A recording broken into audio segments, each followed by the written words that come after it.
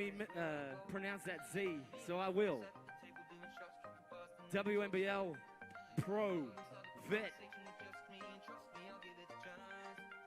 Deacon Melbourne Boomers going through their paces. The game starts in the warm-up, they say. Trying to intimidate Spectres, iAthletic.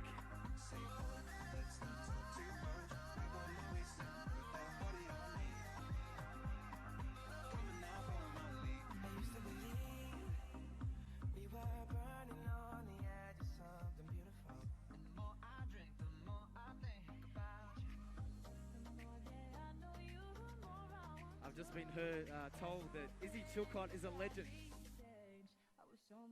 That's it, full stop.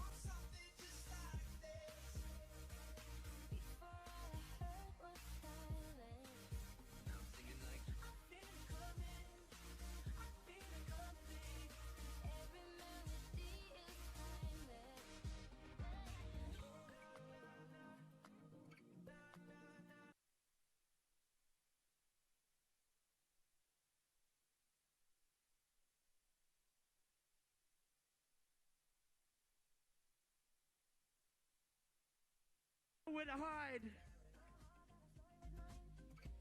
Everything good and bad will be on show, and the crowd will know about it because I'm here to tell them.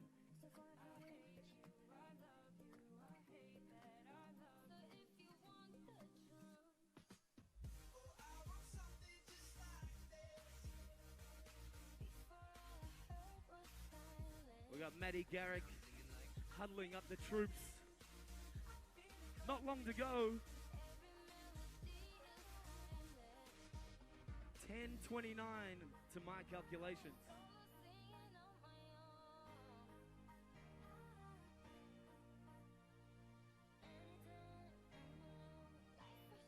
Beck Cole getting down and dirty with their defensive warm-ups. Strong. You need defense. You need physicality. You need everything in the 3-on-3 street ball game. The refs have arrived.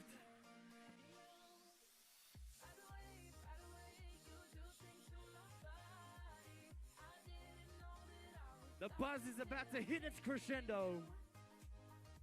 Game 1 about to begin. Dockland Studio, Melbourne. Calm before the storm. Waiting for the time to pass you by. Hope the winds of change will change your mind. Underneath all the sea, it's just me and you. And you got you giving me that. Take it on your own, but we don't have to go up. We can stay forever. She's gone astray. All right, let everyone know we got Elite Basketball versus MSF on court 3 for the women's. We also have for the men's the Platypuses versus iAthletic with Tatum McDonald and Puck Puck.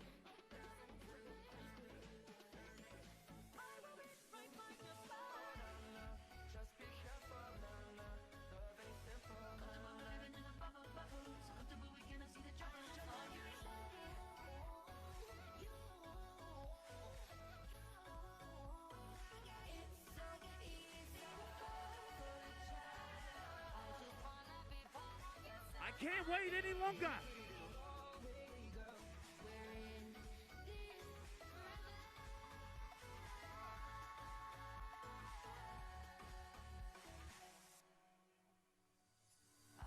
We got the coin toss on the show court. Beck Cole and Matty Garrick, the captains.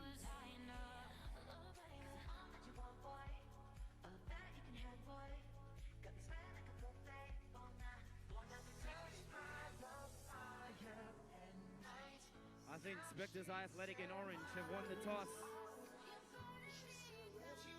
All right, they're going to start with the ball.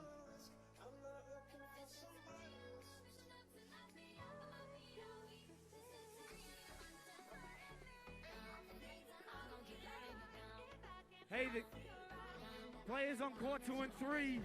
Your game's about to begin. The warm-up has stopped. Get that coin toss ready.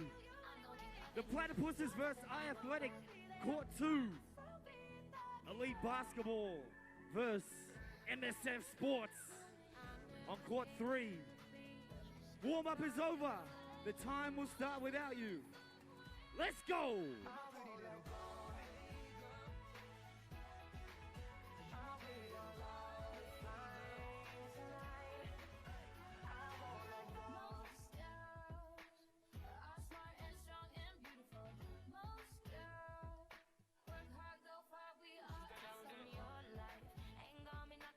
We are about to begin.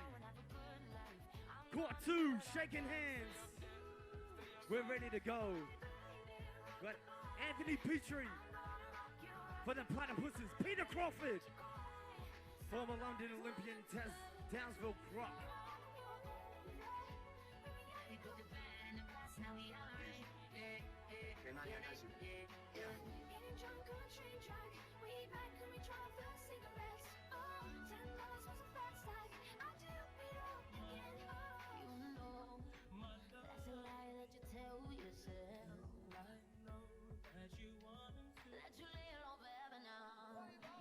All right, we're started on the show court. Matty Garrick. Monique Conti trying to shake her defender. Hustle play from Beck Cole.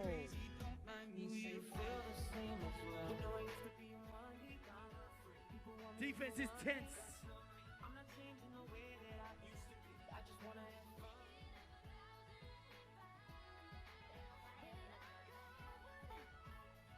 All right, Spectres iAthletic with the ball at the top. We've got a screen. Drives hard to the basket. Off the bank. Beck Cole. Matty Garrick shoots it up. Can't get it to fall. Chloe Malloy with the steal. Oh, hard play, no foul call. Interceptions everywhere, hard D. No space going to the key. This is 3-on-3 basketball.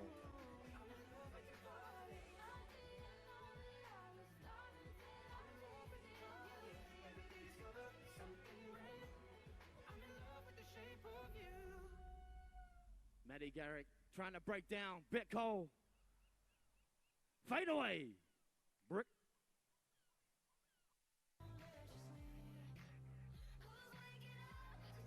Hustle play for Spectres iAthletic.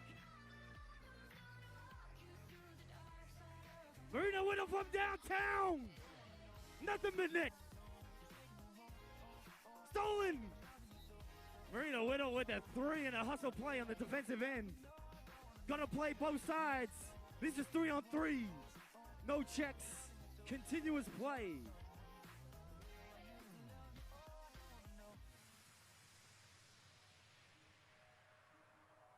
Hard screen. She's rolling. Doesn't find her. Spins. Fade away.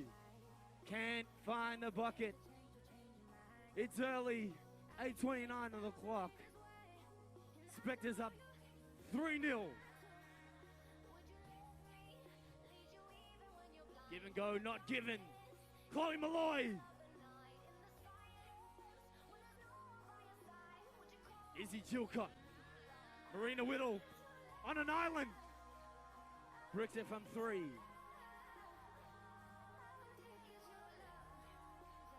Body on body. Physical play. This is the NBL 3-on-3 pro hustle. Beck Cole shakes. Finds space to the hole. Draws a foul. Number 1 for the Spectres iAthletic. Beck Cole, Australian representative.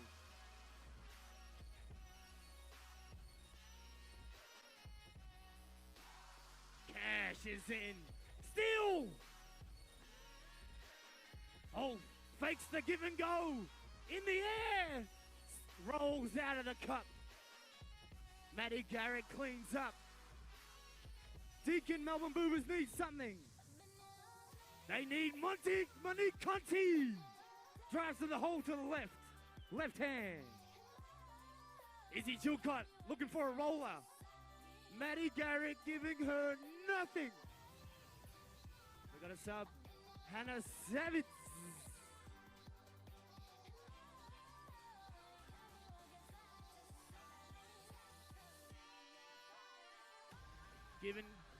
Gives it off. Beck Cole for three. Oh.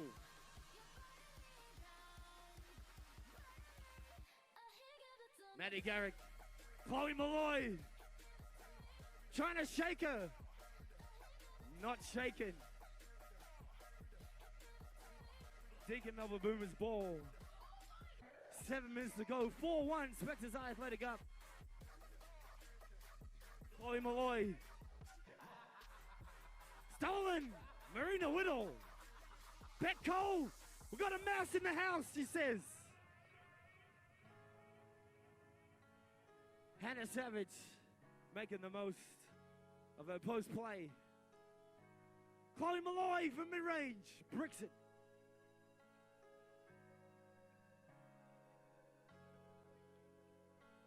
Marina Whittle tripped a little bit. Accidental. All love.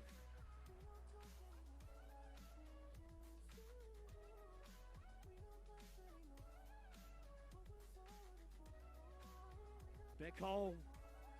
Got a switch. Hannah Savage gets another go at it. 1 point. Spectres iAthletic. Money Conti. Blocked! Beck Cole doing it on the defensive end.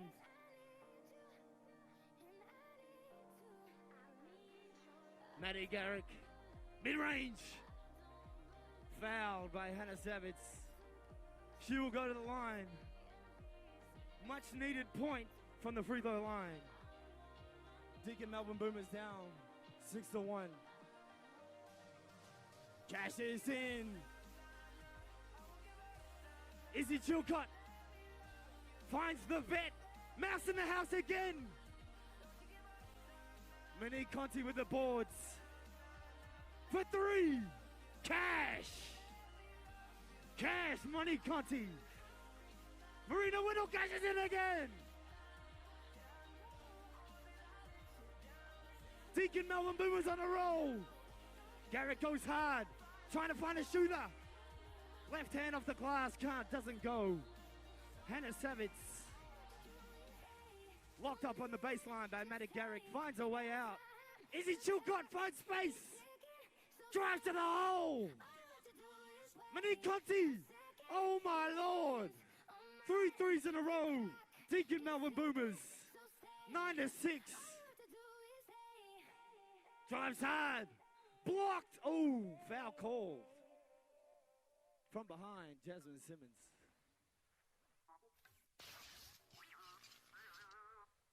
Marina Whittle extending the lead. Predicted the future right there. Money Conti again. A different off the side of the backboard. It's all happening. Switches. Hard D. Beck Cole finds a lane. Off the glass. Fakes. Money Conti on the left. Can't get it to go. Chloe Malloy. Interception. Hustle play from the AFLW star from Collingwood. Physicality on show.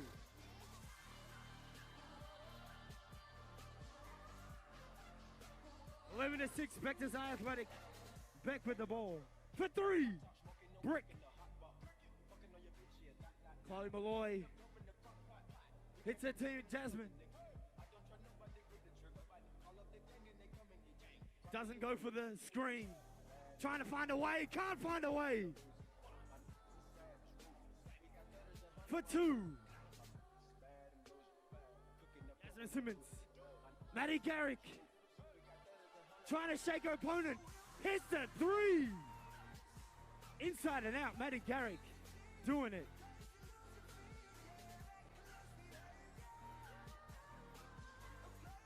Izzy Chilcott running the show. Gets the switch.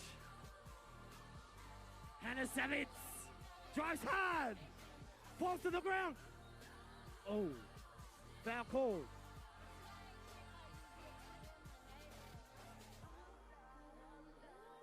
We've got to sub Marina Whittle out. Beck Cole in.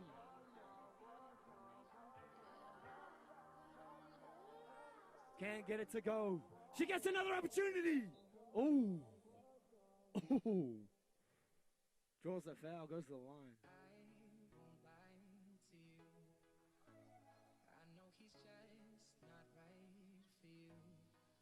Hannah Savage does what she does. The vet making it count on the free throw line. Money Conti. Great defense from Hannah Savage. Izzy Chilcott. Beck Cole goes hard.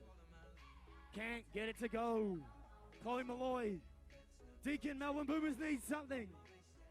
3.5 minutes to go. Oh, accidental trip.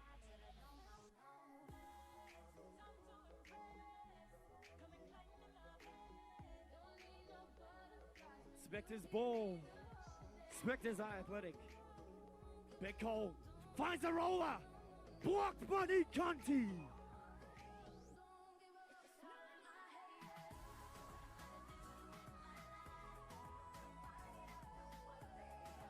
Fakes a screen. Finds a way. Beck Cole goes to the line. 3 minutes. Game 1. Beck Cole. Interception. This is different to the indoor game. Continuous play after a score. Marina Whittle. Bullying her way through the paint.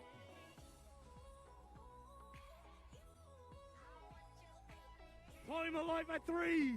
Nothing but air. Maddie Garrick. 3 seconds, I think the call was. We've got a sub. Hannah Savage in.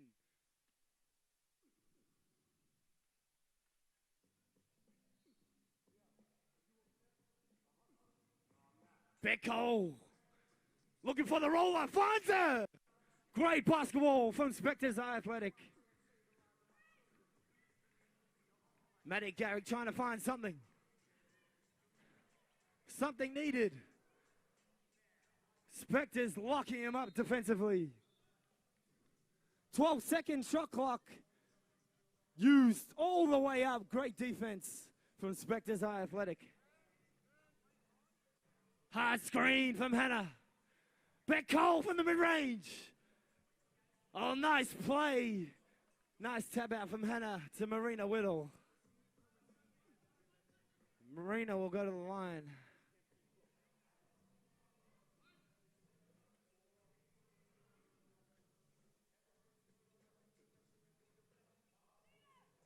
Cash.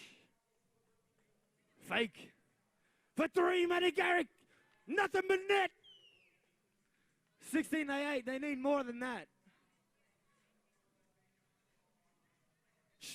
Tries to break her. Finds the ball again. Cash. NBL 3-on-3 hustle. Can't give up on the play. You're always in it. Blocked. Oh, foul called. Maddie Garrick will go to the line. It's hot. Hotly contested for game 1. Deacon Melbourne Boomers versus Spectres iAthletic. Maddie Garrick with the interception. Money Conti for 3. Bricks it. Marina Whittle. Bricks it again.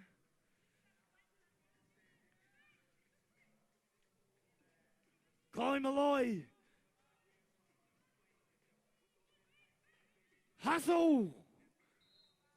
Bodies on the floor. This means something. 46 seconds on the clock.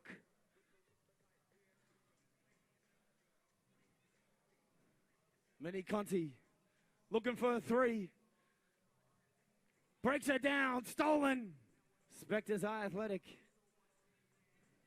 Beck Cole drives hard. Can't finish.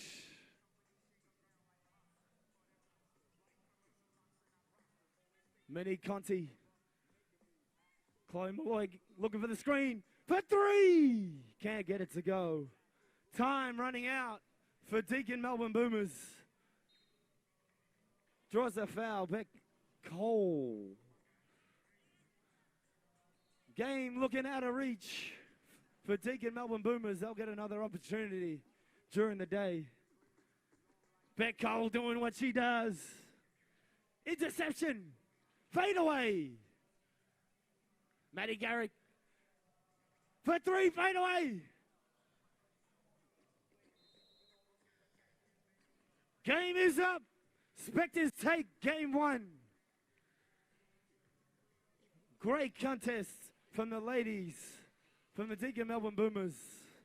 And Spectres iAthletic taking the W. Up next.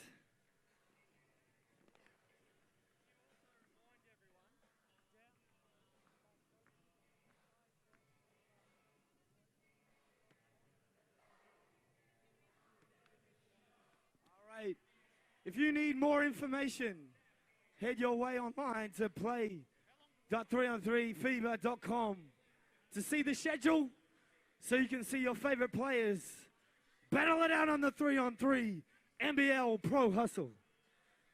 All right. Game two.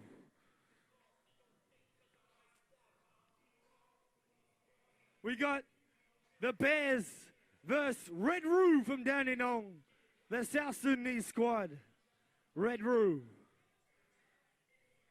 versus the Bears on court 3. On court 2, the PCYC Indigenous team versus the Spectres iAthletic champs from Dandenong. Champions on the Big Hustle Tour only a few weeks ago. And on the show court, who we got? We got the New Zealand team versus Townsville Thunder. The greatest pedigree of talent ever showcased on the street ball circuit. The NBL 3-on-3 Pro Hustle. And you're here to see it for the first time ever. NBL doing great things in basketball at the moment. The NBL going gangbusters. Melbourne United taking out the championship only a couple of weeks ago. Now they're putting cash into this street ball circuit where we get to see the best of the best. Luke Schenscher for Townsville, former Chicago Bull. NBL journeyman, NBL champion. We've got Oscar Foreman, 500 game vet in the NBL, recently retired for the Illawarra Hawks. And we got the mean team. We got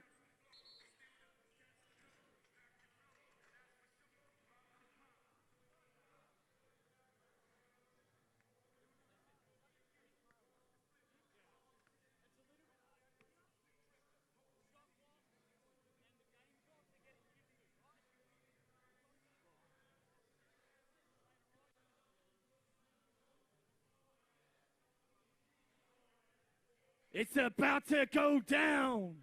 The team from New Zealand versus Townsville Thunder. All the way here in Melbourne, Dockland Studio. If you need more information on this event, go to play.3on3fever.com. All the information you'll need on the players and the schedule right there for you.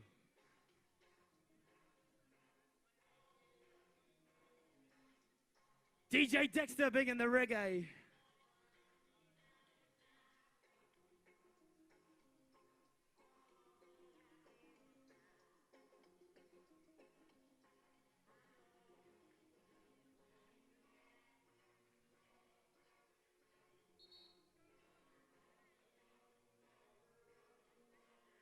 We got Rob Linton from the Frankston Blues, Oscar Foreman, Luke Schenscher, and Tim Keating for the Townsville Thunder.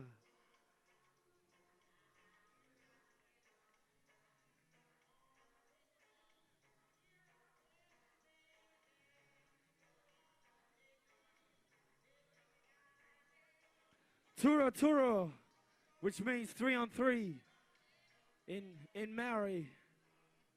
The New Zealand squad. We got Tom, Rory. Who else have we got?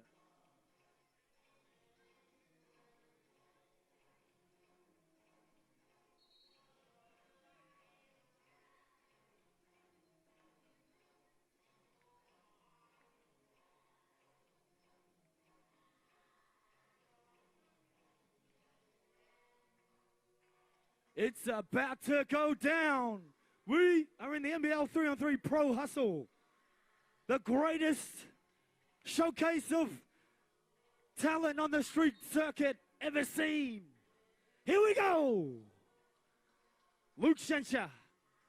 Rory giving him nothing. Luke falls to the floor.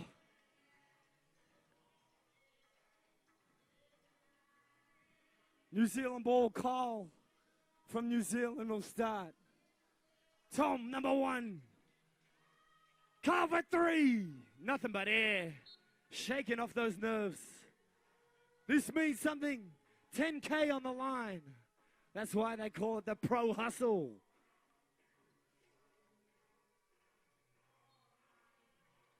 We got Rob.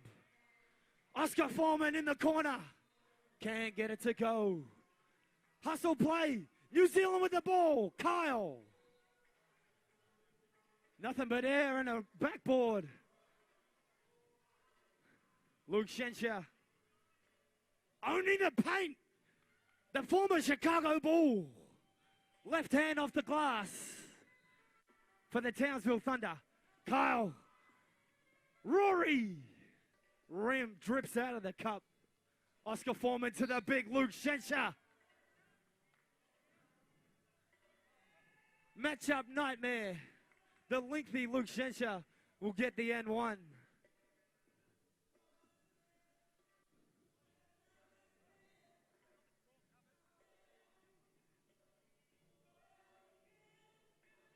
Luke Schenscher drips it into the cup from the free throw line. Gets a 2-point play. We got DJ Dexter on the beats. Street ball veteran himself. Tom. Kyle. Butterfingers. Slips through. Townsville get the ball. Luke Schenscher tries to find the hook. We got a mouse in the house. Rory trying to exploit. Hits the shooter.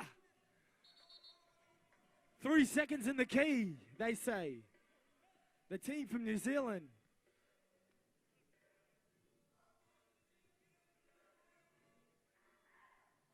Rob will start with it. Townsville Thunder. Oscar Foreman. Mid-range jumper doesn't go. Shakes him off the glass. Big baby bull, they call him. Number 2 for New Zealand. Locks him up. Rob for 3. Off the glass. Important 2. The big baby bull cashes in. That's a 2. Shots going down. The rust has broken off. Luke Schenscher trying to muscle his way through. Hits the hip. Nice little smooth left hand. The ball. Again from New Zealand. Double 2. Can't get it to go, Townsville Thunder.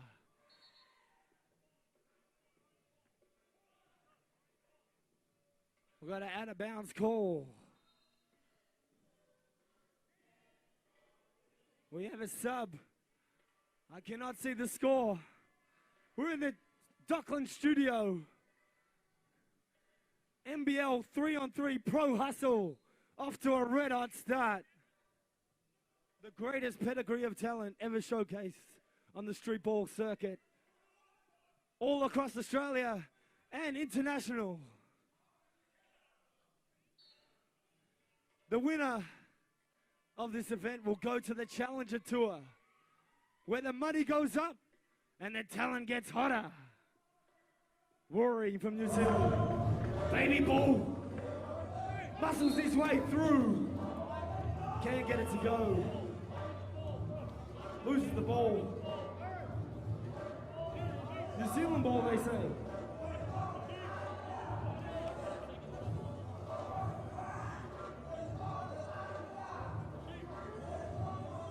New Zealand. Big baby ball. Trying to break him down. Get another opportunity. Nice rebound. Rory with the left hand off the glass. Rory trying to make it hard from the big man from Townsville. Luke Shencher, former Chicago Bull. For three. Boards New Zealand. Baby ball. He's got space. Air ball. We've got a bear hug. Nice to meet ya, he says.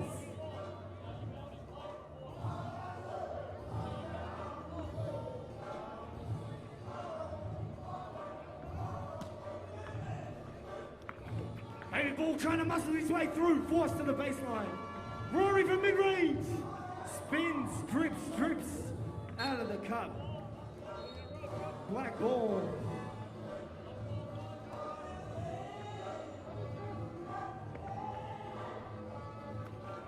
Oh, he shakes him up. Luke Shencher gets the mismatch as well. Veteran basketball from Townsville. Stolen. Townsville. Great pass. It gets the hands for the tall timber from Townsville. Oh, Rory over the back.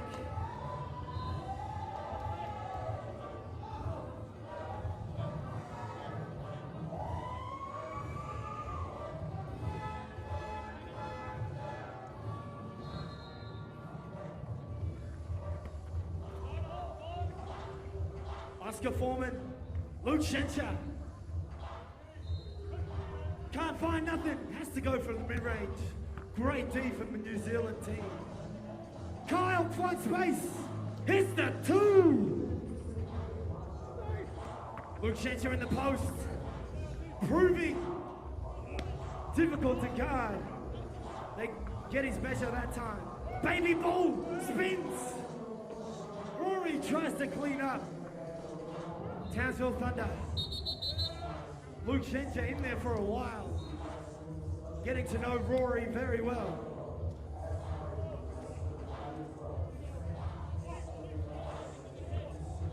Tom will start with it. Team New Zealand.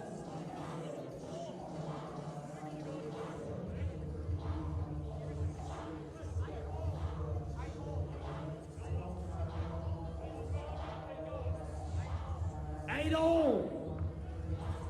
Townsville v New Zealand game. Rory left hand off the glass, draws the foul. All important and one needed in this tight game. 9-8. New Zealand gets the lead.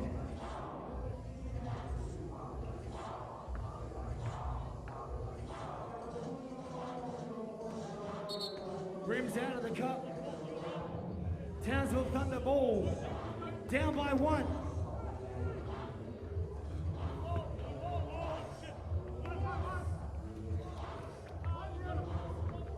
Good mid-range bucket. Rory. Kyle for two. Hits it. He hits it. New Zealand in the lead. Oscar Foreman fades away. Cleans up again, gets another opportunity, makes it go down. The 500 game veteran from the NBL. Carl again drips out of the cup. Black ball. New Zealand up.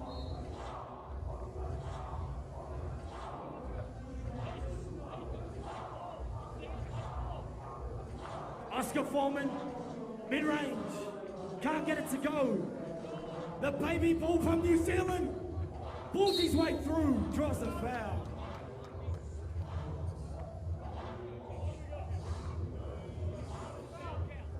Team New Zealand up 12-10.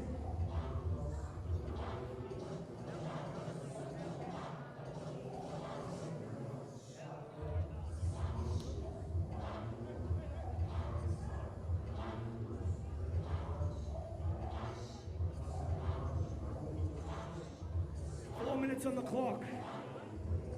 New Zealand up 12-10. Hotly contested NBL 3x3 pro hustle matchup.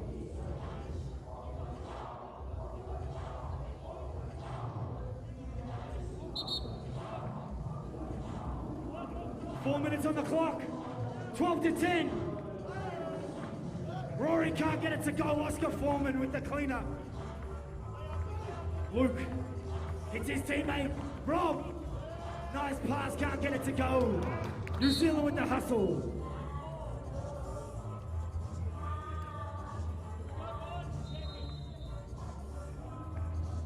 Four minutes to go. 12-10, Team New Zealand. Nice hook shot. Townsville Thunder. 12-11. Baby Bull doesn't get the foul. Oscar Foreman cleans up for two. Cash. 12-all is the score. Baby Bull rims out. 13-12, Townsville up by 1 point. We got the scoreboard. I don't have to make friends with the score people. Oscar Foreman, mid-range, game, NBL pedigree starting to show for Oscar Foreman. Baby Bull, can't get the hook.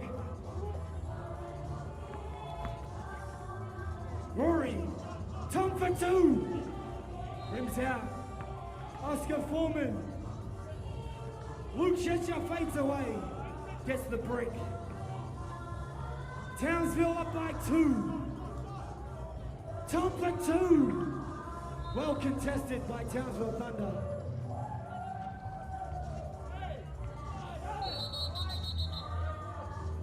It's getting hot and heavy in the key.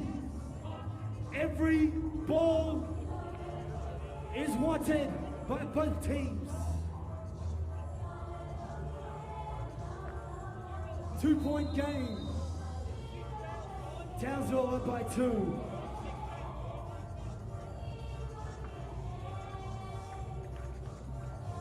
Foreman trying to get around the screen. They find Luke Shendra at the elbow. Walking his way to the key.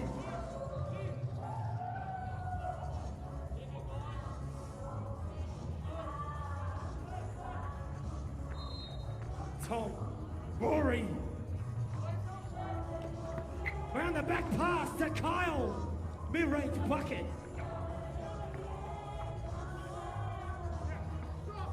Luke Shetcher trying to look for a shooter. Does it his own way. Townsville Thunder. Little push in the back, not called. Tom. Rory. Tom spins. Fakes it. Oh. Looked like a clean block. Ref called the foul. 1 point in it.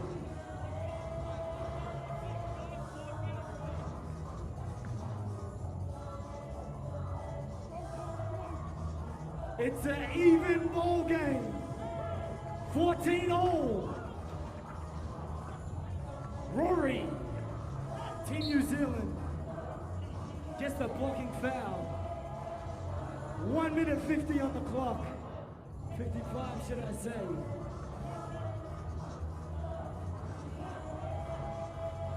Kyle, again for 2. Bricks it on the back of the rim. New Zealand get another chance in Tom. Another back rimmer. Townsville will take it from the top.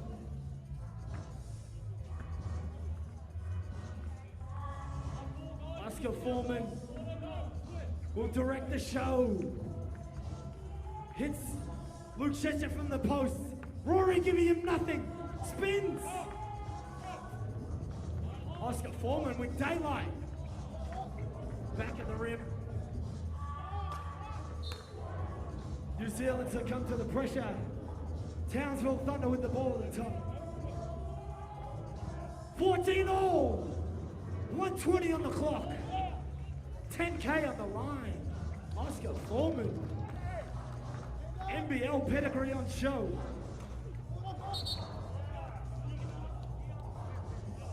Big Bull working his way to the line. All fouls important. 1 point game. Townsville Thunder up 1.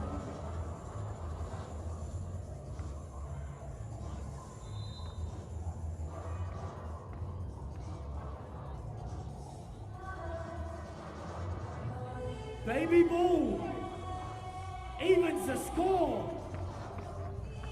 1 minute on the clock. It's even. Baby Bull trying to work his way through. Great defense by Townsville Thunder. Gets that fend off for 2. Back rim. Kyle, the hot hand in this game on the main show court. Baby Bull, bullying his way through, drips out of the cup. For 2, nothing but net. Townsville Thunder up 2. Oh, Kyle answers. Luke Shetcher on the post, tries to spin. They're shaking hands. They're saying, how are you? How you doing? My name's Baby Bull. And I'm Luke Shetcher. Goes to the line. Scores are even. 23 seconds on the clock. Catching. Luke Shetcher. Townsville Thunder up by a point. All important board. Oscar Foreman. Body's going to the floor. Oscar Foreman finds space. Cashes in. Clutch bucket. For 2 to even it up. Carl evens it up. Clutch man from New Zealand. Scores are even. Clock. It's over.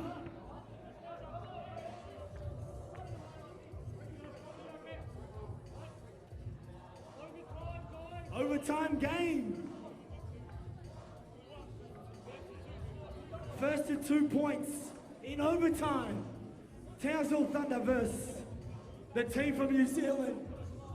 Kyle lighting it up from 2-point range. 2s and 1s. It's the 3-on-3 game. Greatest showcase of street ball talent ever seen. NBL 3x3 Pro Hustle. About to enter overtime. First to 2 points. Kyle for 3. Back of the rim. It's getting hot. Bodies and arms going everywhere. 3-on-3 game. More physical than any basketball brand you'll ever see. Luke Shetcher goes to the line, all important, 1 point in overtime. Cash. Baby Bull. Trying to find his shooter. Loose ball. Luke Shetcher. Oh, big foul from the Baby Bull.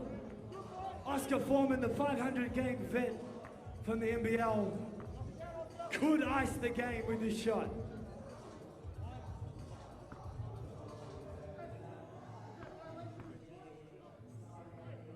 Game over. Townsville Thunder take it by 2 points in overtime.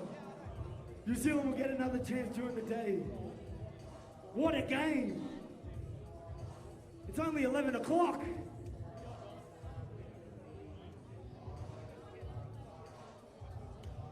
All right, court 2 for the women. Sydney Uni Flames versus MSF Sports on court 2.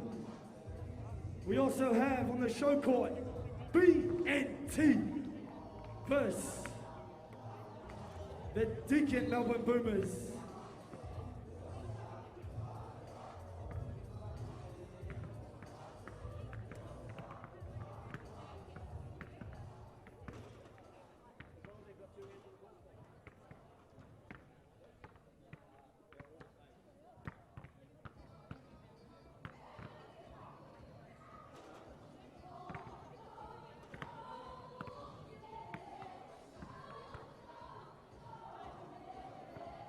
All right, Sydney Uni, we got the women on show. Sydney Uni Flames, court 2 versus MSF. And BNT versus Deakin Melbourne Boomers.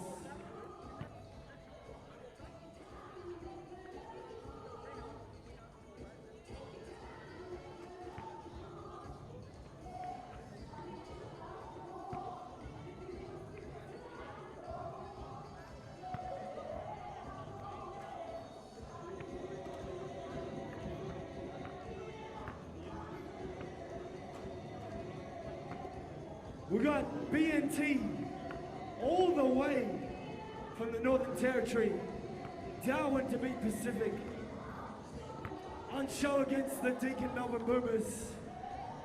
NBL 3x3 Pro Hustle, international, interstate, all over here on show on Dockland Studio.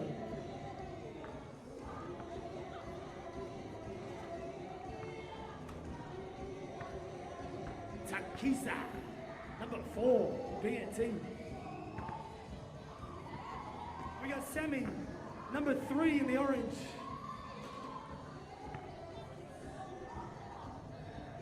Tanya, number 8 for BNT, the team from the Northern Territory, on show against the Deakin Melbourne Boomers. Chaddy Garrick, Jasmine Simmons, Chloe Malloy, Monique Conti. Great pedigree from the Deakin Melbourne Boomers. They lost their first game against the Spectres iAthletic. They got Chloe Malloy from the AFLW, Collingwood. Chaddy Garrick from the Deakin Melbourne Boomers. Jasmine Simmons represented the Australian team in the under-17s.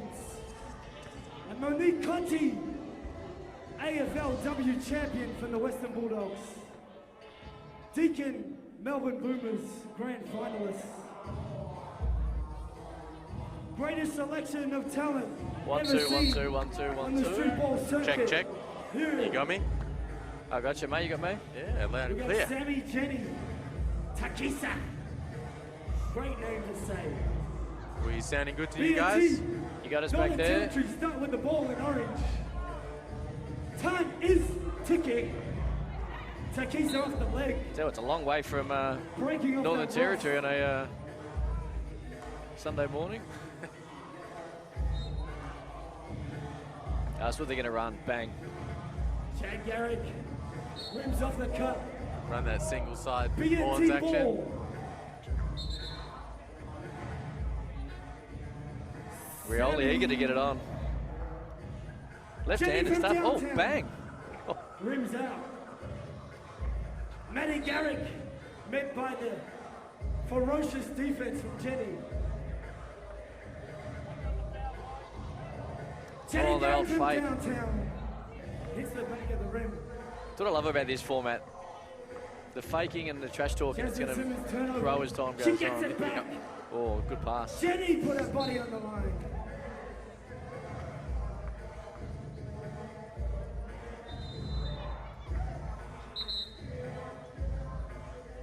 Matty Garrick will reset the clock, shot clock. 9 minutes, no scores. Does Malloy have that range? I don't think so. I think we're about to find out. that's why I'm hoping she shoots it sometimes in a dead ball fly. situation. We need the new scoreboard up, Finds a if cut we in. would, please. Interception BNT. Toru for 3. Oh, Put on the mark. Garrick says no. Blocked. Oh. Better- Matty Garrick putting that arm out. Malik Conti trying to find the roll. Oh, Jenny all over her. rough match. Oh, Ball on the ground. geez, I tell you what, it's scrappy. BNT. Matty on lockup. Takisa draws the foul.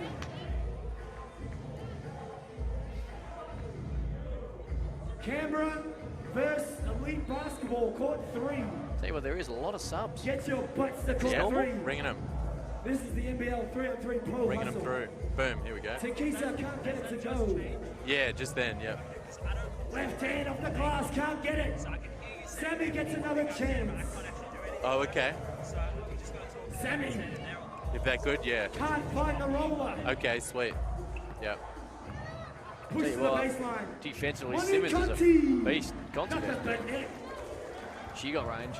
A lady from the Western Bulldogs. Deacon Melbourne Boomers. Oh, she got nowhere. That's worked. Good nice left hand from Takisa. From BNT. Who's the best player, women's player, do you reckon? DJ Dexter on the beat. I'd say Garrick. Yeah. Street ball legend I'd say Garrick or himself. Beck Cole. Money Conti. Back of the rim.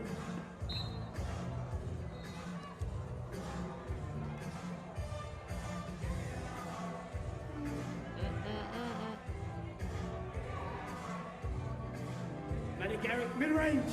Whack. The scouting report says she can shoot.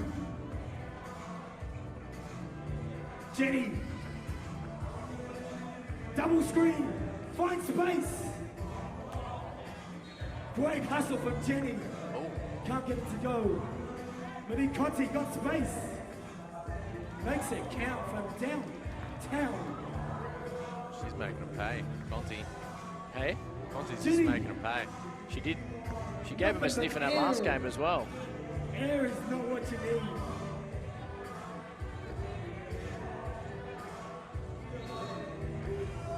Five to 1. Deacon Hey Melbourne guys, is there any possibility we could swap I'm gonna take a over seat. on the screen here which one is showing the scoreboard and which one is showing the stream? Chloe Malloy will take the ball from the top. B&T ball, my bad. Jenny hustles hard left. Draws the foul. So I figure you probably want this one to be the stream. Yeah, so if it's you possible, can see so- when it's a replay. Yeah, you can all, and I can always see like that. Because I think the more we refer to the replay, like this, Takisa. Yeah, we switched those two because the score's Trying to obviously big spin enough to away be able to through. think. yeah. Can't find nothing. Monique Conti locking her up. Gets the ball back. Conti shakes her. Oh, wow. Draws the foul.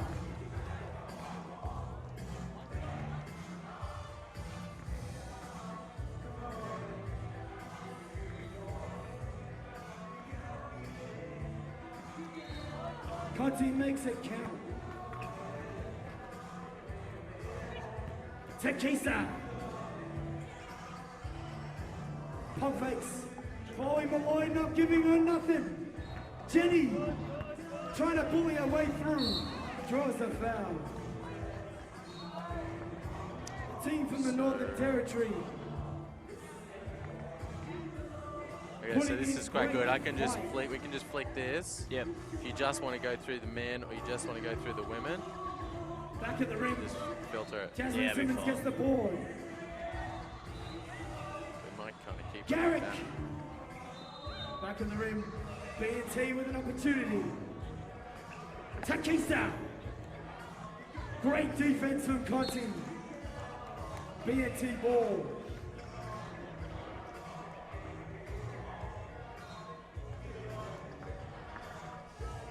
We're Chloe going Malloy to see a not giving 21 nothing here. away. Hey? We're going to see a walk-off, 21. Yeah, nah. The AFLW footballer from Collingwood, Chloe Malloy. They're keeping it scrappy, Northern Yeah, True. they're tough. They're tough. There's some range. There you go. Hold on. That answers you. Talking about my offense as well. Hits the 2. She's long, Simmons. Chloe Malloy doing it on both ends. Yeah, well, she's centre of Stolen excellence. Conti. She Aussie wants it Conti, again. Junior. Shakes. Oh, nice fakes. move. Garrick with the cleanup. 9-1. The WNBL squad ticket Melbourne Boomers. Showing that pro elite status. 9-1. 5 minutes to go. Jenny.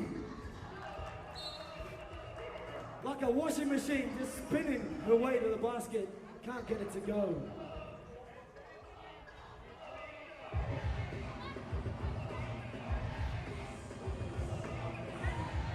Simmons. Malloy. Rims out. Conti with another chance. This intensity of these teams good. Malloy Sorry? says, The intensity's nuts from these I Boomers. might miss one chance. I'm not going to miss another. So I Jenny think for 2. show court. Chloe Malloy again. Yasmin. Open women. Conti. That ball was in slow motion. Says, watch me go in. I don't want you to miss it.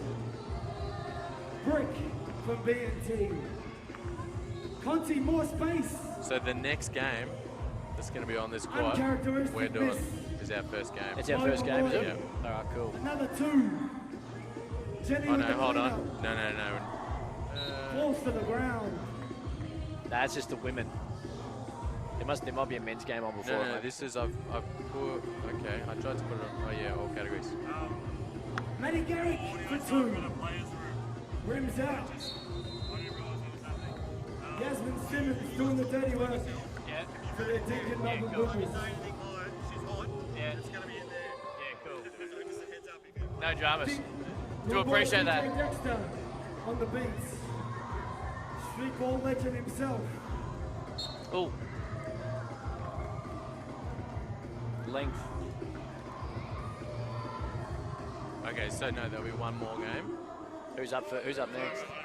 Maddie No, Garrick. no dramas, man. It'll be Takisa. this. Making And it then we'll hard go for live with Who Garrick. had the rest first? Okay, cool. Conti gets the That's all right, rest. Jake. Malloy on the I won't know floor. a great deal about some of those guys as well. So 14-1. What a blowout. Malloy drips into the cup. Drip, drip. Takisa gets it back. Left hand. Malloy giving her nothing. Sammy gets the screen. Looking for a shooter. Throws up a brick. Malloy. AFLW best and fairest from Collingwood. Chloe Malloy. Downtown. Bricks it again. For 2.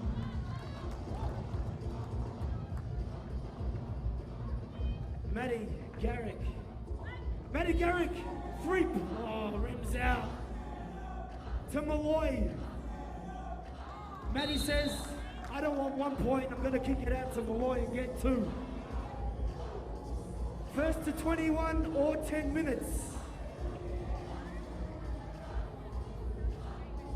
B&T from Northern Territory fought hard. But the pros from Ticket, Melbourne Boomers, showing their class. Big blowout on the show court. I'm going to give some love to court 2 and 3.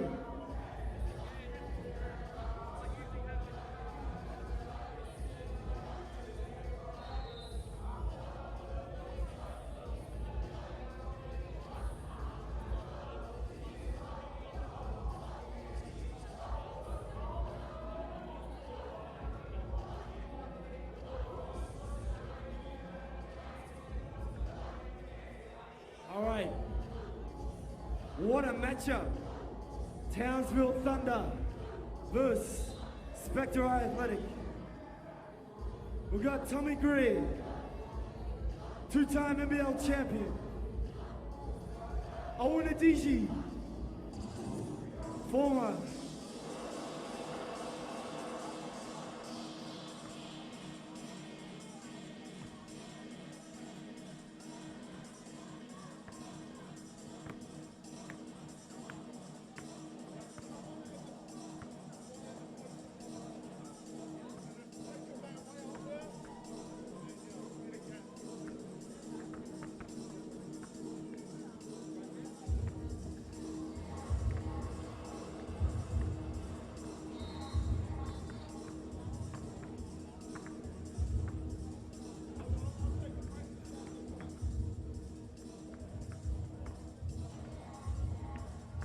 we got game 2.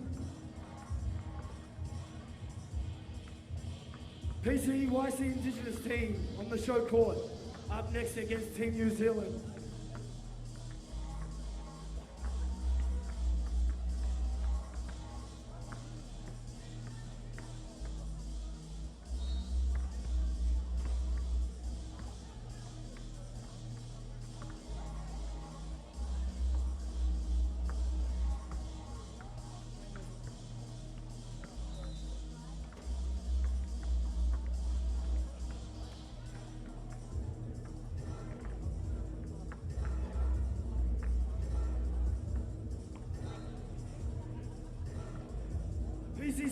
PYC Indigenous team, we got Kailu, number 3,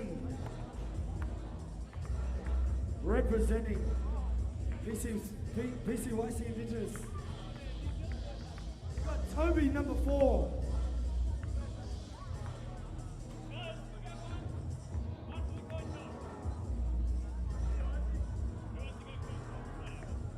Leo, Kailu, and Toby. PCYC Indigenous squad. Team New Zealand, this is their second game. Lost a tough one to Townsville.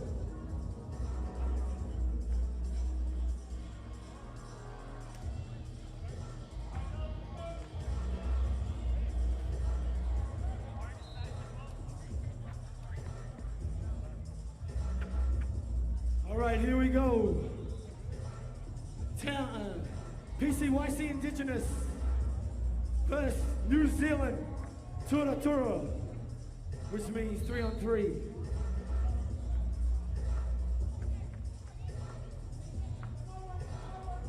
Kyle, big baby bull, mid-range bucket, 1 point. Team New Zealand. Toby trying to shake him, shakes him good, left hand. Toby, PCYC. PCYC with the ball. Toby makes him jump. Kailu draws the foul.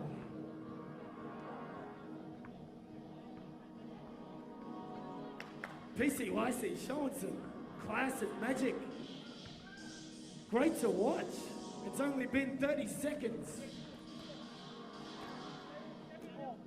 Kyle for 3, can't get it to go. Rory, he sees a mouse, takes his opportunity. Toby for 2. Kyle cleans up, hits the big man. Baby bull, bricks it. New Zealand. Oh, bricks the layup, not happy about it. New Zealand. Kyle can't get it to go. Toby from PCYC. Trying to shake baby bull. Fades away. Oh so sweet from Toby from PCYC Indigenous squad. Big Rory from New Zealand draws a foul. A lot of you wouldn't know Toby. Neither do I. Now we know. Class act from PCYC. Kailu gets the board. Kailu goes hard. Tom cleans up for New Zealand. Rory goes hard, gets the and one.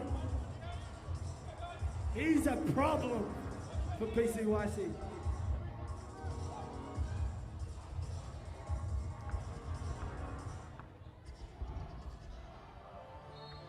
Two-point play, Team New Zealand.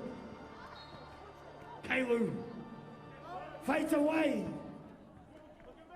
New Zealand cleans up. Baby ball.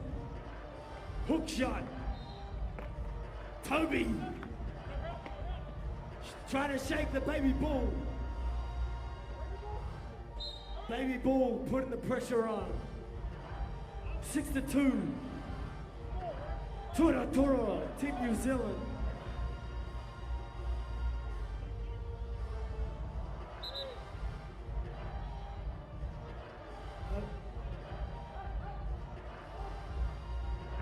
They think a mouse is in the house.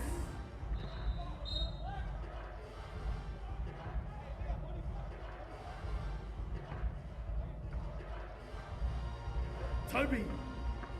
Oh. Gets the business from Kyle. Can't get it to go. Tom. Kyle. Shakes these men. Left hand off the glass. Silky smooth. Toby. Kalu. For two. Tom from Team New Zealand cleans up all the space in the world. 2 points. Toby shakes the big man.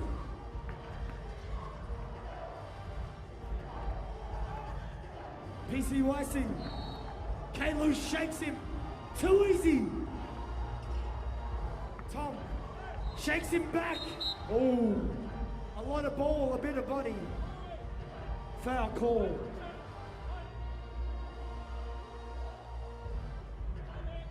Tom from Team New Zealand will go to the line, trying to extend their 5-point lead. And he does. Hustle from the baby bull. Kyle. Boards Tom. Almost gets the N1. This is great hustle from Team New Zealand. That's why they call this the NBL 3x3 Pro Hustle.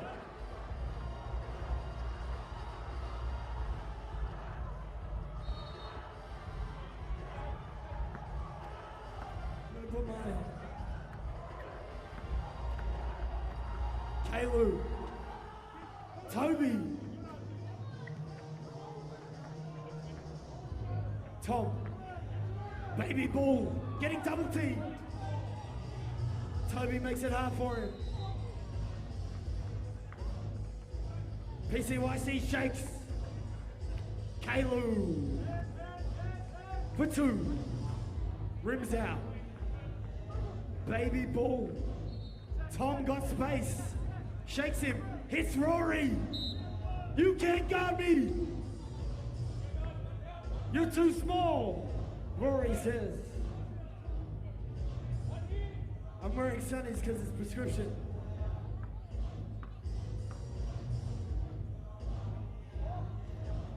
And we're on the show court with the bright lights.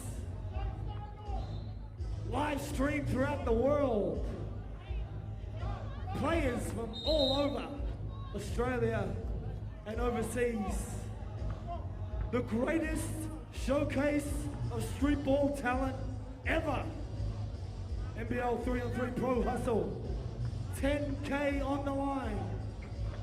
Toby from PCYC. Trying to shake him. Goes hard. Brings the layup. PCYC ball.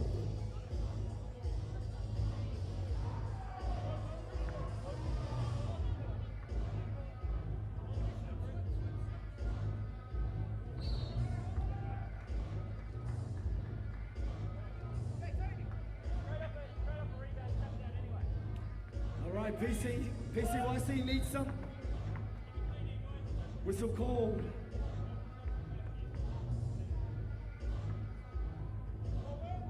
Kalu shakes him, goes left. Hits him hard in the body. Great defense. Hard offense. 3-on-3 hustle. Big baby. On Rory. Kalu. Automatic foul. Trying to stop the big man, who's proving hard to stop. Team New Zealand up by 9. Rory trying to make it 10. And does so with nothing but net.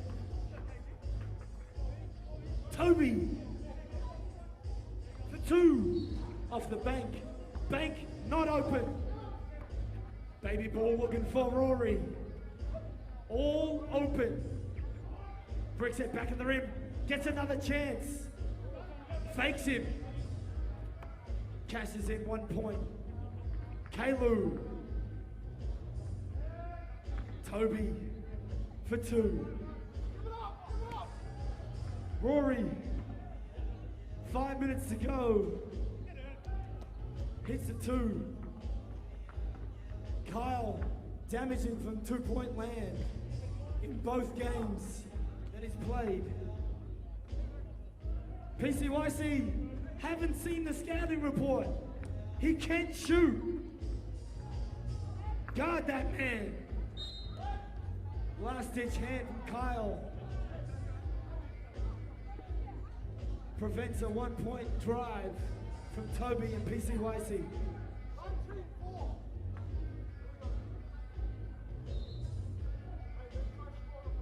$10K on the line. All the pros out from all over Australia and the world. Here at the NBL 3-on-3 Pro Hustle. DJ Dexter on the beats.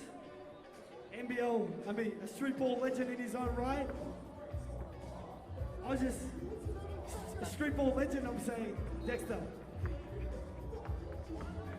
A shake and bake left-hander. Shake and bake left-hander with a mid-range. I can go deep as well. Big baby ball. Bullies his way to the cup. Test. Hey. Number 2 for New Zealand. Yep, we gotcha. 20-5. It's a blowout. Make that 21. Game over.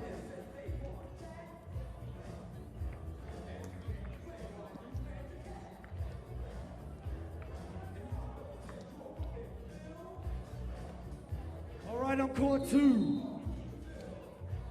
We have game over. Spectres iAthletic, the big hustle champions, take out Townsville Thunder. We have Red Roo, the South Sudanese squad from Dandenong, on court 3. Let's give them some love. Perennial SANBA champions.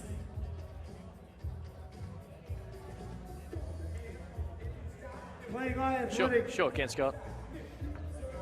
On the show court, we have the Bears. Yeah, no dramas. Versus Peter Crawford's Platypuses. Yep. Peter Crawford, a London Olympian, NBL champion. Yep. Townsville Crop 3-point specialist. On the show court coming up. Yep. No dramas.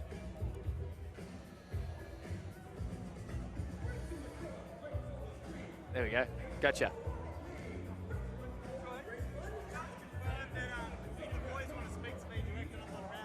Straight into it. Looking forward to it. Cheers, Scott. The green one is basically just like a loop back to the comms of the director and stuff.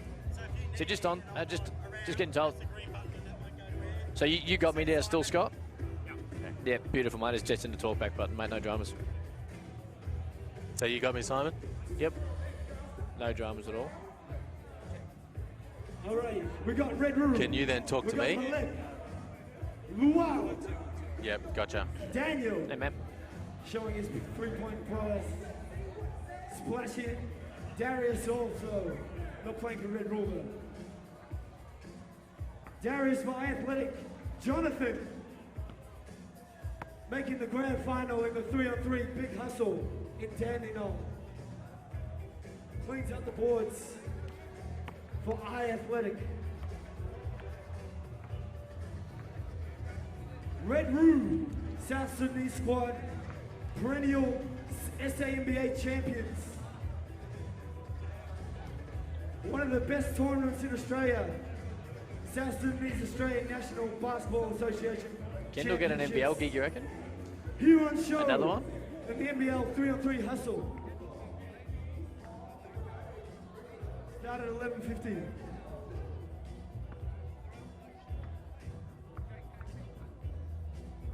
I'm wearing sunglasses because they're prescription.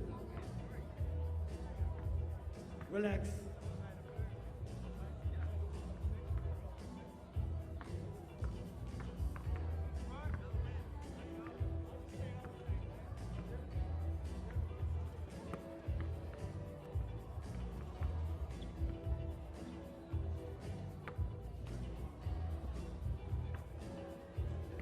All right, we got the Platypuses warming up. NBL legend Anthony Petrie recently retired from the Brisbane Blues. Queensland 3-on-3 champion recently. Peter Crawford, London Olympian. Townsville Crop legend, 3-point specialist. Hey, Scott.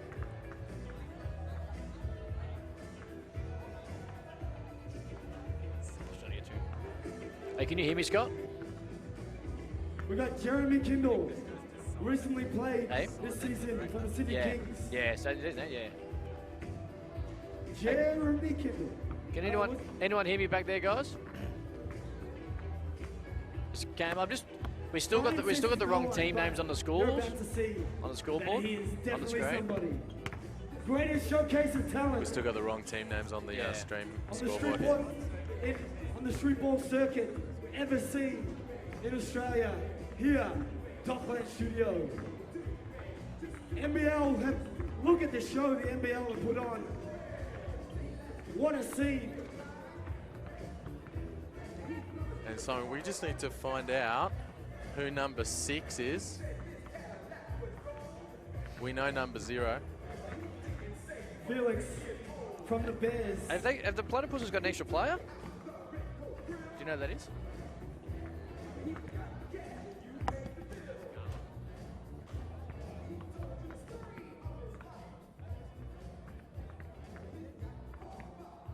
Got Ben from the Bears. Josh tells me he's a lawyer. So if you want to mess up, do something naughty, we've got you covered.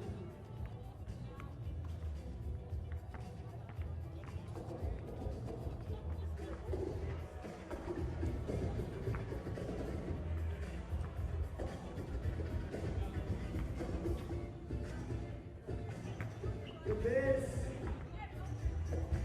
the Platypuses forming up together like a family. All smiles in the moment. But when that clock ticks 10 minutes to 9, and we all hustle.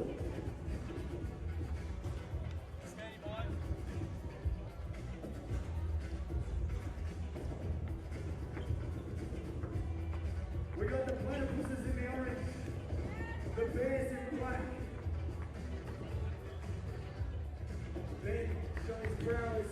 And a very warm welcome to you, 3x3 NBL Hustle. This is going to be a big one from beautiful Docklands, a Sunday morning in Melbourne. Big cash, Australian representation, plenty to get into, and this joint is rocking. Wherever you might be right across the world, we are set for a big day of hoops. Hello, I'm Cameron Luke, Liam Santamaria in the chair next to me, and Liam, as I welcome you in, it's exciting, it's jam-packed, the morning already been buzzing, and so many high-quality basketballers, both men and women, so many different representation and financial reimbursement on the line. Yes, thanks, Cam. Morning to you. And yeah, what an awesome setup we've got here today. And you mentioned the talent on show. Well, we've got right in front of us here Peter Crawford, Anthony Petrie, Jeremy Kendall. We've got NBL players, WNBL players, Boomers, Opals. We've got guys who have competed in the NBA, and absolutely jam-packed with talent, and $10,000 in prize money up for grabs for both the men and the women, and it's been all action all morning, and ready to get into it. You talk a little bit about the money and how great that is, but the fact is that 3x3 is going to be in the Olympics in 2020, and a lot of these big tournaments, as they continue on and they continue to grow in this country, helps Australia and the qualification level to where they need to be, and we fully expect that to be the case come 2020 in Tokyo. We've got a World Cup, we've got the Asian Cup not too far away. In fact, today is a huge chance for players because they are chosen out of this, or part of this tournament, to actually represent Australia. We see the New Zealand representation team here, and we'll see them very shortly. But Olympic Games, Commonwealth Games, which we just see, it'll be no more 5-on-5 at the Commonwealth Games in 2022. It'll be 3x3. So this isn't just as simple as rolling in and getting some good money. It's about representing your country, which Peter Crawford and Luke Shencher have already done on the big stage, and that just adds to the excitement. No, there's no doubt about that. And look, I'd hazard to say we've got some people here who will represent Australia in some of these big international events. So there's not just, like you say, not just the money on offer and up for grabs today, but selection. There's plenty of eyes on all this action, and judging by what we've seen already this morning, look, they're leaving it all out there. It's really, really physical, and you know, there's a lot up for grabs. You know what? You and I are old school basketballers, and the street ball theory and the system that we see there today, there is a little more physicality at times. There's a little more trash talk, I guess. And if you're a fan of White Man Can't Jump, well, I think just at its 25-year anniversary, you're going to love this because it's fun. It doesn't stop. It's fast-paced the entire time, and it puts players who have played at the highest level in a little bit of a different situation at different times, and that's exciting. No, it does. And I tell you, some of these hard bodies, you need some big bodies who can bang down there, because it gets pretty rough and tumble around the painted area, and you also need some guys who can stroke the three ball. Worth two in this format, and the deuces are worth one, so you get double for your money if you can knock it in from outside. So that's why guys like Peter Crawford, Jeremy Kendall, we see Adam Thosby competing for Spectres iAthletic today. Those guys are going to be really key. All right, our first game we are going to see in a number of minutes right here, right in front of us, is the Bears and the Platypuses. You talk about guys who have played in the NBL. Anthony Petrie, who's just retired after an outstanding career. Peter Crawford, who represented Australia at 2012 Olympic Games. And a guy who, if you watch the NBL, you will see a little bit, and you will know Jeremy Kendall, who is a guy who, talking about the three ball, which translates to two in this particular format of the game, he is a guy who is extremely tough. In fact, he's almost made for 3x3 basketball because he loves the physicality, he loves the three ball, and he's going to be someone to watch. And it's not going to be a walk in the park for those guys either. The Bears come in, they claimed their place in the Pro Hustle. They won both the Western Australian Big Hustle and the New South Wales Big Hustle. Tommy Garlop, a late admission. Felix von Hoff has come in his place, number 0, you can see on the screen. Development player with Melbourne United last season, celebrated the title, been tearing it up for Kilsyth. Josh Garlop, Tom Garlop's brother there, he's barking the instructions, as well as Ben Purser, Ryan Smith doing their things for Perry Lakes in the SBL. So a good one to get us off and going this morning. Length is going to play a huge part, I think. Defensively, you've got to be fast, you've got to be able to get the ball straight out of the basket. For people new to the format, it is 21 points, first at 21. Overtime, you win by 2, or a 10-minute limit. So we've seen a couple of teams early on be able to get to 21 and have a walk-off, or defensive struggle. There you go. Felix von Hoff at a 3, late placement. He's going to have another crack at it. Kicks it outside. Here's Garlop. Looks at Crawford and nails it right on his head. That's a great start. Away they go. Here's Petrie. Trying to back him down. Using his veteran now. Gets deep into the key. No foul call. Throws it up there. Von Hoff loses it. Out of court. And it's going to stay. With the ball. Garlop, bang, 2 straight. Look Peter Crawford right in the eye and says, hey, welcome to the real world. Well, you got to read the scouting report. He has that range. There's Crawford again, trying to go back the other way, right from the baseline. He nails it. And immediately you can see the importance of that long ball. Garlop loses it out. Good hands by Kendall. And in fact, he has forced a turnover. Length, defensive intensity is a big part of this. They're only 10-minute games, and you can't be allowing teams to get off. Crawford comes off the screen, goes to the baseline. Little fake. Garlop gets his hand up. That's a foul. And look, we talked about the physicality, but you got to protect the shooter. The refs will be all over that. You can bump, you can grind, but you can't hack and whack, and that's why Crawford gets to the line.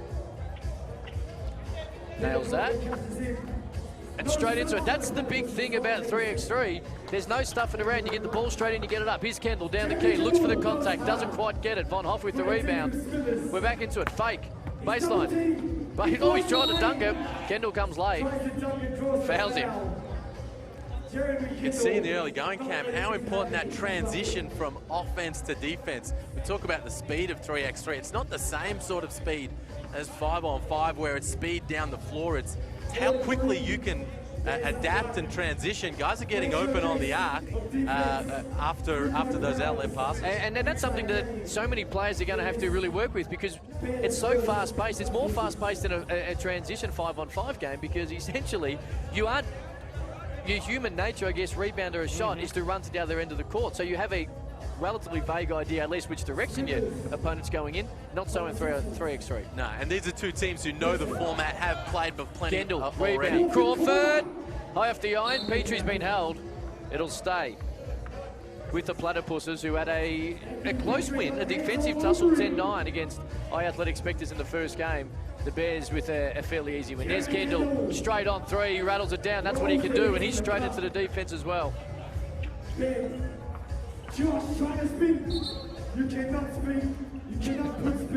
There's Crawford with a hand in there on Garlop.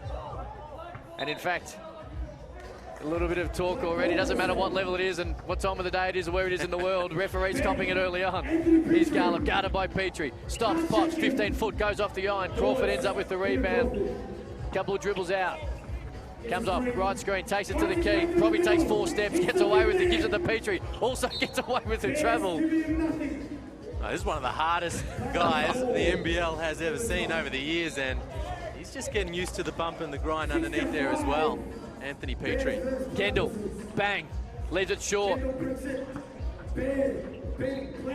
Here we go. Crawford defensively, done it in the NBL for a long period of time. Doing it again inside. Simon, we Garlop, don't have any scoreboards at all on Here's here. Crawford left, takes to the left. One dribble, nails it, nothing but net. We've seen that a lot of times for a guy who's not only played at the highest level, but also is one of the best 3x3 players in the country and keen to get Australian representation and more of it going forward. Yeah, you need to close out Peter Crawford. You need to find him. Not pretty. Petrie with the rebound. Platypuses by a point. Here's Kendall, goes left. Steps back, tries to step back from 17 foot. Rattles it home. So Garlop loses it all. Kendall loses it all.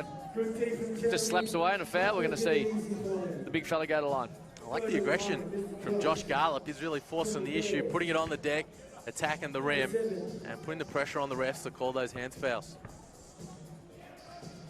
To the line for the one, leaves it a little long, gets his own rebound, going to go straight back up, kicks it out, we're going to start again. Off to the line from Purser.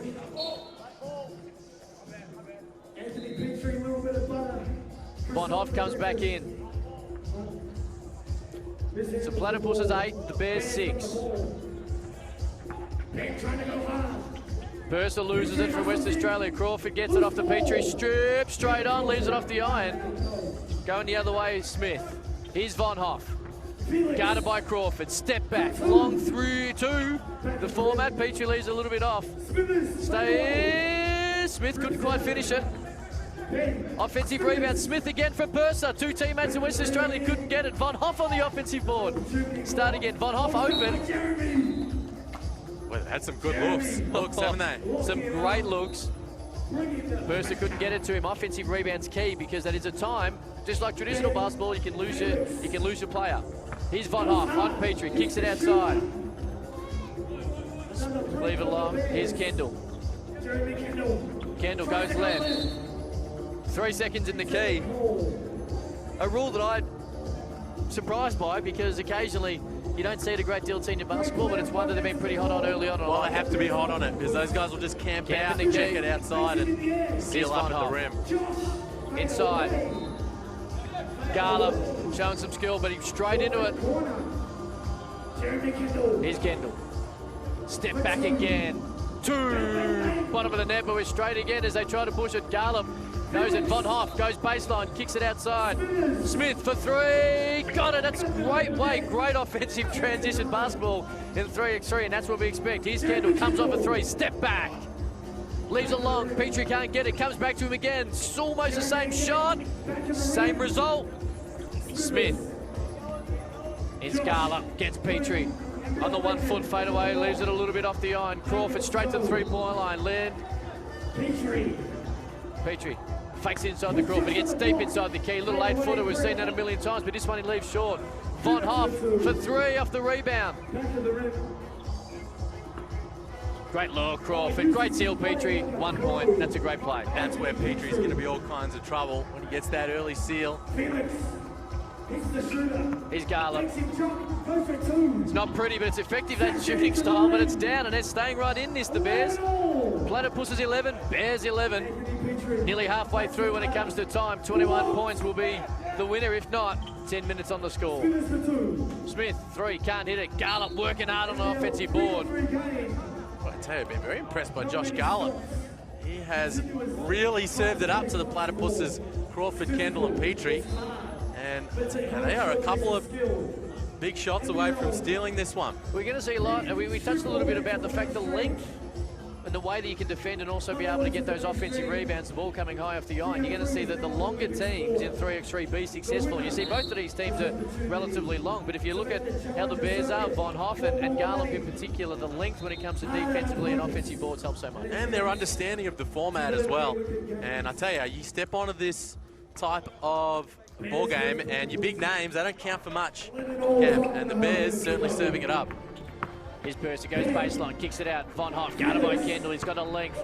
Casey's got the height, little double clutch. And he's a guy who I think is going to be really suited to the 3x3 format. Go the other way, and Petrie says, hey, I don't care if you give me a 1, I'll give you a 2. Here's Percy. Little fade, 8-4, leaves it off the iron. Petrie gets the rebound, we're sending a lot outside. Kendall doesn't waste any time, leaves it off the iron, another offensive rebound. Petrie nice and late, Garland gives him a bump, and he's going to give it a continuation. I like it. I'm not certain we've seen a great deal, but we're going to see some continuation. Garland not happy, Petrie to go for the and 1. He was generous, no doubt about that, but Petrie, he's a handful on the offensive glass right now, and the Bears just starting to lose touch here against the highly credentialed Platypuses. Platypie? Platypie is probably the correct pronunciation as Ben Smith goes bang. I'd love to discuss it, but we haven't got time. There's too much action. Here's Kendall looking at, steps back, right on Smith, goes around him, gets blocked. The Bears come back again. Smith goes baseline, challenged by Crawford. It's scrappy.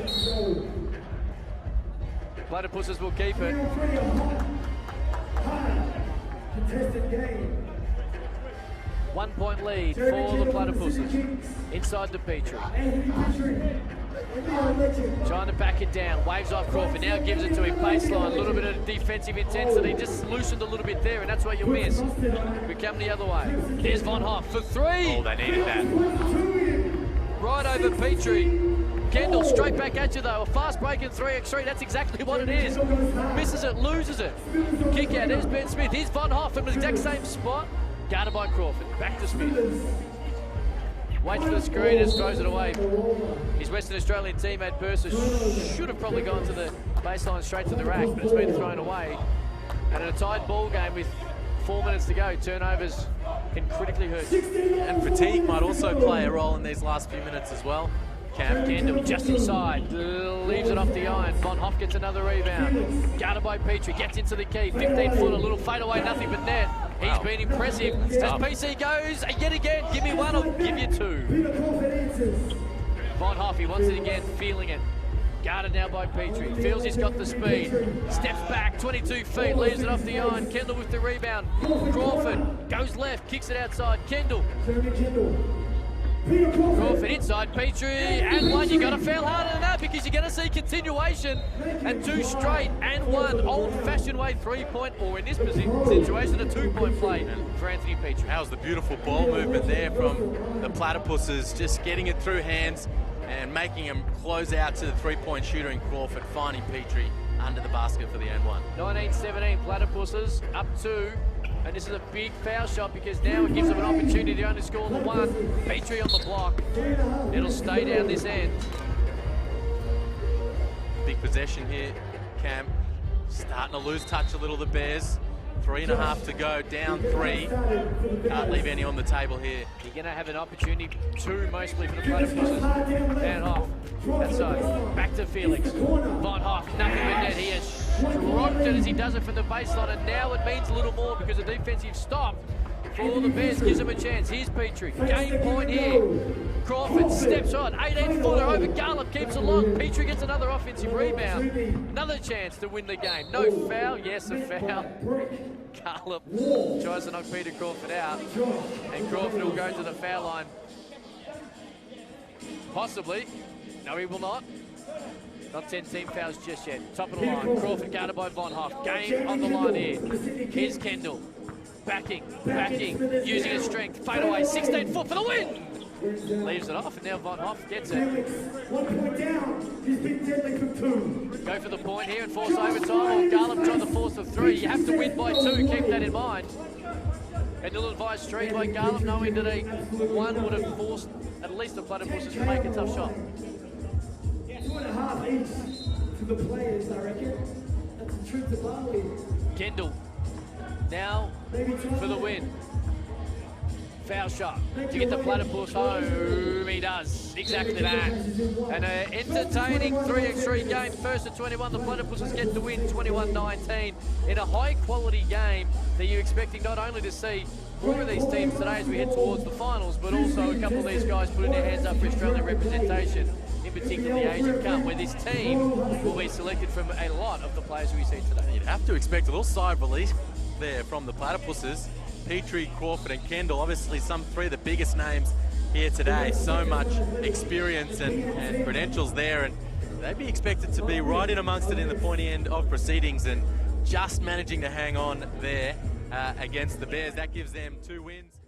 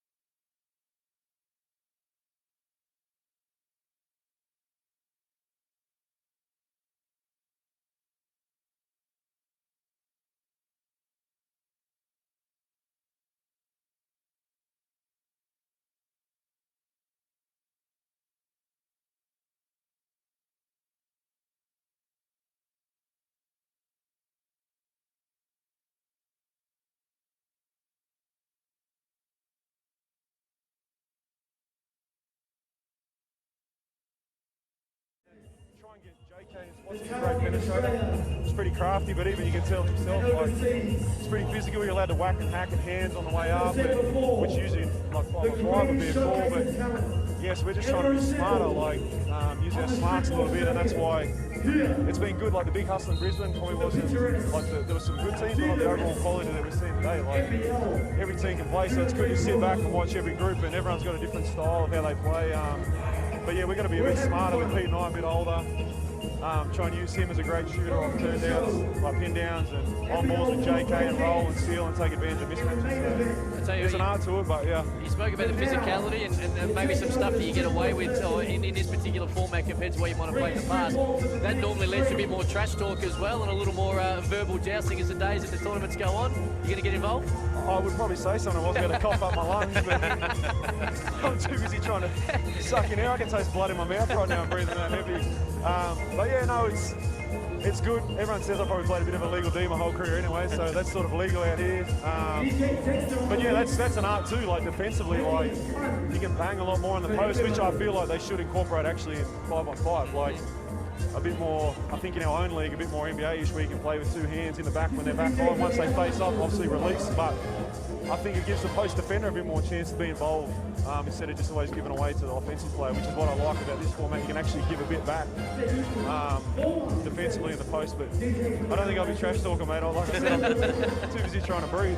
And Peach, the Bullets have obviously been making a lot of news in the first week of free agency. Kadee, Glidden, Bacona, there's a lot of speculation about Matty Hodgson maybe coming up to Bris Vegas. Yeah. How exciting is that for the city getting all those big names? Oh, it's wonderful. I tweeted the other day about the magnitude of starting a new club. I don't think people realise what a monumental task that is, and they've made some really good signings. The 1-2s in Kadee and Glidden, both for the Boomers, and always seem to play really well for Andre.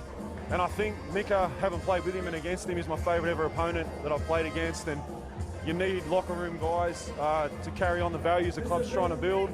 And I just think there's no more outstanding leader in the game of NBL than Mika Bacona, and he still offers so much. You've seen the Commonwealth Games. I just think that's such a big get for the Brisbane Bullets. I think that'll be one of the most undersold signings that they make. Just they've signed talented players, but you need leadership in a locker room, and Mika just delivers that in space. Congratulations, mate. Put your feet up. Yeah. For a couple of minutes. We're going to see you again very shortly on Show Court, and keep enjoying the format. Yeah, no, it's good, man. Cheers. Thanks, mate. NBL legend Anthony Petrie, of course. They're 2-0 now to Platypuses, but a great game there. The Bears, who have got the length, and we spoke about, they've got a team that suits the format of 3x3. And really, I think as we go on and this day continues to push on towards the finals, I think those two teams we did see, Liam, are going to go a long way, you would think, of being, I guess, there when the whips are cracking, those two teams. No, you'd have to think so. And, geez, boy, wasn't Petrie worn out there. It's nice of him to cough up a couple of words for us, but some of the big names here today. And we've got some big names about to step on the floor for the women here as well. This is going to be an interesting game because we did see a little bit earlier of Spectres iAthletic, who really, when you look at it, they're going to probably be the favourites coming in. They did beat the other team in Melbourne Boomers when it comes to earlier. So two teams we're looking at with Spectres and Melbourne Boomers. Earlier was all it was all Spectres iAthletic earlier, and they will start off as the favourite against the team here in Northern Territory, who are down. Here's Cole. He's going hard left. Into the goal. Blocked. Hannah Savitz. Tell you what, Hannah Savitz straight in. Been around for a long time, defensively brilliant. Izzy Chilcott's going to be another great player to look out for. Beck Cole, as it stands right now, probably the best player in the competition. Ugly start from both teams. It's going to stay with Jordan Sparks has some advice. No air. Spectres iAthletic. Is Beck Cole asking to check. We want cash. Good hands from Good defense. Takisa Cole. Cole gets a hand, goes to go back door. Beck Cole just does what she does. And that length that we spoke about in the previous game, where she takes it to the key, keeps it long off the iron. Duo gets the rebound, tries to kick it out to Rioli, can't get it. Cole will get it again. Chilcott deep inside, has the height, has the advantage, and one. We saw it in the earlier game and the continuations there, and that's going to be the concern for Northern Territory with some of the height. Yeah, no doubt about it. And that strength as well, just that strength on the interior. And Chilcott there, able to get through the contact. Lee's point on the table. Whittle with the rebound. Tried to go back up. Another foul. Northern Territory. Couple of early fouls. We saw in the early game Northern Territory swept off the floor essentially by the Melbourne Boomers 21-1. So we're going to put on a better effort here. Chilcott inside. Great pass. Cole couldn't finish the first one, but she finishes the second. And already we're seeing Spectres iAthletic, the favourite for today's 3x3 event. Starting well. Here's Rioli, left-hander. And doesn't face it to Greer and then throws it up for about 20 foot, leaves a little short. And the defensive intensity from Spectres iAthletic's been great to start. Oh, they got him on lockdown right now. Can't get any penetration, can't get open on the perimeter. Not setting picks that are forcing Spectres iAthletic to switch, and it's one-way traffic right now. Here's Cole, guarded by Cole, kicks it outside. Savage can't hit it, we're going to keep rebound. Cole with the rebound. Clears it, kicks it out, Duai for three, got it. Rolls into the cup. Great shot. That was a big hit there. Huge look, had no defense on it. She was able to, Cole was able to join, kick it out, Both games. and able to knock it in. Forced to be reckoned with, Miss Jenny from B&T. We're going to have to take their chances. Inside, Whittle, great pass. Whittle can't finish it. Duai just comes off a three, now forcing and gets a rebound. Whittle finds some wrist. Jenny. Oh, Spectres iAthletic ball. My bad. Erin. Takisa. Spins. Cole kicks it outside. No, doesn't. Does fake, throws it off, and they're back into it. And now they lead Northern Territory after the first minute and a half was a little ugly, scrappy. They're now in front. Whittle from the Perth Lynx. Here's Whittle.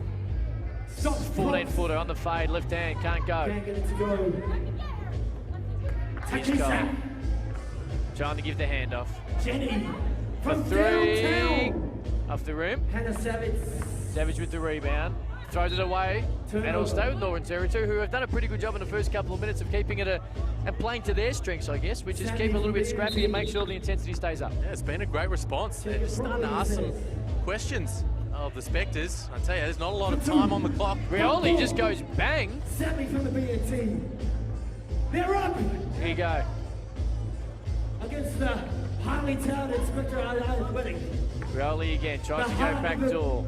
Northern Territory. Here's Cole. Doherty Cole goes into the key. Tries to kick it out. Great hands by Zerich. Against the pros. You see the jump ball going to the defensive team. Spectres Athletic, who had a great win against Melbourne Boomers earlier, trying to find that momentum again. Zerich will go to the foul line. Get to the line. Our first massive upset of the tournament. If B&T can keep asking these questions and stay on top of the Spectres. The legend from Zerich WNBL. knocks that down. Hannah Savage. Cole tries to go baseline, great D. Referees have said hold it for 1 second. We're going to see reshot of the shot clock. Cole, top of the key. There's the handoff. Inside, Dua hit the three early now. Trying to go to work inside. Tries to fade away. A little 4-footer, can't feel it. Kicks it out. Here's Cole. Fade away. Leaves it up the iron. Dua's getting the rebound again. There's Greer, now setting the screen. Cole tries to go baseline, cut off, stripped beautifully by Chilcott inside. Here's Cole inside the key, double team, probably a right move, has to kick it out, doesn't throw it away. Here's Whittle, leaves it short, tries to get her own rebound, in fact does, follows it up, gets and hacked around. This is a scrappy game the way the Northern Territory probably wanted it to be, and in fact is working out that way. Oh, they're doing a great job, they're locked in. Not giving up too many open looks. Whittle got one there, not able to knock it down, but they're hanging in there and they're doing it by staying locked in defensively. Whittle leaves it short, gets her own rebound again, this time with a violation. Got to get a body on her. That's twice now she's been able to rebound missed shots. Just going to need to keep ticking the scoreboard over NT. A couple of big looks go missing last couple of minutes. Rioli, back door. Greer stands outside. Jewish already hit one for the other side. Out of court. No, shot clock. Shot clock are out of court was one of them. Both referees pointed to a different violation. The important thing is Spectres, who currently trail 5-3, have the ball. Great pass, Chilcott. Inside, Whittle, probably fouled. Got one.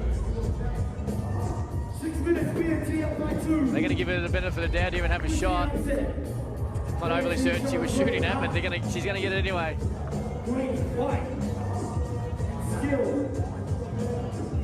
Whittle nails this one after missing the previous one. Cuts the lead to 1.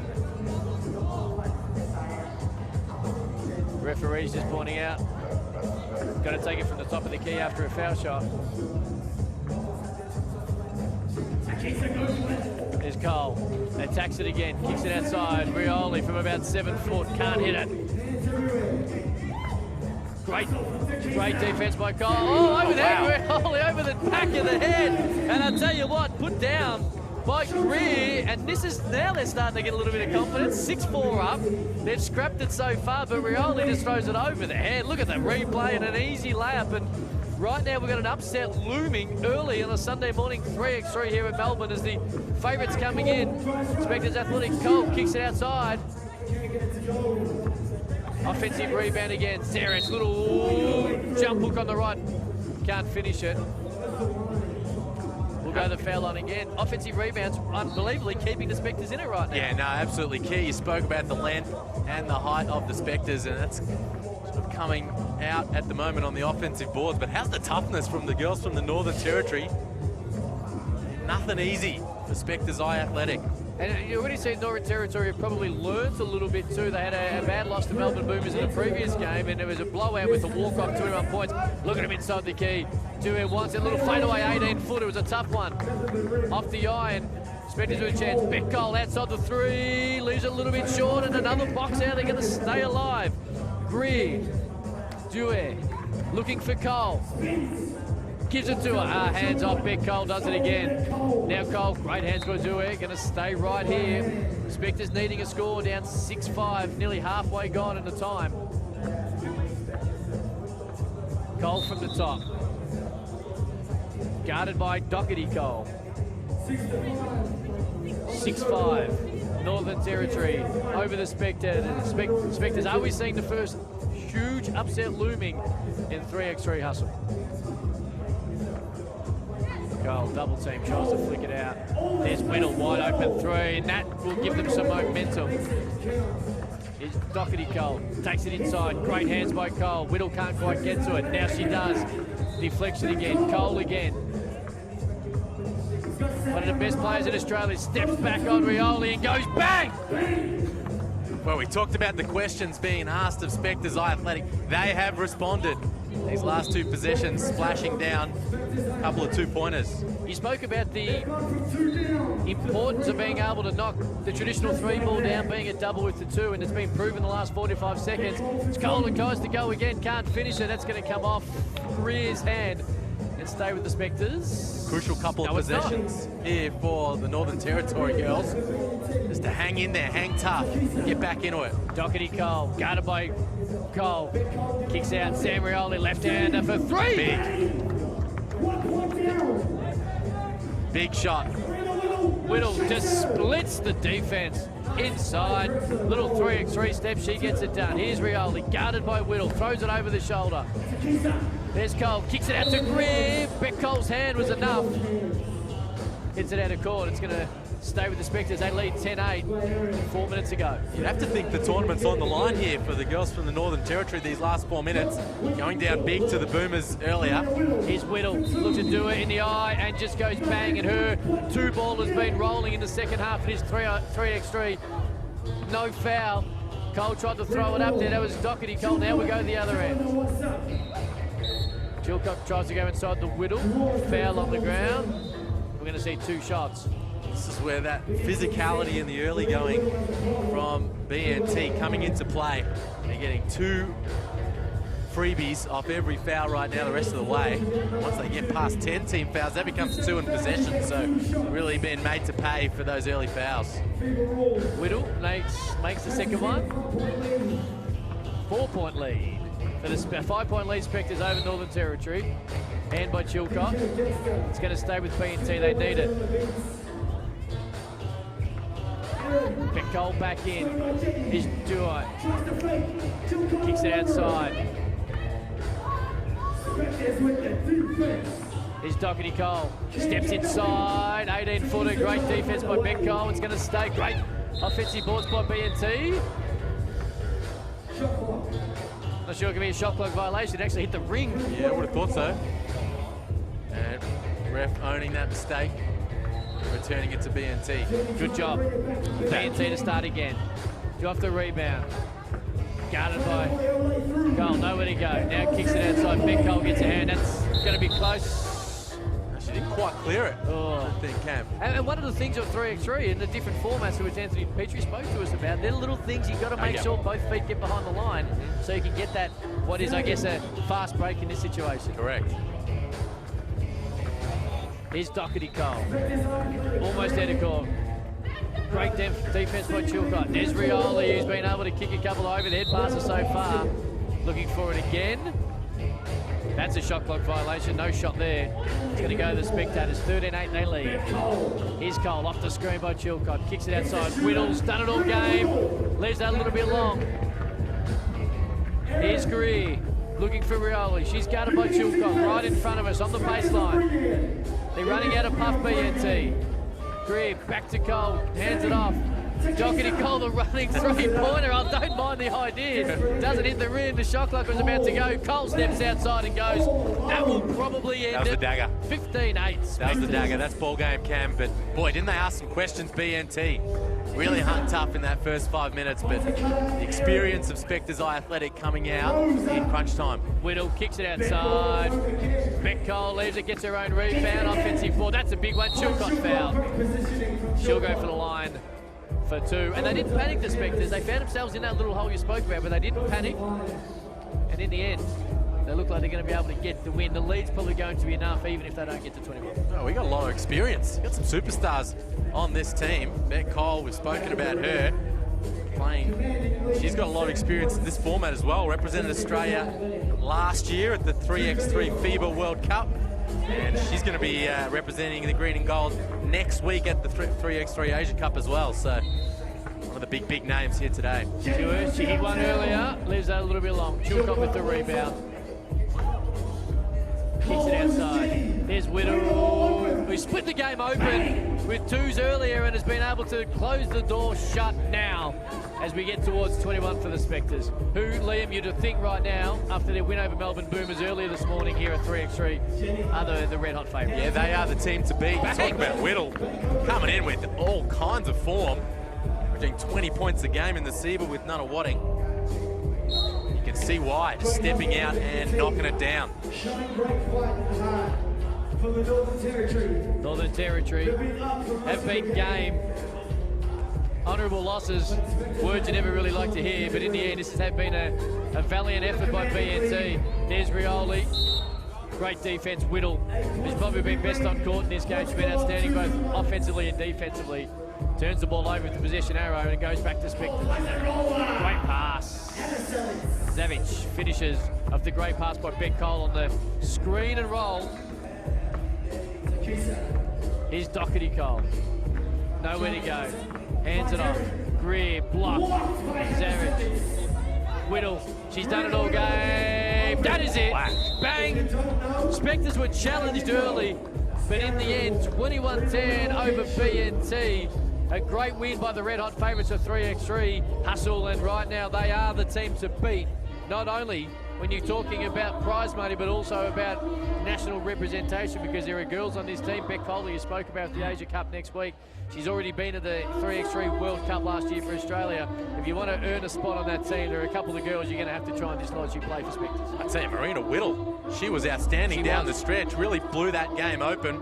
And she's been tearing it up in the SEBA for Nunawading, 22-6 a game. And look, she was the difference. And talk about players putting their hand up for national selection. You'd have to think that might be on her mind as she brings her A game here today. And the big thing will be too, when it comes to 3x3, you can't panic. There is going to be some scrappiness. There's going to be a little bit of, you know, at times, you know, uniqueness to the format of the game. And to be fair, in the end, as long as you stay relaxed and you've probably got a little bit of class, you're probably going to win a game, and that's what we saw there. We talked so much about Marina Whittle and the fact that she played so well. And she joined us. It's a nice little start.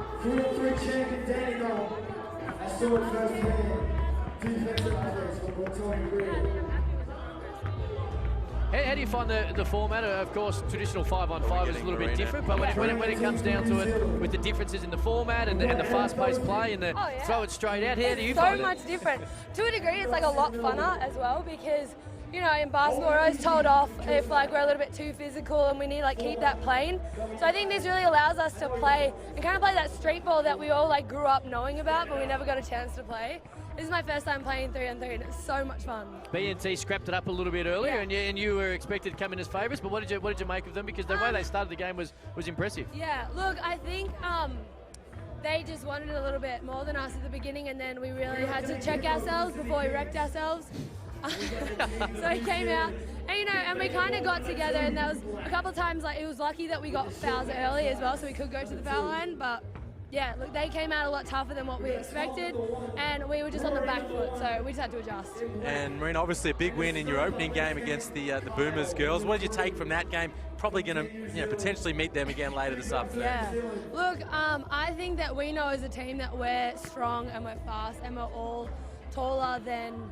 Like we're a tall team as well, so I think that as long as we play to our strengths, I'm quite confident in our team and our abilities as well. So I think going away from that first game is like we need to really play to our strengths and adjust no matter who we come across, as you could see against that last team. And the four of you are also very good off the dribble, and you can both attack, or all of you attack the paint, so it allows flexibility with the way that you run screen and rolls and the way that you're able to get inside and kick it out.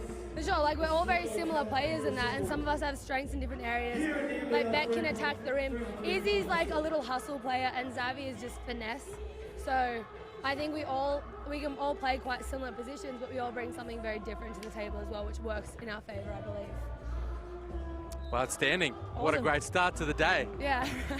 How much are you loving it? Love it. Yep. 10 out of 10. 10 Maybe out of 11 10. out of 10. I don't know. Well, it's 11 out of 10 when you're winning, I suppose. So as long as you keep winning, you continue the high fun. Yeah. Hey, congratulations. Great start to the day, and look forward to no doubt getting you on the show call a little bit later on the day and probably have another chat. It's a good show call. I It like is. it a lot. It's a great Thank you. setup. Thanks, guys. Spectres were brilliant. They were challenged a little bit early by B&T, but as Marina spoke about, the class and the fact probably getting to the foul line with some of the early physicality from B&T probably helped them as time went on. No, they did a great job answering those questions, and she was the one that really stepped up. Beck Cole got things rolling, and Marina Whittle just stepping out, knocking it down, showing her range. And like you say, they would be the team to beat at this point, coming in, taking care of the Boomers this morning. Some big names on that team, and then answering those questions and coming away with the win there. I think she spoke a little bit about what is a strength of a team in 3x3. I like the fact that all four of those girls, and she touched on their strengths and weaknesses, which happens with all players, but the fact that they can all attack the rim, they're all athletic and they're all long, is going to be a successful formula, I think, of 3x3 right around the world as we go to, FIBA World Cups and the Olympics. We're going to see some very long, athletic basketballers, which always leads to high entertainment. Especially defensively. I mean, you look at this 3x3 format defensively, everything's a switch. Yep. You can't lose a player for a second, so you got to switch, which means a lot of seal-ups down low, and if you have that versatility across your lineup and you can match up on those switches, you're in a good place. This is going to be a interesting day, 3x3. Make sure you get involved. Your thoughts, any ideas around who you might think be the early favourites? You can find 3x3 on Instagram, on Facebook, and on Twitter as well. You can get involved, because as the day goes on, we continue to see some very good basketballers in both the men's and women's side. It's exciting. The money is huge, but also the fact you talk about international representation. We're talking Olympic Games. Tokyo's 2 years away.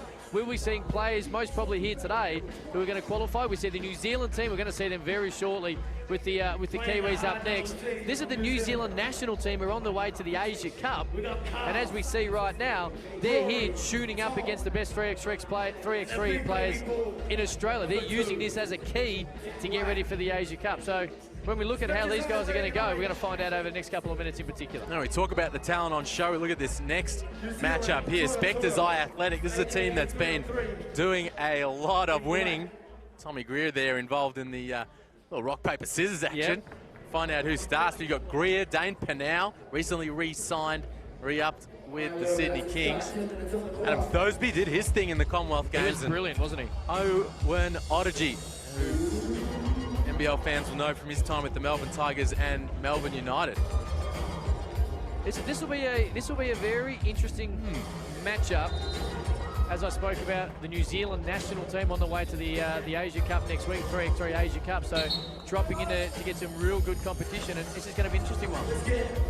They've been very impressive in the early going. The New Zealand squad: ToruXToru, Rory Fannin, Carl Neuer, Aaron Bailey now, and James Cawthorn. Do you have a tip for me?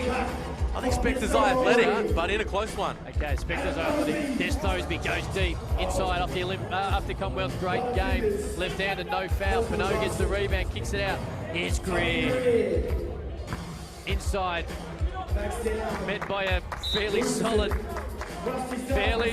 big fella in Rory Fannin. Start again. Thorsby gets a hand in. You talk about Rory Fannin, #1 ranked 3x3 player in New Zealand, inside the top 350 in the world. So he's getting it done. Here's Tom. Loses it. Kicks out. Thorsby all over him. Great hands. Pinot kicks outside. Here's Thorsby. Left hand, always hard. Lou. Scrappy start early. See Tommy Greer telling Dosby, let it fly. This, you've got such a great stroke. We've heard all about it. Didn't see a lot of it necessarily in the NBL last season, his rookie campaign. Can knock it down. We saw that in the comp games. Oh, that's great. Neuer, left-hander again, goes the other way. Great start by ToruXToru. Here we go. Here's Thosby, guarded by Fannin. Kicks out. That's a bank if it's going to go. A little bit long. Great bail. Neuer with the rebound, couldn't find Fannin as he tries to find it. He comes in. They've got to find Neuer on the transition action there. He's fantastic, just knocking it down from range. There's Thosby, steps back on Fannin, just leaves it a little bit on. Here's Neuer, tries to kick it inside, can't get it. Bailey now. Well, you've been a little kind on Thosby. Yeah, I know. His first couple you know, I'm going to give the benefit of the doubt because he had an outstanding Commonwealth game. There have been a couple of breaks. Off the Onagy screen. Inside, Onagy. Little fadeaway, 6 foot, got it, and now they start the scoring. Bailey now, here we go. Oh. Tom tries to throw it up there, wasn't pretty. Here's Thosby, can he work into it? Cut up by Fannin, in fact a foul called. Tom a little inside, physical on Tommy Greer. No, it's an offensive ball, so we're going to go the other way. Here's Fannin, guarded by Greer. Greer refusing to pick it up, just tosses it straight into the midriff. Lack of disrespect early. Here's Fannin, the #1 player in New Zealand. Double team, now Thosby stays away. Greer, they've let a lot go there, a lot go. Fannin looks around and says, any chance, referee? There's open for 3. Back in the rim. Bailey Newell just over the top. They are letting him play early. Here's Fannin. Here's Bailey Newell again. On Thosby.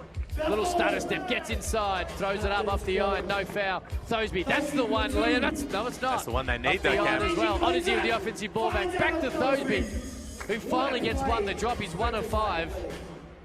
It's ugly, but it's half effective. It might be that slightly smaller ball for Thosby, Cam. Chatting to him earlier, I said, you got some shots up. It's the same weight as the size 7 ball, but it's actually a size 6. And he said, no, should be all right. But you can see in the early going, just taking his time to find his touch. I'd say it's on between Tommy Greer and Rory Fannin. It really on is. The interior. Bailey now guarded by Greer, tries to take him on. That's a foul in every competition in the world. Only just here, though. Only just. It took a while. Bailey now tried to go right. Back to Greer. Now he's on it again. Guarded by Greer. Physical. Here's Neuer. That's what he does. Left-hander keeps it short. Bailey now with the rebound. Fakes it. Odyssey runs into him, and that's just a blatant foul. And we're going to see the first little bit of trash talk. Greer comes over. I like that by Greer. He comes over pretending like he's going to push Odyssey away. It was simply an opportunity for him to have his 2 cents And he had a little extra to say, too. I tell you what, the Grizzleman is not backwards in coming, stepping forwards when the push and shove is on. Takes on Bailey now, gets the bump. Now the 3 seconds call on Dane Pennell. Sydney King just re-signed in the free agent period, as you touched on. Here's Neuer. He's their sharpshooter. Baby ball, number 2. Bailey now steps back for 3. He got it. Big. 2 points. There's Pennell. There's Greer. Had a few words to say a split second ago. Can he follow it up with 3? Leaves it off the iron. It's off Penal. So as the physicality increases in this next 7 minutes, they're going to have to keep their head. You get ejected in this format, Cam, and the whole team gets tossed. Count for 2. Well, I'd be more worried about putting a hand up on Cal Noyer right now rather than getting ejected, because it doesn't matter. He is, right now, he has stroked it all morning. It's 7-2. Odyssey cuts it, gets a little bump. He'll go the foul line for an extra. Bailey now gives him the bump. And Odyssey, a player to 3x3 is probably perfectly suited. A guy who's able to shoot the 3 ball if needed, but is long, athletic, and is able to get to the basket at times like that. Yeah, no doubt. He's got some experience too. Competed in the green and gold at the FIBA 3x3 Asia Cup. There you go, and that's exactly what the ToruXToru, the New Zealand champions, do what they do. Off the foul shot, kicks it outside. Neuer from the baseline now. Odyssey in the long rebound, gets the offensive board. Guarded by Neuer, who can't miss. Takes it to the basket, loses it, has to try and throw it over the shoulder, keeps it off. Dan Penal's able to drop it in and get the steal, going back the other way. Kicks it inside. Thosby, who's had a tough morning already in this particular game, it is going to stay with. It's going to stay with ToruXToru. Here's Neuer, guarded by Penal. Here we go. Tom inside. Fannin, the big fella, guarded by Greer. It's been a physical start and 3 seconds called. I'll tell you, I'm loving that matchup inside. Greer and Fannin, two of the best 3x3 players here today, just going at it. Greer, now that's the matchup we want. Tries to take Fannin off the dribble. Takes probably 3 steps, but gets it in the hand. Little 8-foot fadeaway, but the Kiwis, ToruXToru straight into it. That's a fast break in 3x3, and Neuer couldn't hit it. Tom comes over the top. It'll stay with Spectres iAthletic. No, it will not. It'll stay with ToruXToru. Foul on the box out by Tommy Greer. Tom, guarded by Greer. Bad pass, Benet. Benet, that's on Thosby. Can he get going? There we go. A little 8-footer floater. Leaves it well short. Gets back into his hand. Gets it stripped. Neuer says, I want to shoot it. Somehow doesn't. Into Fannin. Little jump hook, baby. Abdul-Jabbar on the wrong hand by Neuer. There's Fannin fighting up. The number one NBA, number one New Zealand 3x3 player is Fannin. This is a fast-paced game, Liam. We're struggling to catch our breath. Oh, I tell you, the players are going.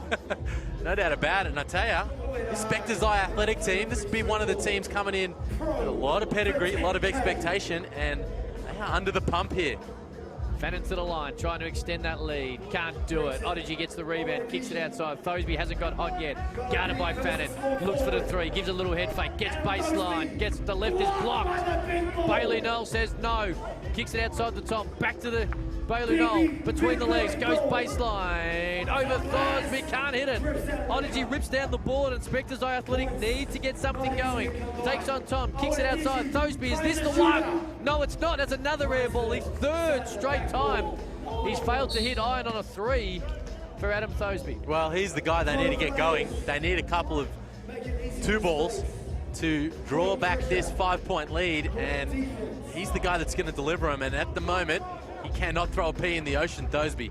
Now, Bailey Noel, I'm not sure if you meant to check it there. Tommy Greer was chatting to the referee. No checking in the ball. Bailey Noel says, thank you, I'll take this. And the baby bull, as he's been effectively named, has a chance for an old-fashioned and one. Well, not the time to lose your focus there. The Grizzle man, Tommy Greer, and ToruXToru, this New Zealand crew, really making a name for themselves. Nails it, 12-4. Odyssey loses it, now gets back. That's it, Benet. Spins on Fannin and scores. But the ToruXToru boys from New Zealand have been very good, have been able to turn baskets into offensive going the other way. This is no different, as Fannin says, bang! Bailey now just drops it off. First dunk of the game. Here's Thosby trying to get hot. Comes off a half screen by Pinot. Guarded by Fannin. Gets bumped out. Goes to the left. Able to finish it with a little finger roll. But ToruXToru at the other end. There we go. But Tom says extend it. Can't do it. Pinot with the rebound. Odyssey, can he get going? Guarded by Fannin. Takes him inside. Goes underneath. Loses his feet. Cups one around the ear. He'll go to foul line for 1. Well, we saw Thosby getting to the rim, and can that get him going? Spoke about he is the man. The Spectres iAthletic need to catch fire if they are any chance to hang in this one and crawl back from what is becoming quite a margin. The ToruXToru team, who are obviously the New Zealand 3x3 team, the format suits them beautifully. They know how to play. And here we go, some perfect example. Noya says, I'm shooting it. Leaves it a little bit long. Greer tries to fight with the rebound. Bailey Knoll says, I'll take it. Kicks it offside. Tom says, easy layup. Baby Bull. It's going to work down low. Here's Thosby, steps outside. Now gets inside. Nice little hesitation. Great take. Taking what the defense will give him at the moment. Adam Thosby after a slowish start from beyond the arc. Here's Baby Bull, stripped on Odyssey, but hits him in the head. Well, despite his struggles from long range, the ToruXToru team is locked in to Adam Thosby on the perimeter, forcing him to the rack. They know they've got to double their score right now, and if they're going to trade single-point buckets, then this Kiwi crew are going to take the W. Bailey now gets a little bit short. This is where those fouls early on from Greer and the Spectres iAthletic really coming home to roost. 2 free throws now on every foul for the ToruXToru team. Takes advantage of the second one. 14-6, ToruXToru by 7. Here's Thosby. Can he get going from beyond the arc? Great pass. Double team. Penal for 3. Couple of Sydney Kings teammates can't quite finish it. Fannin says, I'll take this, as he does so often. Noya says, too easy. Too easy. I'm not just a three-point shooter. I can get to the rack as well.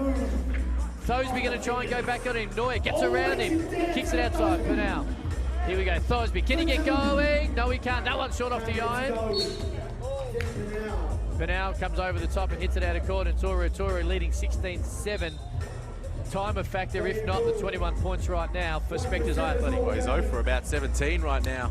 Thosby from long range, and that really is the difference. Noya blocked by Greer, but it falls into Fannin's hand. He's just too big, strong inside, and he puts it in again. Thosby, guarded by Baby Bull, kicks it outside, just keeps it into Penal. Back to Thosby. Can he get hot? They're just guarding him exclusively for the three-pointer right now. There's Greer, shot clock. Fannin says, hey, I've been able to rebound and dunk. Now I'll referee as well. He's half apologising, but his shot clock violation, he pointed out, was in fact on the money. Then they turn it straight back. There's Penal. Where does he go? Back to Greer, off the screen, guarded by Fannin. They were physical early, but the intensity's gone down as the score continues to show ToruXToru by a mile. It's another example, Cam, that your names, they don't really mean much here on the asphalt. Greer banks it in. Then tries to play a little bit of defense and gets it away. Can he do it again? He did not bank that one. That's off the iron. Fannin says, I'll snaffle it. Look to Noya, then waves him off. Inside, Tom gives him the screen. Here we go. There's Noya. That is fun to watch. A little one-hand floater from 19 foot. Can't do it. Penal back to Greer. Comes off the screen. 19. Rattles it home. Okay. Tommy Greer lifting it. 17-10. 2.5 to go. Odyssey guarding Tom off the Fannin screen. Comes back to him again. Good screen by Fannin. Odyssey's got him locked up, but Penal gets his hand in. Now Odyssey. Do you look to Greer, who's got the hot hand? Foul on Tom. 2 minutes left. 2 minutes to go. I'd say you do. I say you do keep going to Greer. He's got his jumper and his stroke rolling, and they need a couple of 2-pointers if they're going to drag this one back. Greer with the opportunity. Penal off the screen. Greer looking for the 3. Does it now. He looks back. Step back over Fannin. Got it. Greer's finding it now. He's heat checked. Tom Penal gets the rebound. It's going to stay with ToruXToru, who leads 17-12. But no, it's not. It's going to go to Spectres iAthletic. A little bit of confusion. I thought it was going to stay with ToruXToru. He was happy to take it, wasn't he? Very much so. And when you're feeling it, even better so. They're going to get it back though. Penal back to Greer for 3, straight on. Off the iron, and Fannin says, I'll take this one. But Odyssey keeps the defensive intensity alive, steals it. Greer missed the last one. There it is. And this one. The Grizzle Man. He's had 2 opportunities to give them a huge chance. Can't finish it. Baby Bull, guarded by Odyssey. Bailey Knoll, no foul. Greer gets the rebound. It's been physical in there all game. Here's Odyssey. Gets around Bailey Newell. And layup. Has Thosby checked out of this one? I mean, is he on ice? He is on ice, I believe.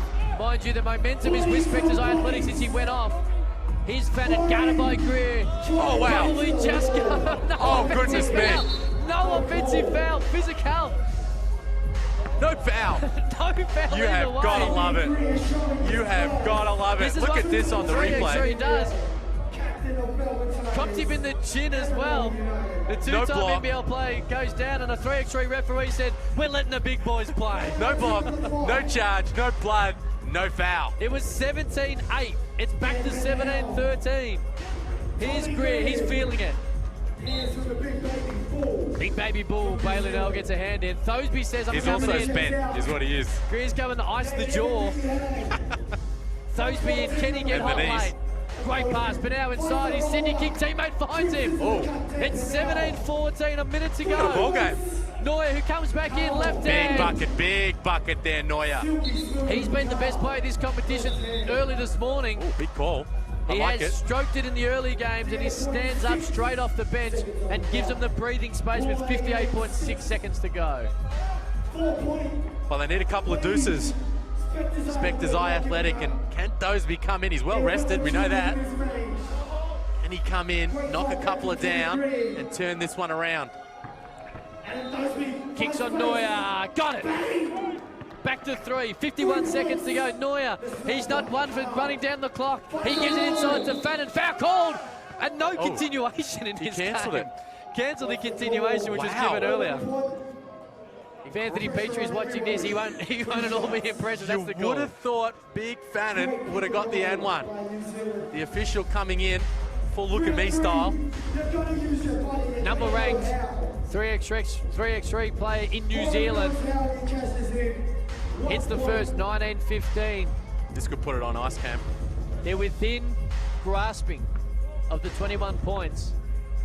This one will put it on ice. 3-possession game. Greer kicks it outside. Thosby hasn't been able to get his stroke going. Is this the one? Fakes it, calls it on Neuer, misses iron again. Fannin just deals with Greer. Ball goes out of court. Boy, the air ball count is climbing. It is a little high.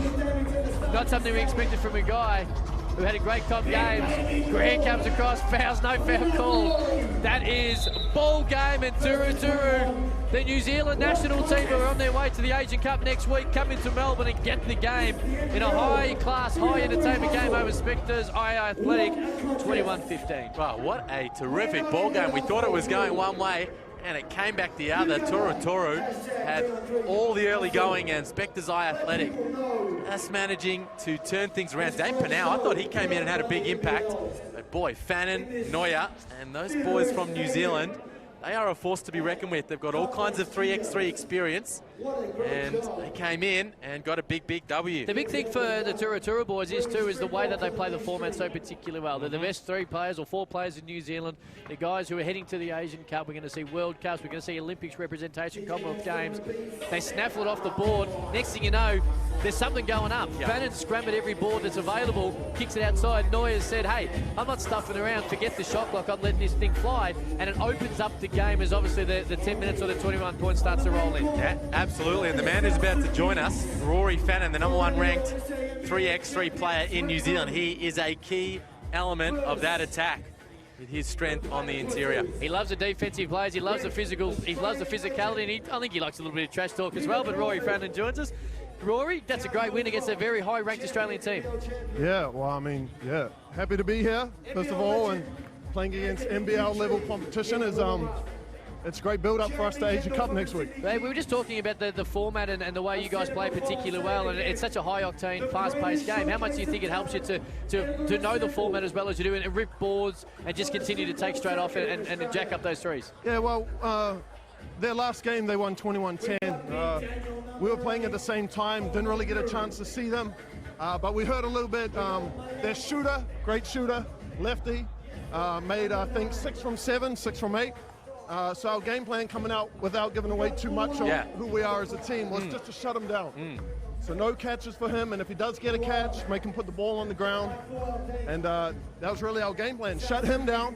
You know, you take away Kobe from the Lakers. Are they winning? Wow.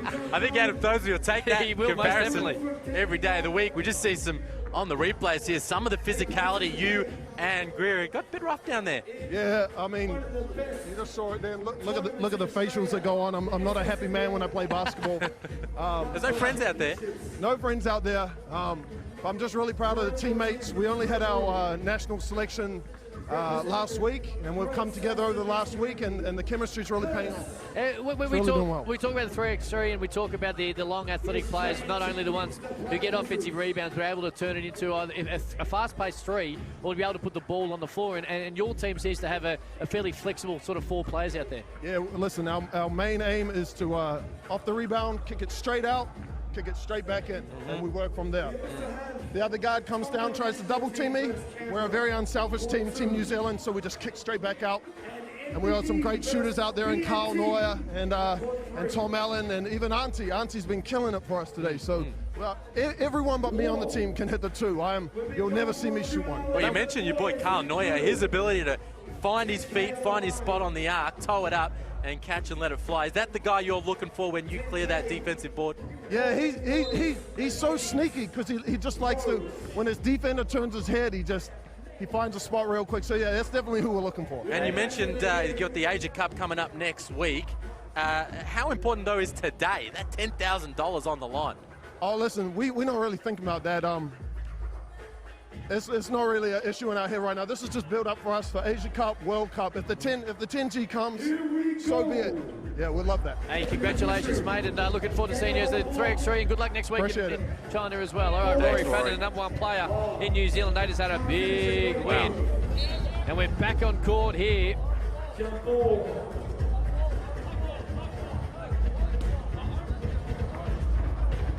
Platypuses, Anthony Petrie, Peter Crawford and Jeremy Kendall, one of the favourite teams coming in against Red Roo. There's Crawford for 3, leaves it half the iron. Kendall gets the rebound.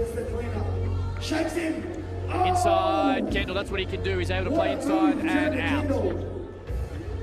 Here's Red Roo. Crawford gets the hand in there a little bit.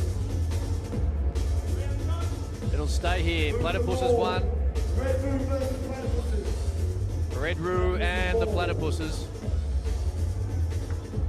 We saw the Platypuses get that win against the Bears a few games ago. Some big names, don't they? Crawford with the ball now, and Petrie and Kendall. There's Crawford for 3. There's a little bit hard off the iron.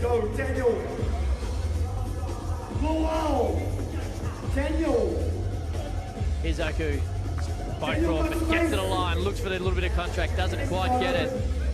There's Crawford, baseline 3, got it. Now you know, Crawford corner, 2 points, Peter Crawford. You got to find Crawford off those outlets. Here's Roo, guarded by Kendall, gives it a little crossover, kicks it outside. Aku can't hit it. Petrie kicks it outside. Crawford again, wide open 3, can't hit it. Kendall's going to run it down, no he's not. Great rebound by Aku. He just says, bang, I'll take this. Petrie keeps it alive, and now we're going to keep it alive. Kendall to kicks it inside. Petrie, a little lob, can't hit it. Back to Kendall, back to Crawford. Gets around Aku, lay up, and Oh, they called a foul. not sure. That's foul on Rao, and I'll give that benefit of the doubt to the referee. I think he got Peter Crawford on the arm. Well, I mean, that's the thing. We saw the physicality, and Rory Fannin was just talking about there. You can bump, you can grind, but you cannot hack and whack, and that's where we see Crawford and these guys getting to the foul line. Here's Aku, guarded by Kendall. NBA champions, Red Roo. Rao tries to get inside, tries to split a double team. Shot clock violation, going to turn it over, and Red Roos will give it back to the Platypuses, who lead 4-0 after nearly a minute of play. And we're getting a look at, would you say this is the team to beat? Is this the team to beat in the men? We saw the talent of New Zealand. Kendall underneath all day, every day. Back screen now, Kendall on the defensive intensity down. Petrie, who joined us in commentary earlier, is having a little easier time at the moment as they get away to a 6-0 lead. We can see Petrie working out the format as well. Here's Aku, he's guarding by Kendall. Here's Barr, tries to take on Petrie, probably got away with the trouble, but gets deep inside to the key. He opens a Red Roo, but they kick it straight out. Kendall to Crawford, inside. Mouse in the house, like it, 3 seconds. And Red Roo will hold on to it here. They try to dig themselves out of an early hole of 6-1. I think they need to let a couple fly here. They do. Red Roo. Here's Barr, taken by PC. Peter Crawford inside to Kendall. Behind the back. Petrie waits for defense, doesn't even come. He'll just go left-handed off the glass, 2 or 1 more. And Koo just says, I'll shoot back. Two's better than one. It's not this occasion, no, unfortunately. And Kendall with the rebound. Guarded by Roo. There's Kendall, gives him a little head fake, kicks it outside, fakes it now, kicks it to Petrie. Peter Crawford over bar, got it. Great extra pass. Early. Great extra pass there from Petrie. Gave up a good shot for a great one, Peter Crawford. Knocking it down. Here's a Koo, guarded by Crawford. Crawford now trying to reach in, and Koo just pushes him off. I don't mind the referees let it go. Bar in the corner, got it. No, he didn't, shot clock violation. Crawford leaves it on, look at the iron. Here's a Koo off the screen. Getting a little bit physical there.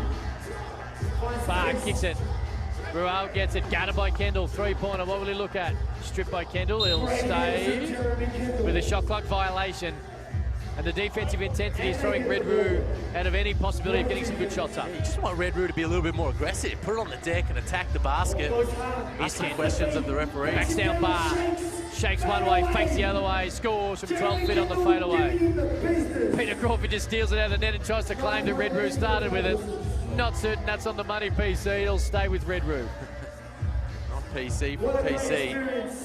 But could be looking at a 21-point walk-off here, Cam. Here's Raul, 18-footer, leaves off the line. Petrie nonchalantly goes after the rebound. He does snaffle it.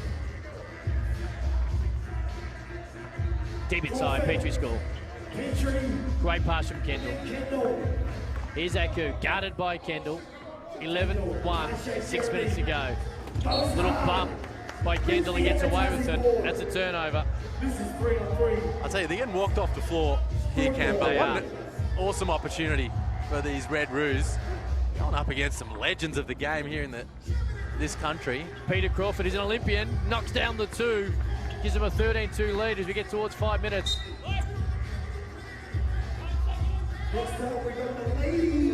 Talk about Jeremy Kendall, the numbers he's been putting up in the Siebel already. With Bendigo, dropped 36 in the first game of the season. Whoa! And tells Petrie about it. Doesn't go, and it goes back the other way. Wow. Peter Crawford says a one's only worth one, dunk's only worth one. A dunk is worth two. The dunk was great. The stare down of NBL legend Anthony Petrie was 10 times better. Well, it should have been worth 5 as he dropped the hammer. And Crawford goes bang again. Red Roo still thinking about the great dunk as we are. As the Koo steps out and nails the three. Wow. That was huge. Play of the day. Here's Kendall guarded. Boy, Koo steps outside, says you can dunk in your guard. Good effort there. Petrie keeps alive. Peter Crawford calls it up, shoots it over Prout. Kendall with the rebound, puts it straight back up, can't finish it. And Koo above the rim this time for a rebound. I want to see another dunk. Petrie just standing outside the key in case he rolls back in again. It's been a high-octane minute. That was a big dunk. Oh, boy. How was the flurry of points that came in after the fact? That's what you do in 3x3. Yeah. As Petrie gets a rebound and finish it. Look, don't get caught up in what might have happened because you can score baskets straight back. Yes. The Platypuses are 18-4 up, but we're going to give... I'd be giving an extra bonus point to Red Roo. Here we go. Here's a Koo. Come off the dunk. Wants to take Petrie on. Steps back outside. Off the iron. Kendall with the rebound. Petrie trying to back down Akuda. Great pass. Trying to get one back. Crawford leaves a little short. Red Roo will come away. There's Bar, gets fouled. He'll go to foul line. For one, fouls on Kendall. He acknowledges it. Not to, he ripped off his arm. Tell you what, Cam, the Platypuses, Petrie, Crawford and Kendall, they're going to get the win, but Daniel Aku, he's probably going to walk off with the play of the day so far. Just throwing it down. Here's the replay all over Anthony Petrie. That is one of the biggest dunks I have seen in a long time, regardless of the level. And he gave him a little what for afterwards too. I love it. She'll get bonus points in 3x3 for giving some trash talking to stand down. There's Kendall.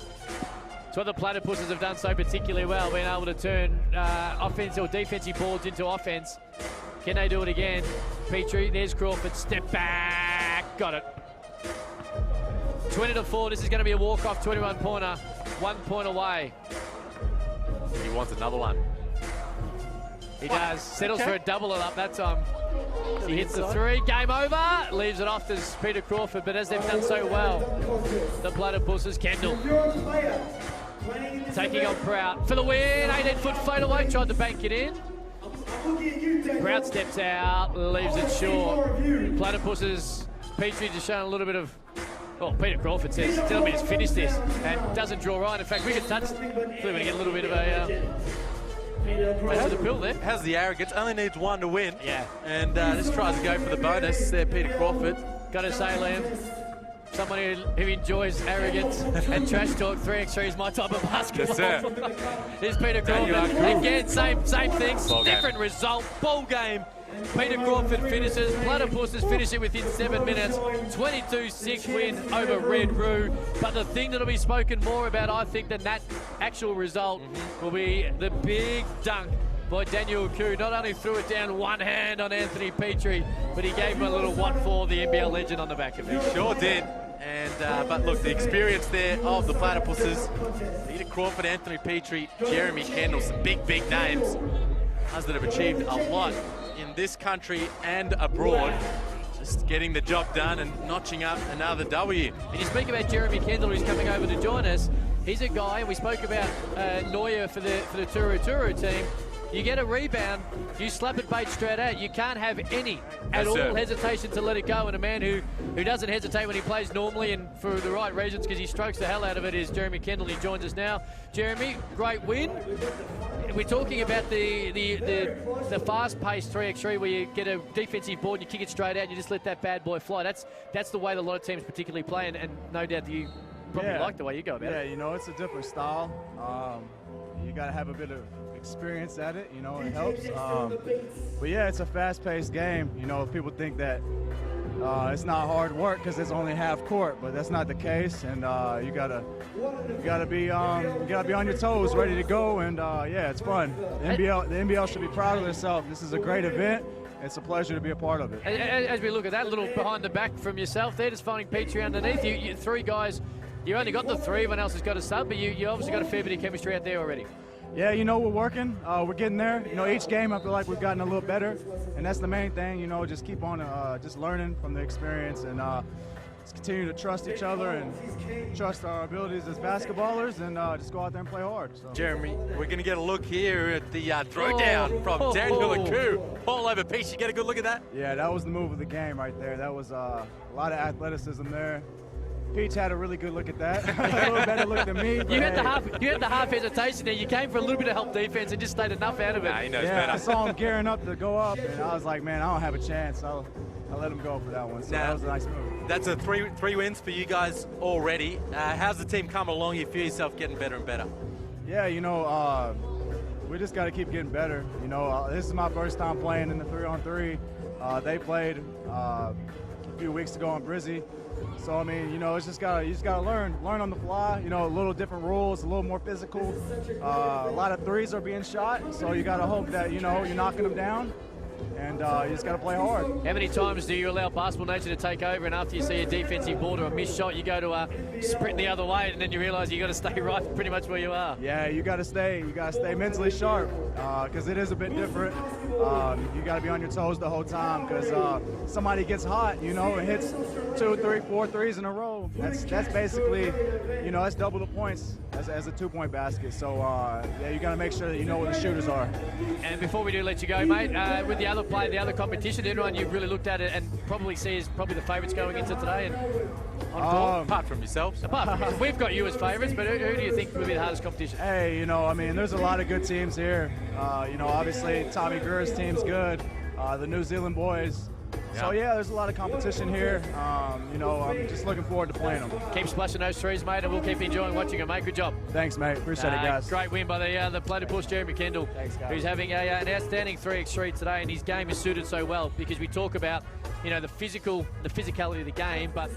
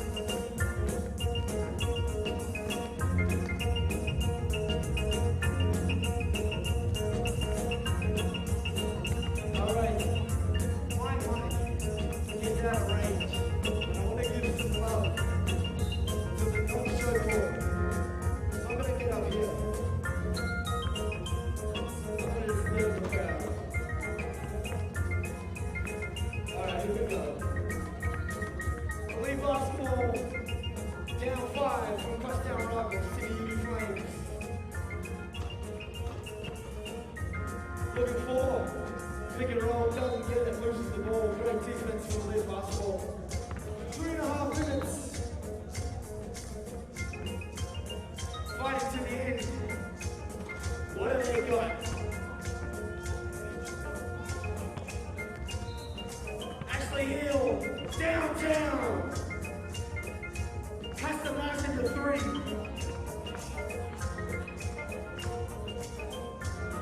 Mouse in the house.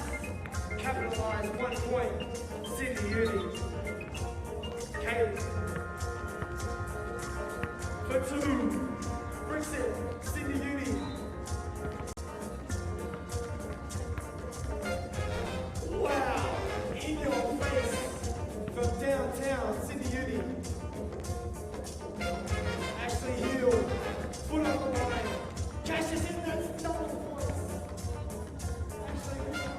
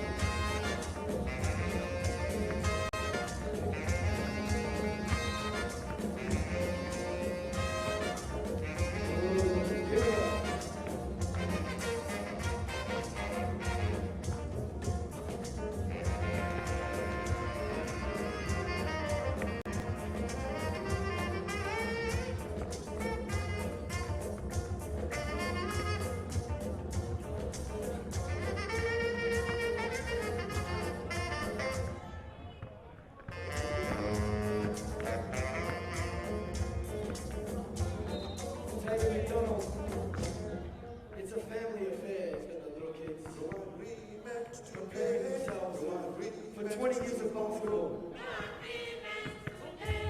Longer than that, they say.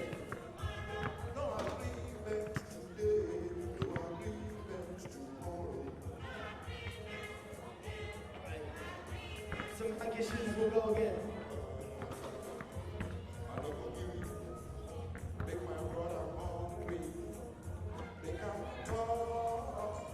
Alright, I'm back with you.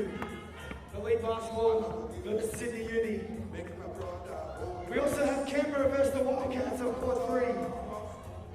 6-11 as 13, Canberra's way.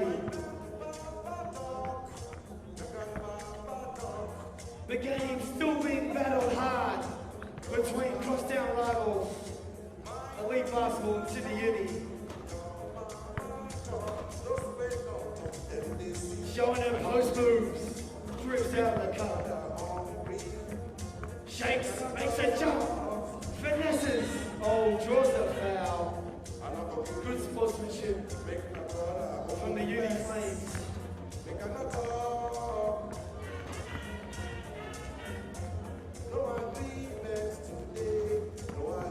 Canberra have a commanding lead with 3:52 to go. Up 9 points.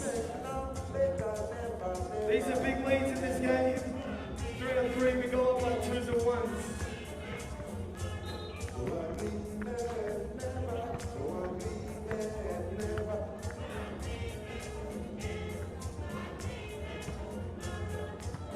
All right, 4-point lead, 1 minute to go. Court 2, stumbling back. Trying to shake the defender.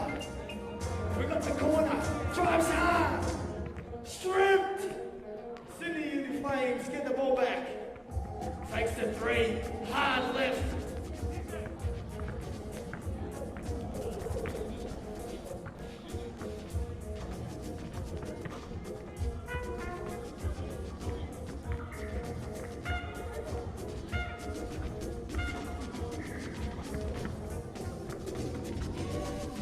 Still a 4-point lead, 30 seconds to go. Oh, using their body like a pro. Sydney Uni Flames. Drives nice off the glass. 21-16, game over.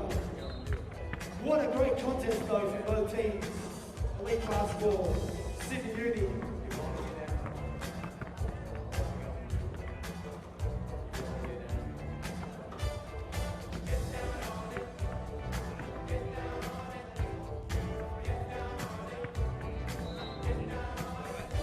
If you want up-to-date seating, stats and information, head your way to play.3on3fever.com. And crossovers, all the information you need, head over to play.3on3fever.com. The finals are up next.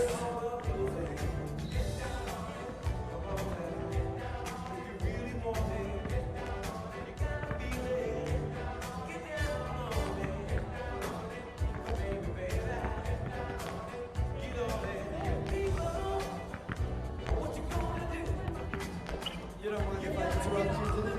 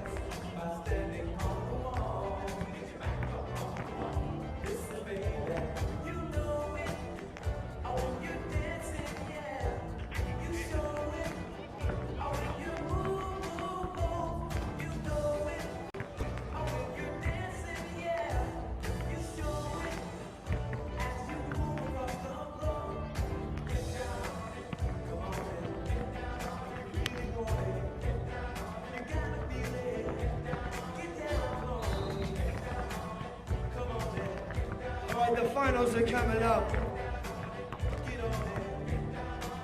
Schedule being calculated.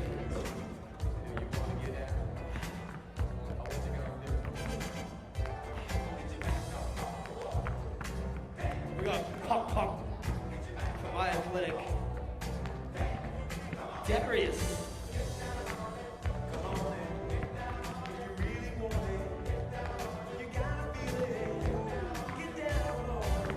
Why I'm wearing sunglasses. The prescription, I swear.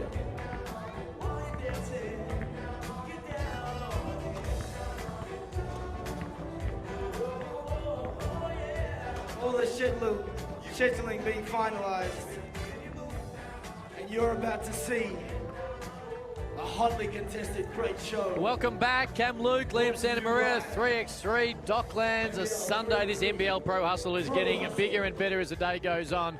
And we are seeing some great basketball. We continue to do so as we get towards the quarterfinals, the semi-finals, the finals, the money, national representation, international representation. And Liam Santa Maria, as we wait around for a minute or two for the next game, we are seeing a team, I think, from New Zealand who are going to be harder as the day goes on because they know the format particularly well and they're on a bit of a roll right now. No doubt about it. That ToruXToru team from New Zealand preparing for the FIBA Asia Cup, FIBA World Cup 3x3. Been doing some work, and they came out and took some names in their last game, beat the Spectres, iAthletic, Tommy Greer, Owen Odygy, and Dane Panau out of Thoresby. So that was a big win from them. That's probably been the team that has taken a few by surprise. Maybe came in a little underrated for their pedigree. And on the women's side, I've seen Deakin Melbourne Boomers and the Spectres iAthletic team themselves stepping up, playing up to their standards, and wouldn't be surprised if those two clash head-to-head later in the day. We're going to see the Bears and iAthletic in a moment, and there's two players who in their loss in the first game that we actually had earlier in the day, Garlop and Von Hoff, two guys who are both lengthy and also can play off the ball and be able to get into the key. Two guys that I think in the 3x3 format, as they play a little more of it, they're really going to ease into it and play not only better basketball for their particular team in events like this, but also possibly higher honours when we're talking international competition. Yeah, you're talking about Josh Garlop and Felix Von Hoff. You can see him on the screen there, just having a bit of a chat, talking some X's and O's at the top of the arc. Those two fellas were impressive in the early going. We know Josh Garlop's brother of Tom Garlop, who we know from all his work in the NBL, the Sydney Kings and the like. Felix Von Hoff there's Josh Garlop on screen.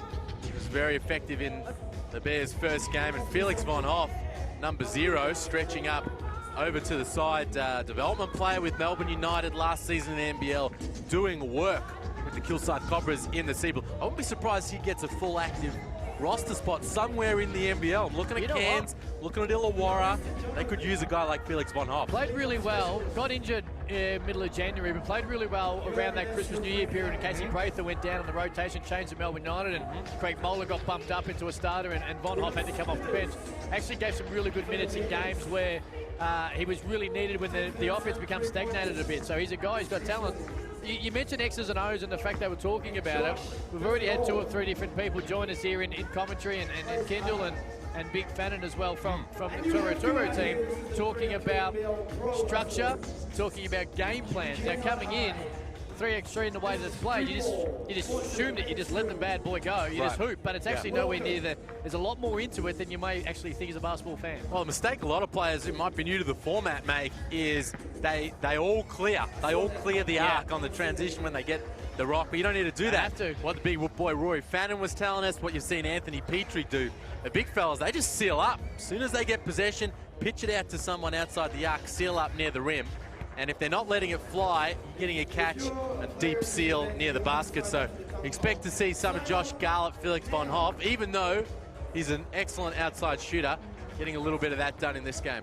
This is going to be an interesting one, because these two teams are a little bit lower ranked than 3x3 today, but an opportunity when it comes to quarterfinals and crossovers. You don't want to be playing someone like the ToruXToru. You don't want to be having to cross over and play on Athletic or the Platypuses as well. So you want to, and it's, you know, you talk about international basketball, you talk about qualification, World Cups, Commonwealth Games, Olympic Games.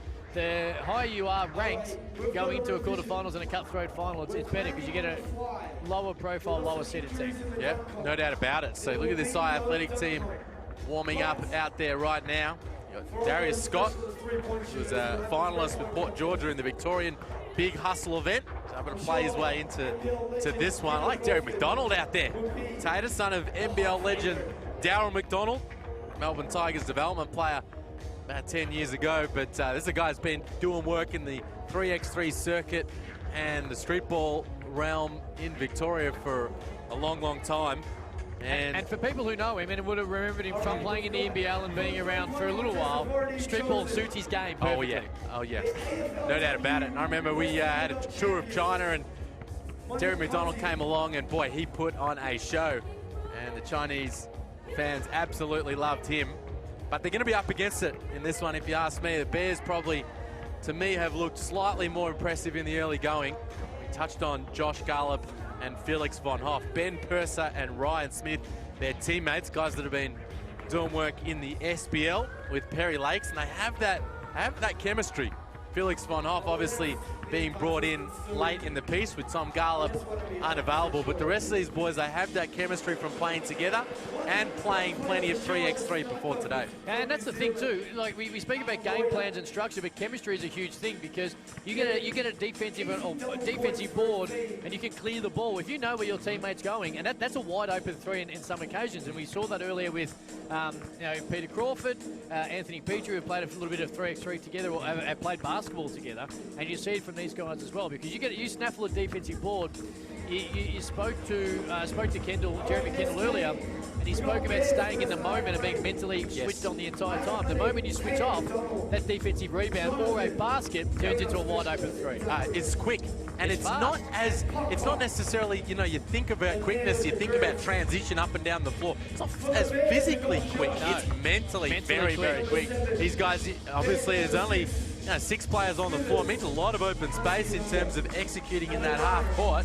And if you lose a player defensively for just a moment, he's going to be on the arc knocking down a 2-ball, or he's going to be on the rim before you know it. Maybe you and I would have been okay at this game back in our day, because so. physically we were no good. But mentally we weren't great either. Well, no. But we were better mentally. No, we had than something, yeah. No. Look, the half-court game never really my cup of tea. I tell you, we've seen some guys, though, who are really... There's some games that are aging well in this format. You look at a guy like Tommy Greer, Anthony Petrie, those hard-nosed players with the big bodies and are willing to push and shove down low. Those guys are able to still play at a very, very high level after an outstanding, lengthy NBL career. Something I do like on the 3x3 is the fact that everyone molds up together. You only got the one basket, obviously. So there's not the two sides to the layup line. Everyone's at the same layup line. So you are essentially throwing the pill to an opposition player. There's also tennis about it. You know, they warm up together. I enjoy it. I do. It is something that's unique to the format. It's going to get bigger and better as time definitely goes on. But you know, the thing too about the physicality and the trash talk, the hostilities are there. So the warm-ups are the last niceties when it comes to 3x3, because the moment the paper, rock, scissors is thrown out and someone gets a hold onto the ball, hey, look, just got to say too, up close and personal in the break we had, having a chat to a couple of players, the uniforms, and first ever, of course, new into the apparel world and put these uniforms together. They're going to be a big part of the NBL uniforms next year. The Wilson ball, I had a couple of shots with that as well, and look, I can't blame the ball as much as I would like to. It's my jump shot that's actually gone as well. Disso, Powerade, and CMS Australasia, all a huge part of not only this event, but the ones that are coming the next couple of weeks. And this thing is going to get bigger and better as players and teams earn rankings points to be able to qualify to play internationally. And hopefully come 2020 in Tokyo, we're going to see an Australian Boomers medal with that jam-packed Australian team, and a 3x3 Australian medal as well. We can double up and triple up or quadruple up when it comes to both the men's and women's side. Well, I tell you, there's going to be plenty of competition, though. There's a lot of countries around the world who have been doing some excellent things in 3x3, and you can imagine the Americans are going to send a pretty talented lineup as well to any of these major competitions. If you could choose one player anywhere in the world to be your 3x3 teammate, who would it be? I'd take the king. Wouldn't you take the king? Probably. You kidding me? You know what I would probably... Does he have everything you need in the 3x3 format? Yeah, I know, but he doesn't. You know, he'd get every rebound, and we can't shoot, so you got to play to your strengths and weaknesses. Well, I can't shoot. I'm talking about you. KD? You need someone who can quickly turn that into a... He's going to get pushed around a little bit, you know what I mean? He doesn't get pushed around too much in the NBA. He can just allow... We'll get the rebounds and we'll kick it out to Kevin Durant. And when we're talking Australians... Yes. You know, we're seeing so many of these guys and girls here today, but, you know, that long Kevin Durant, athletic, lengthy 7-foot wingspan seems to be the way for the 3x3 format. Majuk Dang, 3x3. Majuk Dang, who took his game to another level in that NBL Grand Final series with that Josh Childress, he would be suited perfectly. Can we get Majuk Dang in the pro hustle? Can we get Corey Homicide Williams in the pro hustle, if you don't mind? I'm sure that he'd have no dramas with putting his hand up. Here we go. Homicide, and we're off. Von Hoff to get it first. The Bears and iAthletic to start the day. There's Purser, tries to go baseline. Stripped by Darius Scott, who had success. Oh, he's just got bang. Leaves a little bit short, a little bit of pushing. There's Purser, kicks it outside, can't hit it. Cook with the rebound. Scott comes off the Cook rebound, gives it up to him. Jonathan Cook, great start. That's a hell of a pass. They've come out with intensity, the iAthletic. Here's Garland. He was great last game. Don't be fooled by the unorthodox jump shot. That goes down.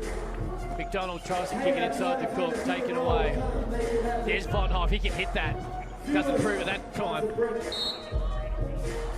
Purser runs down the rebound, we're going to stay here. You talk about Von Hoff, doing 14 and 5, nearly 3 times a game in the Seables so far. Garland with the intensity, misses the 3, gets it inside. McDonald just gets out-muscled inside twice. Garland picks it back up, still can't finish it. Von Hoff just comes on in, he rattles it home. And we're all nodded at once. Here's Scott. He wants a 3, doesn't get it. And here's Jonathan Cook. He steps outside. Garland showed him no respect. That's going to change pretty soon, you'd expect. Von Hoff, there you go. Quickly throws it up. Purser inside. Garland gets fouled. You know, it's interesting. We talked with Rory Fannin from the New Zealand team before, and it's interesting to hear him talk about the scouting they've done before their matchup. Maybe haven't necessarily been done here by the Bears. McDonald for three, nearly brings rain. Hit the roof almost, doesn't go down. It's going to stay, you'd think, with Bears. How was he shadowed? Adam Thosby calling him the Kobe Bryant of 3x3. You take Kobe out of the team, there's no Lakers. So big call. And it was fairly obvious with their game plan and structure going in, but he's dropped the Kobe reference straight up. Here's Purser for three. Scott showed him nothing, doesn't draw iron. McDonald runs it down. Here's Scott. And probably a push in the back, gets away with it as Cook. Purser gets a rebound. Here's Smith. Here's Von Hoff, guarded by McDonald. Smith can't leave it. A little bit short. Scott taps it. There's McDonald, doesn't want it.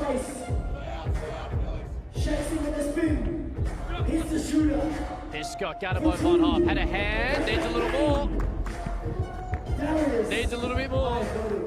Yeah, the Bears just a little flat-footed defensively. They really are. His first couple of minutes, he's not paying the respect. You don't win without intensity, Liam, and I haven't got it right now. No, that's hand down, man down there with Von Hoff. Von Hoff leaves along. Scott coming off the Victorian hustle success. Great pass inside. Cook kicks it out. McDonald looks away. Scott takes it to the basket. Oh, yep, give me that. Yeah, that's all day long. It's all day long by Derek McDonald. His Garland was great earlier. Probably gets away with an offensive foul in traditional basketball, but not in 3x3. Gives himself some room and gives it off the backboard. No, he's deceptively physical, Josh Garland. Here's McDonald. Leaves it off the island. Garland kicks it outside. Ben Smith knocks it down. Ryan Smith rather knocks it down. Scott. I love his conscience. He left it at the door. Von Hoff, similar, goes baseline. Tries to kick it off to Garland. McDonald gets a hand in. Here's Von Hoff and Cook getting into it. McDonald throws up a prayer. This is ugly, but it's entertaining. McDonald on Garland, not foul. Twists his body aerobically and gets it down. 7-5 iAthletic. Scott just gives it cheaply to Ryan Smith. No apology, and it'll stay with the Bears. That's McDonald's game too, isn't it? Put it on the deck, wind his way to the rim. You can see an element of his father in that move, just making it up as he went along. Smith goes around McDonald. Oh, wow. Good finish. Huge finish. Straight into McDonald, can't finish it. Here's Smith. Got away and nails it. Stroking the ball well. For Pera Lakes in the SPL in Western Australia, improving there. Darius Scott steps on the island. Oh, the referee had no intensity to get in a position to see that. Got it right at the end. The size 17 Jordan 5's definitely out. It's a nice kick though, he is wearing Darius Scott. Here's Smith to Purse, a little give and go. Smith gets his grab by McDonald, but it's nowhere near enough. You know what you say, Liam, you're going to foul, make sure you foul. Oh yeah, no, you can't have that cheap stuff. Can't give up the M1, give double points. McDonald strolls his way to the sideline. Ryan Smith got it. Bears now lead 10-7. Here's Darius Scott inside the Cook. He started well. He's athletic, just hands it off. Yeah, got it. Straight away, Ryan Smith tries to go the other way. Darius Scott rips down the rebound. Garland gets pushed out by Cook. Now Cook can dump inside. Pass probably wasn't great. Cook wasn't exactly set up. Thought we were going to get our first touch there, but the referee's beat us to it, Liam. I'll tell you one thing you'll notice out there, Josh Garland just taking a seat. He's got a lot of 3x3 experience. He just knows how to be physical in this format. And that's another thing too, that you need to know what you can not get away with, which is traditionally a little bit different in 3x3, and then he's got it. He's got it. Darius Scott, he loves a shot. I'm a huge fan of his game. Here's Smith, just gets banged around. There's a foul, two travels. In the end, it's a nice move by Smith inside. Slow-mo. Purser, did he keep it in? No, he did not. He's going to stay with iAthletic. They trail 8-11. The Bears open up a little gap here with Garland on the bench. Purser has it. Hand off. McDonald gets a hand to this. Smith. Off the screen, looking for great defense on the double team. McDonald picks up. Great pass. Cook, left-hander, got it. That's what they can do. They're turning defense into offensive quickly. iAthletic. Here's Von Hoff. Guarded by Cook. Clear out. Says, don't worry about it, I'll take the three. Leaves it short off the iron. iAthletic coming back the other way. Hasn't quite found his range yet, Von Hoff here today. Here's McDonald. Guarded by Smith. Throws it up anyway. And that is net. And and 3x3 experience with Derek McDonald starting to show. We're all tied up at 11 as we reach the halfway point. Here's Smith, guarded by McDonald. Mercer wants a screen, now works off the Smith screen, goes spin, got it. Great spin. Great spin. Here's McDonald, he's feeling it. Guarded by Smith. Gives away the foul. I tell you, we talk about that spin move from Purser. Derek McDonald, he's got quick hands. Huge. And he was in there, Purser able to keep hold of it and finish at the rim, but McDonald hasn't. He had an impact these last couple of minutes. First rule of 3x3, Liam Santa Maria, is leave your conscience at the door, and both of these teams have done exactly that. Got it. Big. Pioch goes bang. They're in front, 13-12. What can Purser do? He can't respond. Goes long. Von Hoff gets a hustle defensive rebound. Got it. What a heads-up Great play by Von Hoff. Cook just got right back the other way. Now Von Hoff open. Doesn't see him. Referees jumping in here. Both of these teams know the format. And it's being obvious with the way they're able to turn scores or even defensive or offensive rebounds or hustle plays into wide open shots. Yes, and hustle plays from the opposition. Gone off court out of the play, and iAthletic making him pay. Here's Cook, got the length, steps outside, 22-footer for the two, can't get it, gets his own board, and one! Leaves a little short. Had an opportunity, a foul by Felix for Von Hoff. And Jonathan Cook, who's impressed me as well. Yeah. We talk about the perfect prototype for a 3x3 play. He's got it. Length and agility and his ability to put the ball on the ground. As he misses a foul shot. You always talk a guy up, or a girl up, and they miss. There's Von Hoff. Great take. Should have normally would have settled for the three. This time, attacks the rim and can get the and one the old-fashioned way. And that's the way he might be able to get himself going. Von Hoff, I love his stroke, can knock it down. Hasn't been able to quite find the range, but a little bucket, a little free throw, might find some confidence. There we go. iAthletic.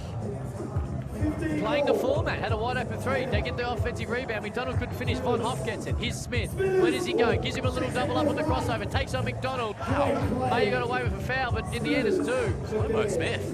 Good work. Over Von Hoff. He banks it. The bank is open. Von Hoff the other way. Whack. Response. 18-17 Bears. iAthletic. 3:50 to go. Smith with the steal. Von Hoff open underneath. Little dipsy-do over the shoulder and it counts. They're now within striking distance of 21. McDonald, what does he do? Inside to Jonathan Cook, little left-hander is down. 1 pointer. For the game. But Von Hoff. For the game. Smith looks at it. 3 or a 2 can win it. Von Hoff guarded by Cook. Here's Purser.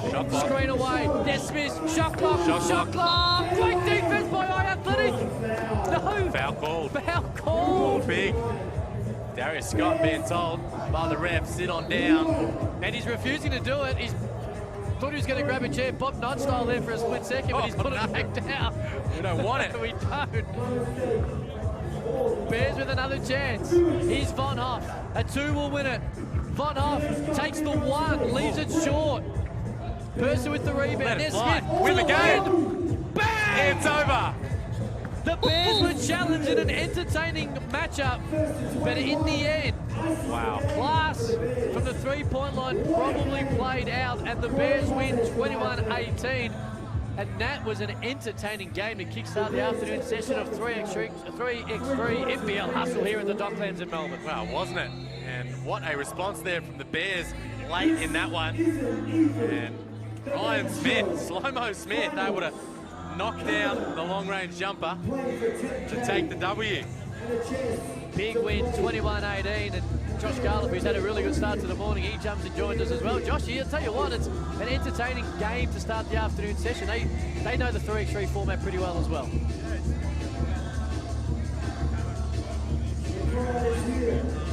Can't hear Josh in the headphones.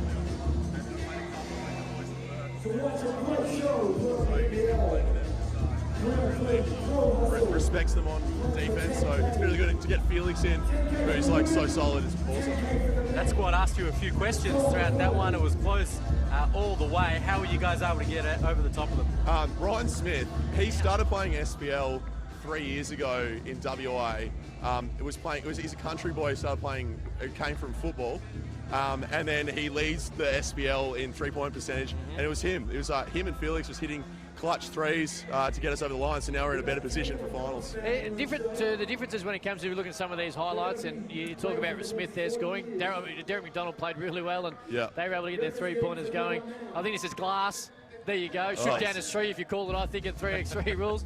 But you're talking about getting offensive rebounds or defensive rebounds, as Smith just goes bang again, as we've seen him so much to do for Perry Lakes. Yeah. But to get out of the typical get a rebound and just be able to quickly thrash it outside for a wide open 3 and a splash, how much different does your mindset have to be? Well, I think in like normal basketball, you probably normally get 3 guys on the rim to rebound. You're kind of hurting your team if you're getting shooters on the ring sometimes. So guys like, especially when someone's posting up, you're better off having the shooters on our team just already in a shooting position so we can whip it right back out. And that's probably the mentality, the biggest change that you have to have. Yeah. Josh, you played in the Challenger event in Mongolia last year. You've got plenty of 3x3 experience. Having seen a couple of the teams throughout the day and played a few games, 10 grand on the line today. How do you like your chances? I reckon we're the underdog. We feel like coming here, no one sort of knows any of us, but we probably could have won against like Jeremy Kendall, these NBL players. Anything can happen in the game, and that's one thing you have with 3-on-3. Anyone can get out to a lead and stuff, so we're a chance. We're always a chance. We're still alive. Now, get some confidence from seeing Von Hoff just find the range a little bit in that last one. Yeah, that was great. He's actually understanding how the ball is now. It's a bit different. This is his first 3-on-3 tournament. To have him hitting it now in the finals, it'll be good. I think we're probably going to face iAthletic, the other iAthletic in the semi if we win the next one. So if he can be peaking at the right time, that'd be pretty good. Gallup versus Greer. Looking forward to that. Bit of physicality and trash talk inside. Hey, good job, man. And cheers, no guys. doubt we'll chat again. Joshy Gallup there, the win for the Bears, 21-18 over iAthletic. It was an entertaining clash, and two teams that understand the format, which I think a lot of people are starting to do at 3x3 time as it moves on. Now, we got dunk comp going on here, Liam. We're going to say a dunk comp. Got some going on. With a 3-point shootout. 3-point shootout. 5 spots. Yes. 3 balls. First 2 balls worth 1, and the final money ball worth double. Now we look at the lineup here in the 3-point shootout. Monique Conti, Marina Whittle, and Kate Gaze in the women. Peter Crawford, Oscar Foreman, and Carl Neuer. Our man, who I think's the best player in the competition so far. Find your own man, that's my man. Yeah, so we're going to see how it all plays out. 45 seconds each. 3 balls across 5 spots, 15 in total. First 2 shots, as we mentioned, worth 1. Final money ball. I'm gonna put some pressure on you. Who's going to win the women? I like Whittle. Yeah, so do I. You know, you're sort of riding a little shotgun here on a couple of these. You are. I'm going now. Peter Crawford and Oscar Foreman. And Oscar Foreman, who's hit about 100,000 threes in his career in the NBL. And, of course, Peter Crawford, who did similar. But I'm on Carl Neuer's bandwagon. I think he's been let's just cheer Neuer home. You can see him there. He's got the best beard. He's got the best beard of the 3x3 today. And he's a left-hander. He's the 3x3 version of James Harden here at Melbourne today, and I think he's going to take. I think he'll take the 3-point shootout against 2 incredibly gifted 3-point shooters. Legendary 3-point shooters in the NBL. Oscar Foreman coming over for a little chit chat right now. Can we get him on? Yeah, we can get him on. Can we get Ozzy on? Depends. I don't want to miss my man Carl Neuer shooting the ball, though. I'm not sure where we're going to go here. Carl Neuer from New Zealand. Peter Crawford, former NBL legend, and Oscar Foreman to shoot out for the 3-point title at the 3x3 Pro Hustle event here in Melbourne. Monique Conti, Marina Whittle, and Kate Gaze in the women. And of course, Kate Gaze. She's had a couple of family members that have been successful in 3-point shootouts in the past as well, so she might have a little bit of experience when it comes to an uncle in particular, as Carl Neuer misses his first warm-up shot, which always makes me feel confident about the horse that I've backed in this situation. But there's no doubt he has shot particularly well. He understands the format well, but that doesn't always necessarily mean a great deal in this situation. Here's why I like Neuer, and Crawford fits into this category a little bit as well. His familiarization and his comfort level with the ball. I mean, this rock is a little different to what Oscar Foreman's been playing with in the NBL over a long, long time. We talk about the weight being the same as a size 7, but the size of a size 6 in your hands. And you can see Oscar Foreman just trying to get comfortable with it. Splashes it, no problem. You can see Kate Gaze out there, number 3. Just getting her rhythm going. She hasn't drawn iron yet. It's been all nylon.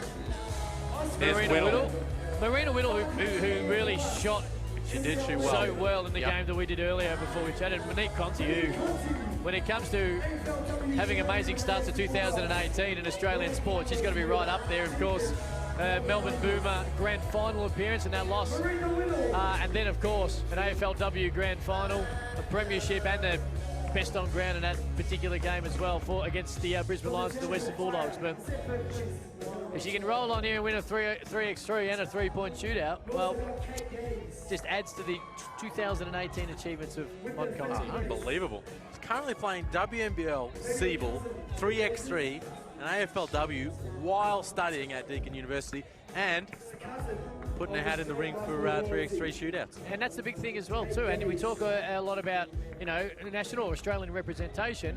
Obviously, Carl Noyle being New Zealand, we know he's going to be at the Asia Cup next week. But Monique Conti's another player, Kate Gaze, Oscar Foreman, everyone who we are seeing has the opportunity to be selected and is right under the selection's eyes. And it's going to be a very interesting meeting for the 3x3 committee to find out and to decide who the players are going to go and represent Australia on the big stage again. Oh, that's a good call.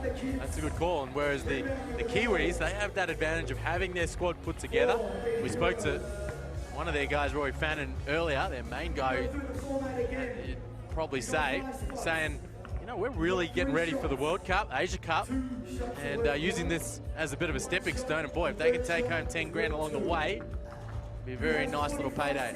All of these players as well, watching them in a three-point shootout traditionally around the world, the teams that are most successful, or the players that are most successful, are the ones that don't really jump. Don't need to use their legs as much. Look at someone like a Clay Thompson or even a Larry Bird every now and then. And I'd say all these 6 players who are going to be in the three-point shootout actually fit that prototype as well. So looking forward to it. They're giving them a hell of a warm-up. Sure are. I would have just said, get out there. These are the best 6 three-point shooters on 3x3. I don't think they need too much of a warm-up. We're ready to go. That's we're ready. Got some young fellas out there. Good little rebounding crew. The boards. 45 seconds each, as Liam said. 3 balls each, 5 spots, 15 in total. First 2 shots are worth 1. Final ball is a money ball. It's worth 2. A couple of guys stiff to miss out. Here maybe Cap. Felix Von Hoff. We know he can stroke it. Adam Thosby.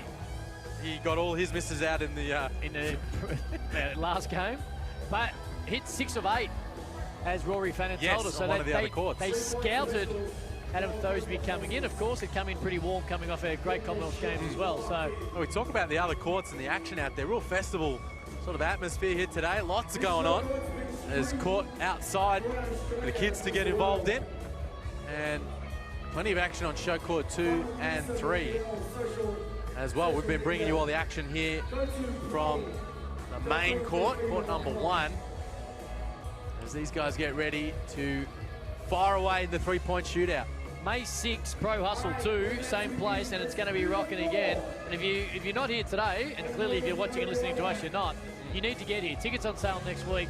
And you talk about not only the action on the basketball court, juniors being involved, there's food trucks galore out the front. It's a festival of basketball ranging from all ages and all different levels as you accumulate points to continue to try and work your way up the ranking. So no doubt it's something to be involved. May 6 here at Dockland Studio as well. The FIBA Challenger event, May 18 in Sydney as well. We've got PC, Peter Crawford, up first. Crawford's corner. So to remind you, 45 seconds on the clock, 3 balls across 5 spots, 15 shots in total. The last of the 3 balls, the money ball. Peter Crawford, he's already hit a number of shots from here in the games already. 45 seconds on the clock. Fire away. Peter Crawford just asking us when to start. We're ready to go. PC. We're ready to go, mate.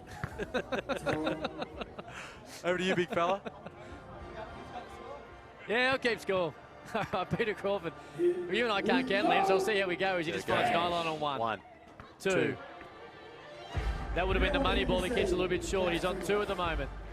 There's 3. He's in his spot as well from the 45. Nails the first 2. He's on 4. Here's the money ball.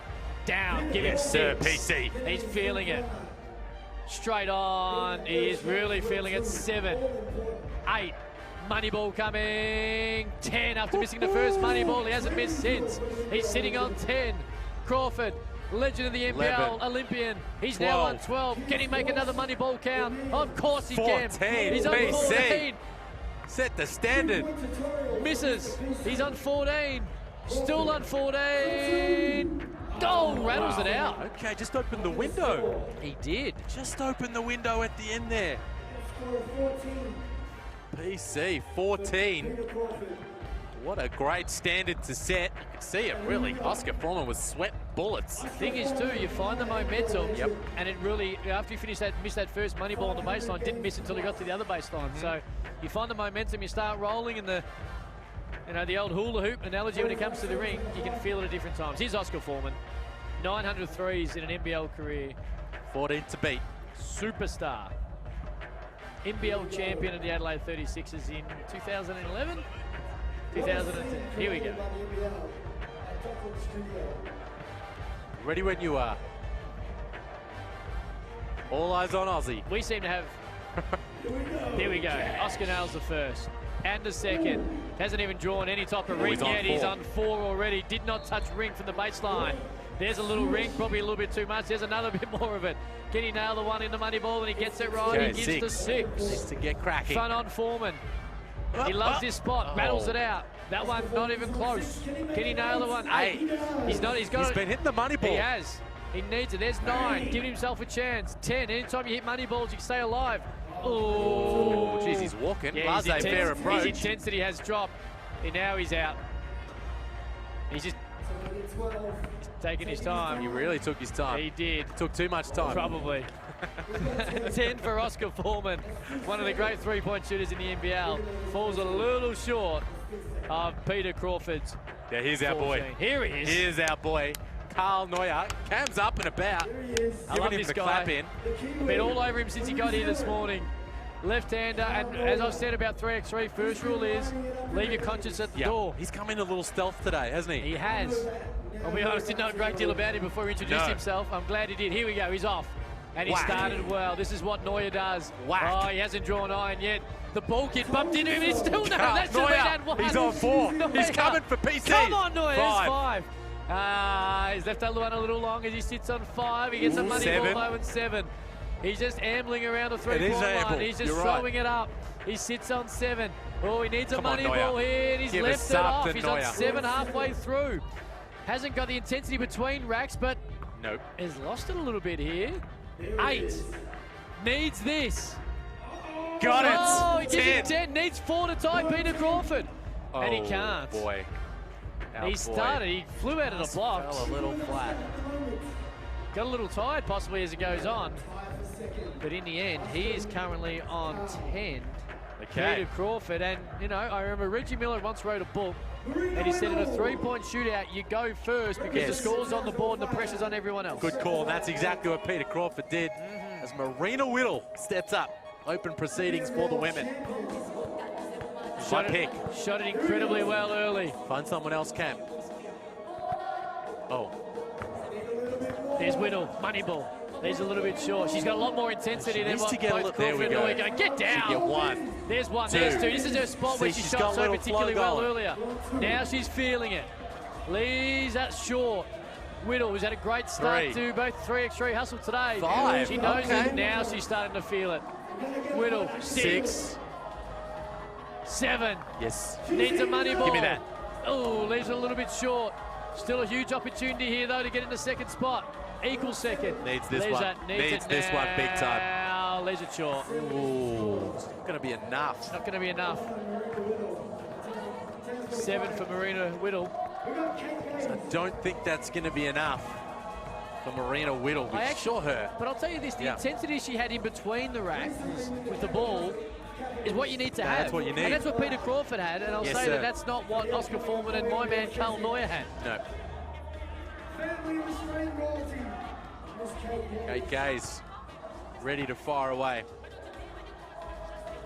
A little bit long to open up. Baseline, leaves it short that one. Finding her range and just misses the money ball. Can she hit it from the 45 and get going? In and out, back in again. There she's on 1. Now 2, now she's feeling it. Nails the money ball, which is crucial. How is the stroke? Yeah. Okay, great. It's hereditary. It's a family trait passed down. nails the money ball. Okay. Finds herself on On 6. 6. 7. Leaves that just off the iron, so she's still in this. She Needs gets one, a second. needs one to take the lead. 8. There it is. 9. Ooh, 10. boy. Just asking some questions of Monconti. Kate Gay's taking the lead there with a total of 10. Statman, just a little slow on the add up to our right. I really hope that they're not banking on us keeping score, Liam, because there is a chance we have miscalculated when it comes to some of these wonderful shooters. We are cross-referencing over here. Here's Monconti. What a year she's had in about 9 different sports. There you go. There's that one a little bit short. Needs to find her momentum. From the 45. Can she get going? Shot particularly well on 3x3 earlier this morning. There you go. Okay. Gets a money ball. Needed that. Now, in and out. Probably give her half a point. Up again. Leaves that one a little bit short. Drops the money ball. She's now dropped 2 money balls down. 4. Money balls have kept her in They it. have. Needs to hit a little solo though. Here we go. Can she get to 6? She can't. Gaze. She just walked to the, Gaze for the win. to the last spot. Gaze for the win. Okay. 5. There you go. 5 5 from for Conti. Conti. 5 more than we would have got there. Cam, I would've- Absolutely, no doubt. Wow. What a shootout. PC, Peter Crawford, the man who stepped up right at the very start. He knocked down 14. He missed a shot at the baseline on the money ball and didn't miss until he got to the other baseline. 14 for Crawford, 10 for Foreman, Neuer 10, Whittle 7, Kate Gaze on 10, Conti on 5. Well, group shot. Finish off proceedings. Well done, Peter Crawford. And Kate Gaze taking out the 3-point title. The 3x3 Pro Hustle here at the Docklands in Melbourne. NBL 3x3 Pro Hustle. NBL legend on 14 points. Mr. Peter Crawford. How did we not pick Peter Crawford? Showing wide. Well, I got caught up in Carl Neuer, who has stroked the 3-ball 3x3 Pro Hustle already today. Caught up is a good term. We Yeah. we sort of got caught up on the hype train there. Yeah, we did. With Carl Neuer. We did. I'll tell you this as well. Something that I did notice a little bit, and I didn't think would play a part at all, but his momentum that he's able to garner in the actual game by coming off the dribble might have helped him a little bit when it comes to nailing threes. Backpedaling. He likes to backpedal out, toe the line, and let it fly. Whereas as he just moved around the arc, they didn't look quite as comfortable. Tell you what, isn't it annoying to guard left-handers? Nathan Croswell is always just the one for me. Really tough to guard. Very tough to guard. And Neuer's got a little bit of that early on today, where you don't necessarily, he's ungainly at times, he's powerful. This is another thing as well that the 3x3 format lends itself to, and Jeremy Kendall's another guy who does it. They're powerful players who are able to finish inside, but are able to shoot the 3, and that's something you're going to need to have as time goes on, and this is going to get bigger and better almost every single time we have 3x3 Pro Hustles, and as we get closer to World Cups and Asia Cups and Olympic Games, the competition is going to go through the roof right around the world, as it already is. So you're going to need to have a bit of strength, some flexibility to your game, and your ability to be able to hit the 3 balls, I think, big. All right, finals not too far away, which is exciting. Since you said no to the dunk comp, I think they might have just cancelled it, so we'll see how it plays out. Realise that. Listen to me. Last time I went to try and throw it off the glass, things didn't end well. We're going to get to a break. Finals coming your way. Quarterfinals are up next. It is the 3x3 Pro Hustle, all thanks to first ever Wilson Tissot Powerade and CMS Australasia.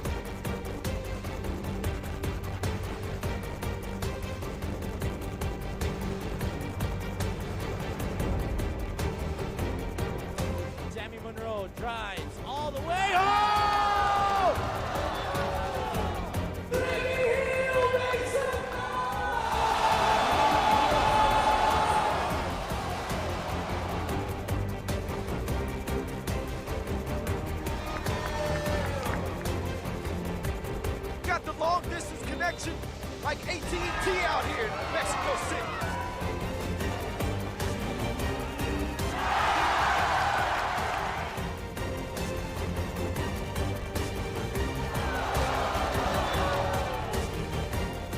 Oh, beautiful touch pass. What a connection!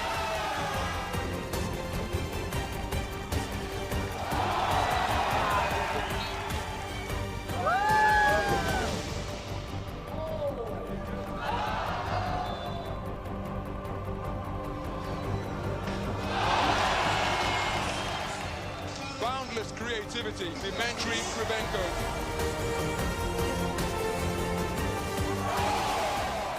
Air Canada, kissing the sky. Jordan Kilgannon! Wow, what a dunk!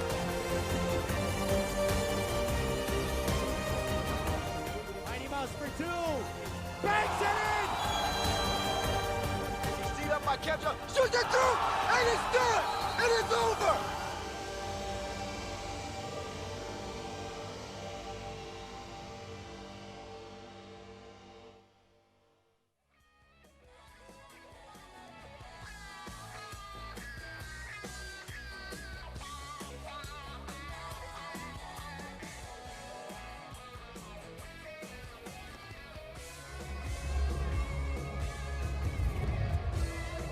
We got the kids out to play. We still got the final for the women. We got BNT versus Wildcats. Wildcats down 3. We got the heart of the Northern Territory. Up by 3 points against the Wildcats.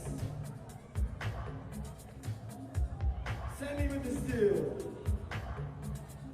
Take it east side.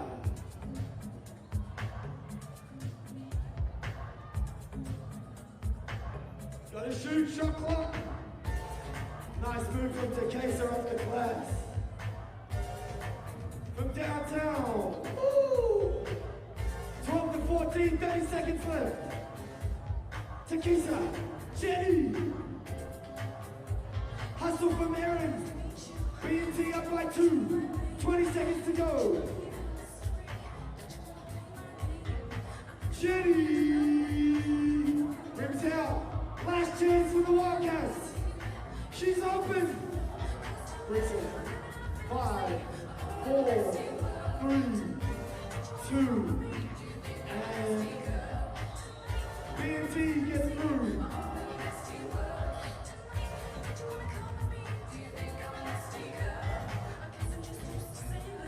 Thank everyone for coming out. This is the first ever Pro Hustle. Just gonna get bigger and bigger. The greatest assembly of Australian and overseas talent on the streetball circuit in the scene.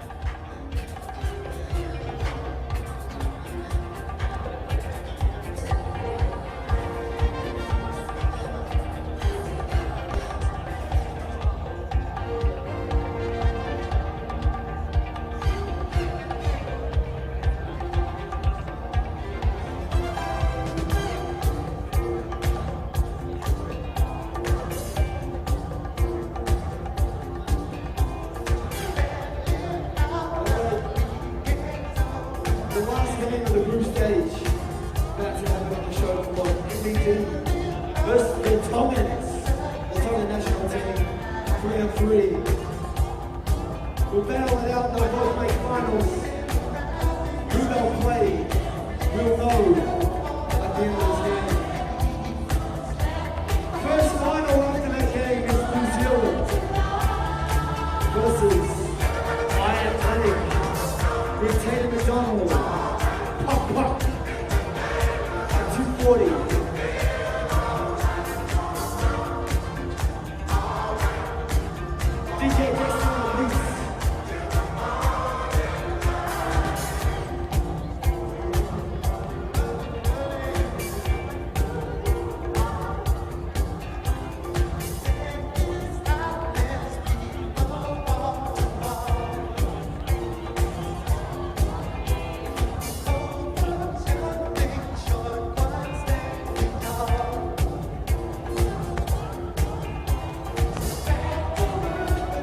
Wilson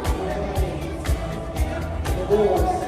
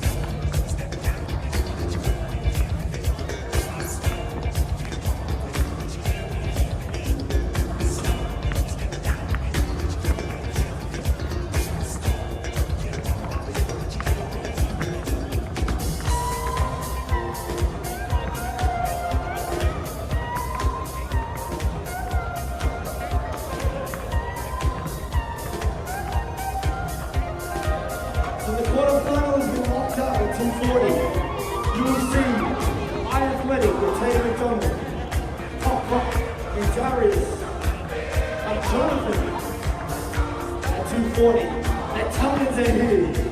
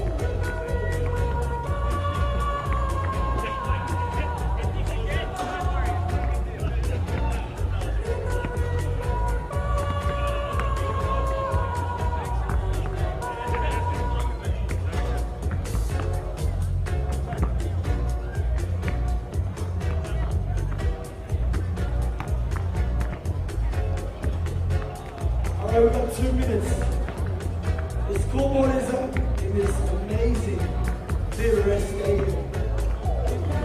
Makeshift Docklands Studio in Melbourne. 3x3 Docklands here in Melbourne, the NBL Pro Hustle as we get in towards finals. But before all of that, Liam Santa Maria, I'm Cam Luke. We do have to get to the last game. Qualification still up for grabs as we get into the afternoon session, and MBD, which we believe means no big deal, taking on the Tonga National team as well. And this is going to be an interesting game with two teams you'd expect, by looking at their warm-ups, have much different ways into which they attack the game of 3x3. Yeah, we've got one of the Tongan boys just chilling, just taking it easy on the sidelines, getting ready to rumble. Look, I like it. You know that my style is very, very relaxed. He's their #1 player. He's the #2 player in Tonga. I don't think he's playing. He is a little sore. Wobble, which could throw a cat amongst the pigeons. NBD got Jordan Hutchinson at Montevallo University, Division 2. That's #3 on your screen if you can catch a glimpse of him. Ben Shaw, #5. Josh Shaw, #4. Ryan Starrett, #2. As the rock, paper, scissors takes place to decide who gets opening possession for the Tongans, Cam. For the Tongans, who I'm really just trying to work out if the big fella's playing, because he is obviously their #1 player. Siruna Tafaluva, who's the big fella inside, he'll wrap some rebounds down. Malua's #99, is the #2 ranked Tongan player, but guessing, considering he's not starting, he didn't warm up, he's probably not going to play. Jordan Leno at #4, and Tony Wolfgram, #5 for the Tongan national team, playing here in our backyard in Docklands. And that's anytime you have the opportunity to travel and play sport, it's a fun time. So let's get into this. Here we go! NBD v Tonga. Stannard throws it away, and Hutchinson, who after he tripped through it, he's an #1 player. Here we go. Oh, great touch. Tuvalui. He's going to be a problem inside, there's no doubt about it. He's a lot bigger than the MBD defenders. That's what they need to do, stretch him out. That's got to be a travel, surely, in any competition. 3-3 otherwise. There's Hutchinson. He wants it. He says, I'll jack it up. Good I Lord. like it. Good job on the conscience. I like it. Benny Shaw on the defense. Can't hit it. So yeah, happy to fire away. Both teams in the early going. I like Tuafiafi. I'm going with Tuafiafi. I don't know about you, but I like him on the interior. He's going to be very hard to beat. You got to go at him. You've got to make him work the other way, as Hutchinson just did, and just took it to the basket. That's a nice move by the guy who's got a little bit of college basketball experience a decade ago. But you know what? That's what happens go the other way, as we see Tony Wolfgram just go bang. There's Starrett, your man. Right off the iron, Shaw with the rebound. We'll start it again. Here's Hutchinson for 3. Leaves it a little bit off. Too big. Oh, he's the old volleyball shot. Can't quite finish it. This is Hutchinson looks to be out of court. He just lost the handle there, the big fella. Rather than try and get it back, he just tried to palm the bad boy up. He did.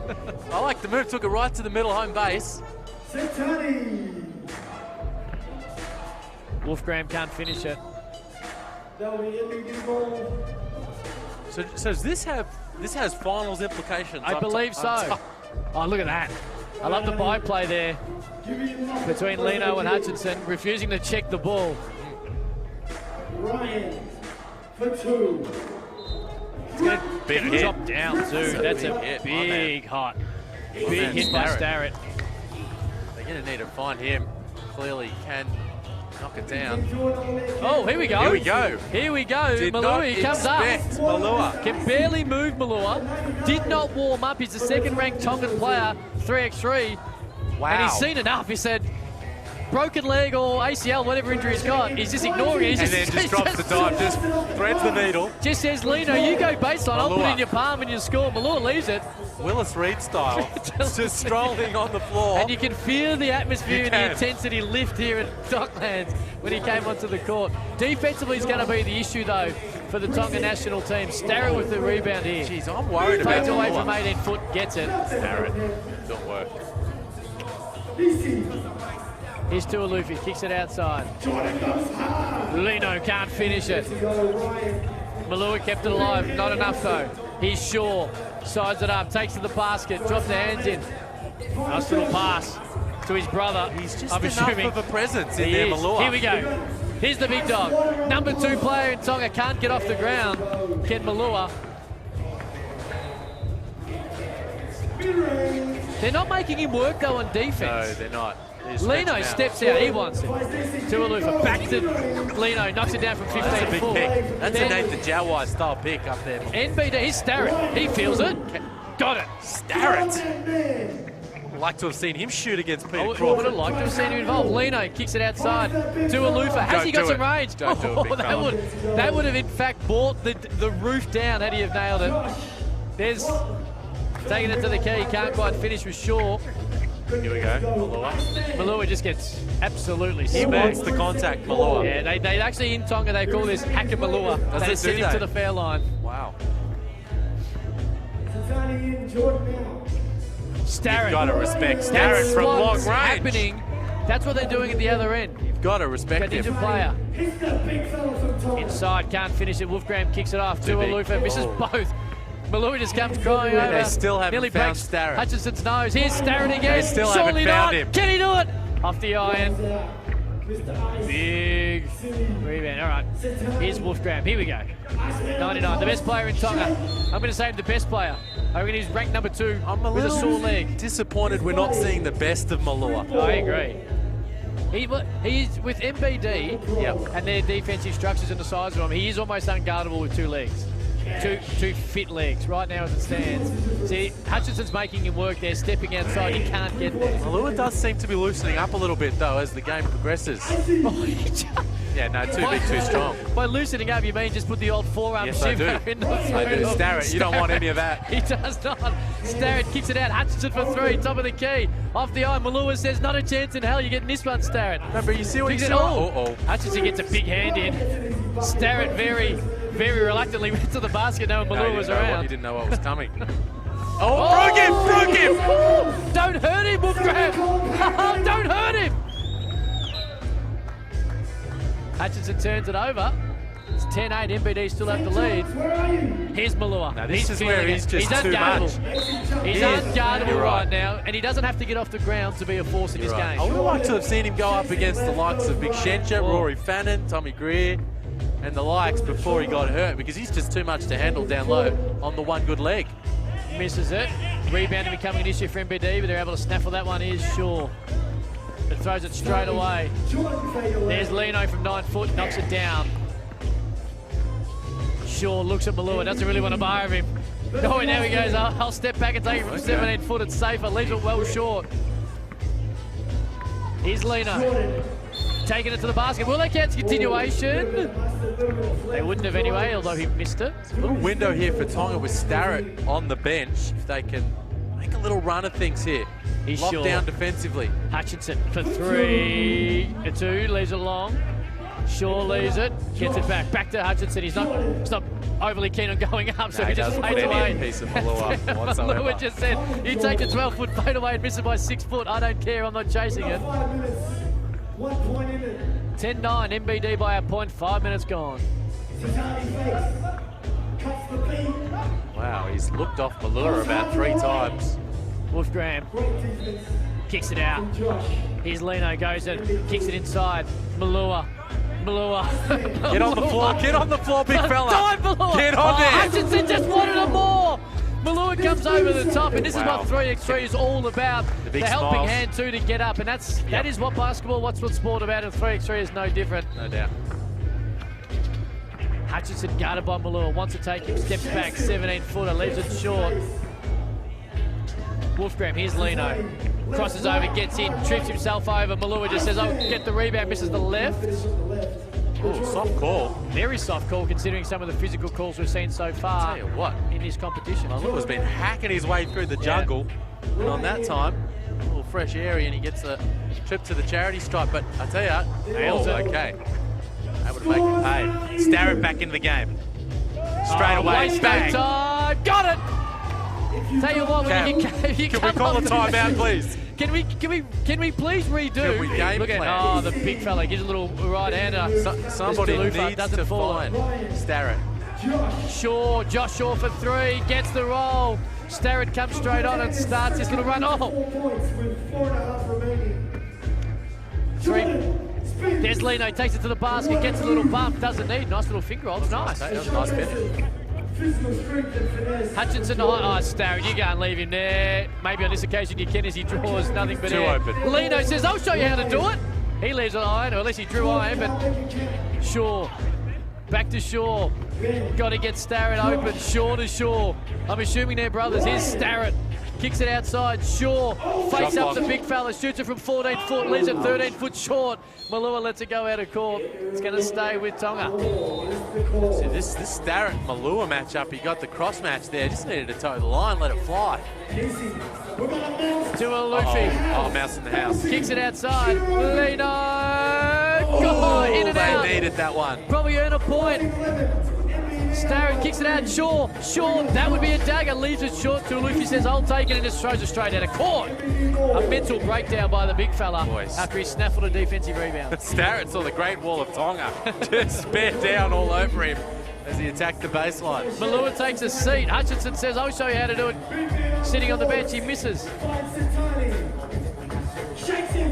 Got him. Graham. Oh, no look pass to nobody, but it has been deflected by MBD. It's going to stay with Tonga. They trail by 3 with 3.5 to go. Well, they're within striking distance. Lino, 17 foot, stops, pops, leaves it short. Shaw with the rebound. This is the bend variety. Kicks it inside. Oh, great job by Wolfgram. Unfortunately, straight to Shaw. Here's Starrett. Hutchinson waiting for a little bit of contact, which doesn't come. Shaw, Luffy just throws the screen out of the way. But I think it might have been a shot clock violation. Still Luffy doing it all. He points out a shot clock violation and manhandles the screener all at once. Wolfgram open, can't hit it. Lino with the rebound, he's been good. Little 1 foot fade away from 11 feet is down. It's a 2-point game. Shaw. Oh, great defense. Great defense by Lino, but it counted anyway. To a Luffy. Good handoff, screen. 17-footer now starting to feel his Jordan Lino 2 in a row. Here's Hutchinson. Does he dare take it inside? I'm guessing no. That was correct. Shaw in and out. The Tongan team staying right on Starrett. Can't get open. Wolfgram. Lino, he's hit his last 2. His thumb takes it to the rack. He's feeling it. He is feeling it. Here it is. The point is different. Starrett says. Off the iron. Wolfgram. Got it! Wow. They are in front. Tonga. The Tongan team. Without their number 1 player sitting on the bench injured. Starrett finds a little bit of opening. Leaves it on off the iron. Shaw runs it down. NBD to try and take the lead. No again, and Jordan Lino has dominated this last 4 minutes. Huge. Wolfgram, open. Bang! Whoa! Tonga with Malua on the bench. They don't need Malua. 18-15. Shaw kicks it. Starrett's been outstanding inside and outside the arc, and he takes a layup there. It's a 2-point Tongan lead. Big call on the referee here. In fact, they're going to give it to MBD off the knee. I just don't feel like Starrett's done just yet, Luke. Look at this. You've called it. Oh, well called, Liam Santa Maria.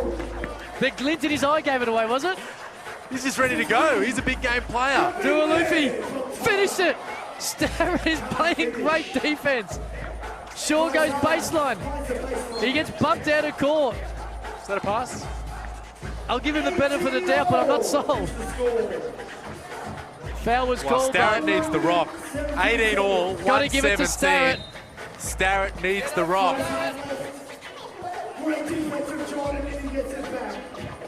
You got to know where your money man is, Cam.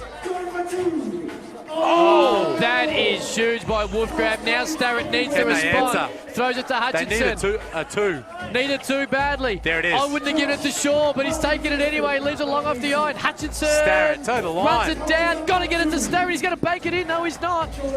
Jordan Lino, who is lifted in the second half of this game, has the game on his pill. Oh, little hesitation. Gets fouled for the game. Counts. Plays through all the contact in Jordan Lino's second half of the game, including 3 straight fadeaways from 15 foot. Sees the Tongans without the number 1-2 player in the country, Malua, while he was on the bench. Without him, get the job done. Lino was massive down the stretch. Some really bad decision-making. MBD not finding Starrett, the hot hand, who had been red hot. You see on the replay.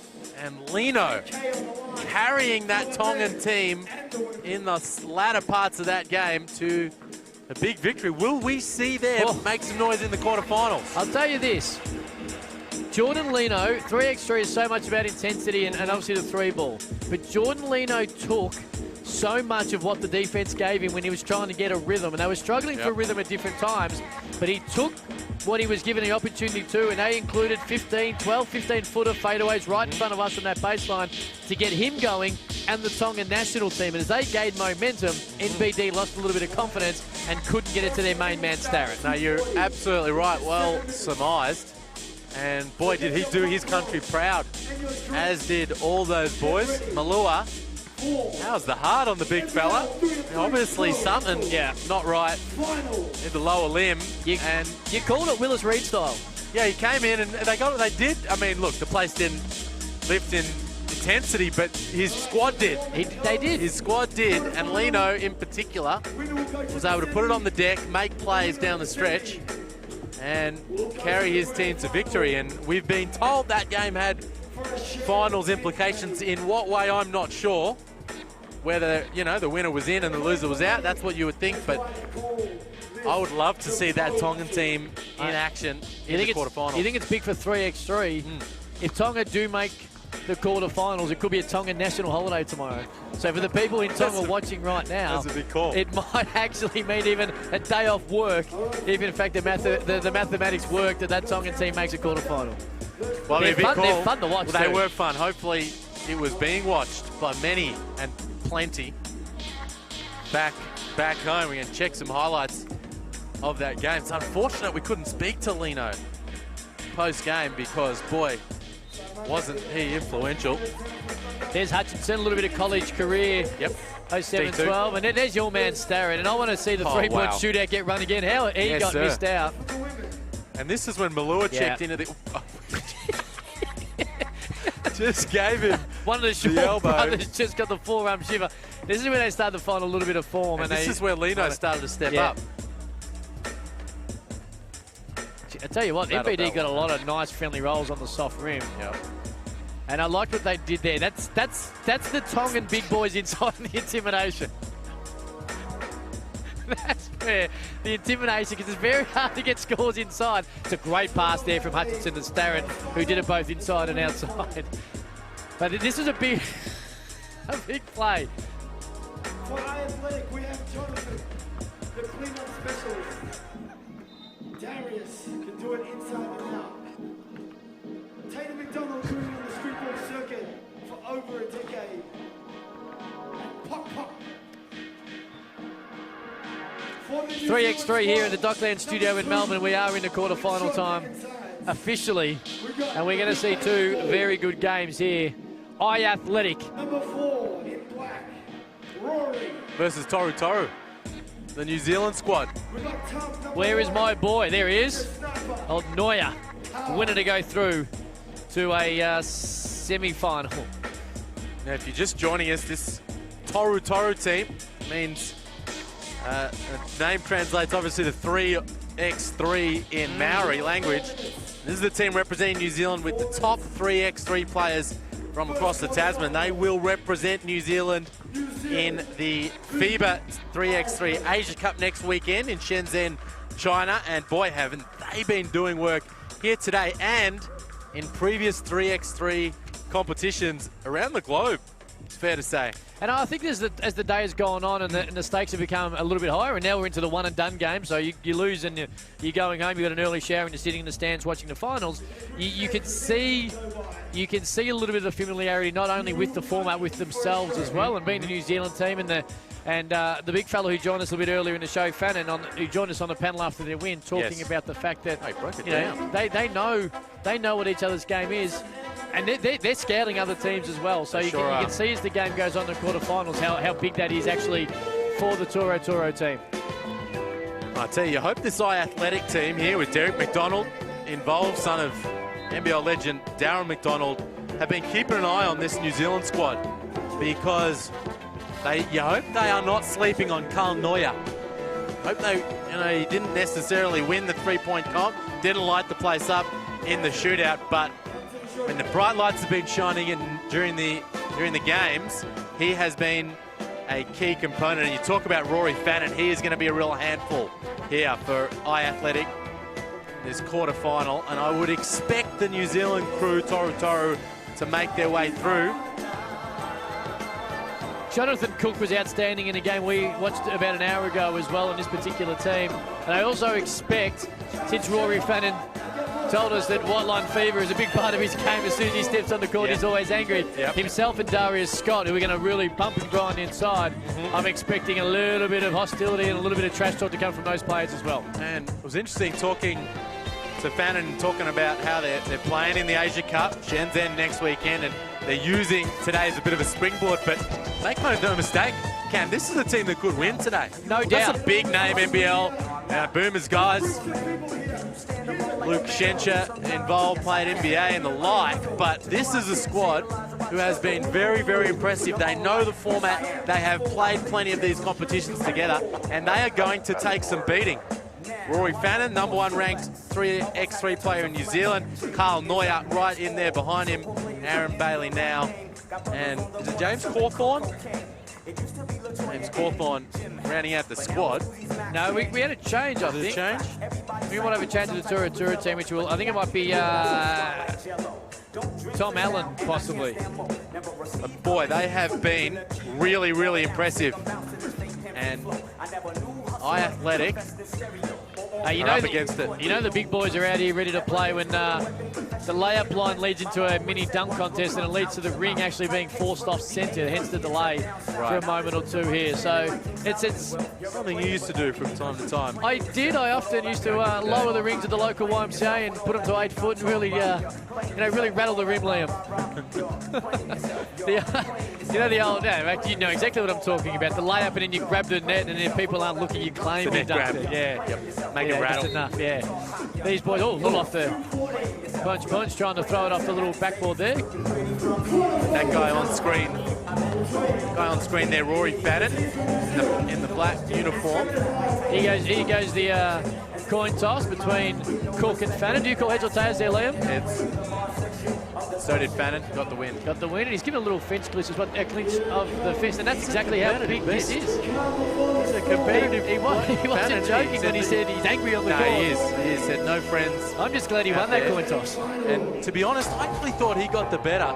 Two-time NBL champion Tommy Greer, my man, the Grizzle Man, in their matchup earlier in the day. So it's a guy maybe flying a little under the radar here, not across the ditch. They know him all too well, and those who have been following the 3x3 format in the FIBA competitions. But here, I think maybe he's taken a few by surprise. Also looks like a bit of a charismatic unit as well, already having a little bit of an animated conversation with a slight smile to the two referees as well. So, maybe a couple of early jokes to try and get him a couple of calls as the game goes on. Well, he's not going to get them, let's be honest. No, he's not. You don't get them. Not in this 3x3 format. No, This is going to be, and as the games go on and we get into the afternoon session, into the quarterfinals now. Yeah, it could get heated.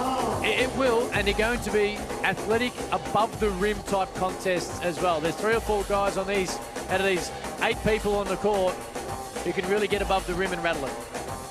Oh, we've seen that already. We saw Anthony Petrie get absolutely yammed on by Daniel. I'm assuming Anthony, I wouldn't have actually, to be honest, I wouldn't have actually been angry of Anthony if he had just left the arena and gone home for the day after what happened there. Well, they've only got the 3 players that spot, so he needs to hang around. The word is that he hung around, which is always good because they are right now one of the contenders when it comes to the grand final. I think the ring is all set. We're ready to go. My man Neuer needs it. He needs the rim aligned. He does. Neuer there, the bearded Kiwi, the left-handed guy letting it fly there, knocking it down. Keep an eye on him.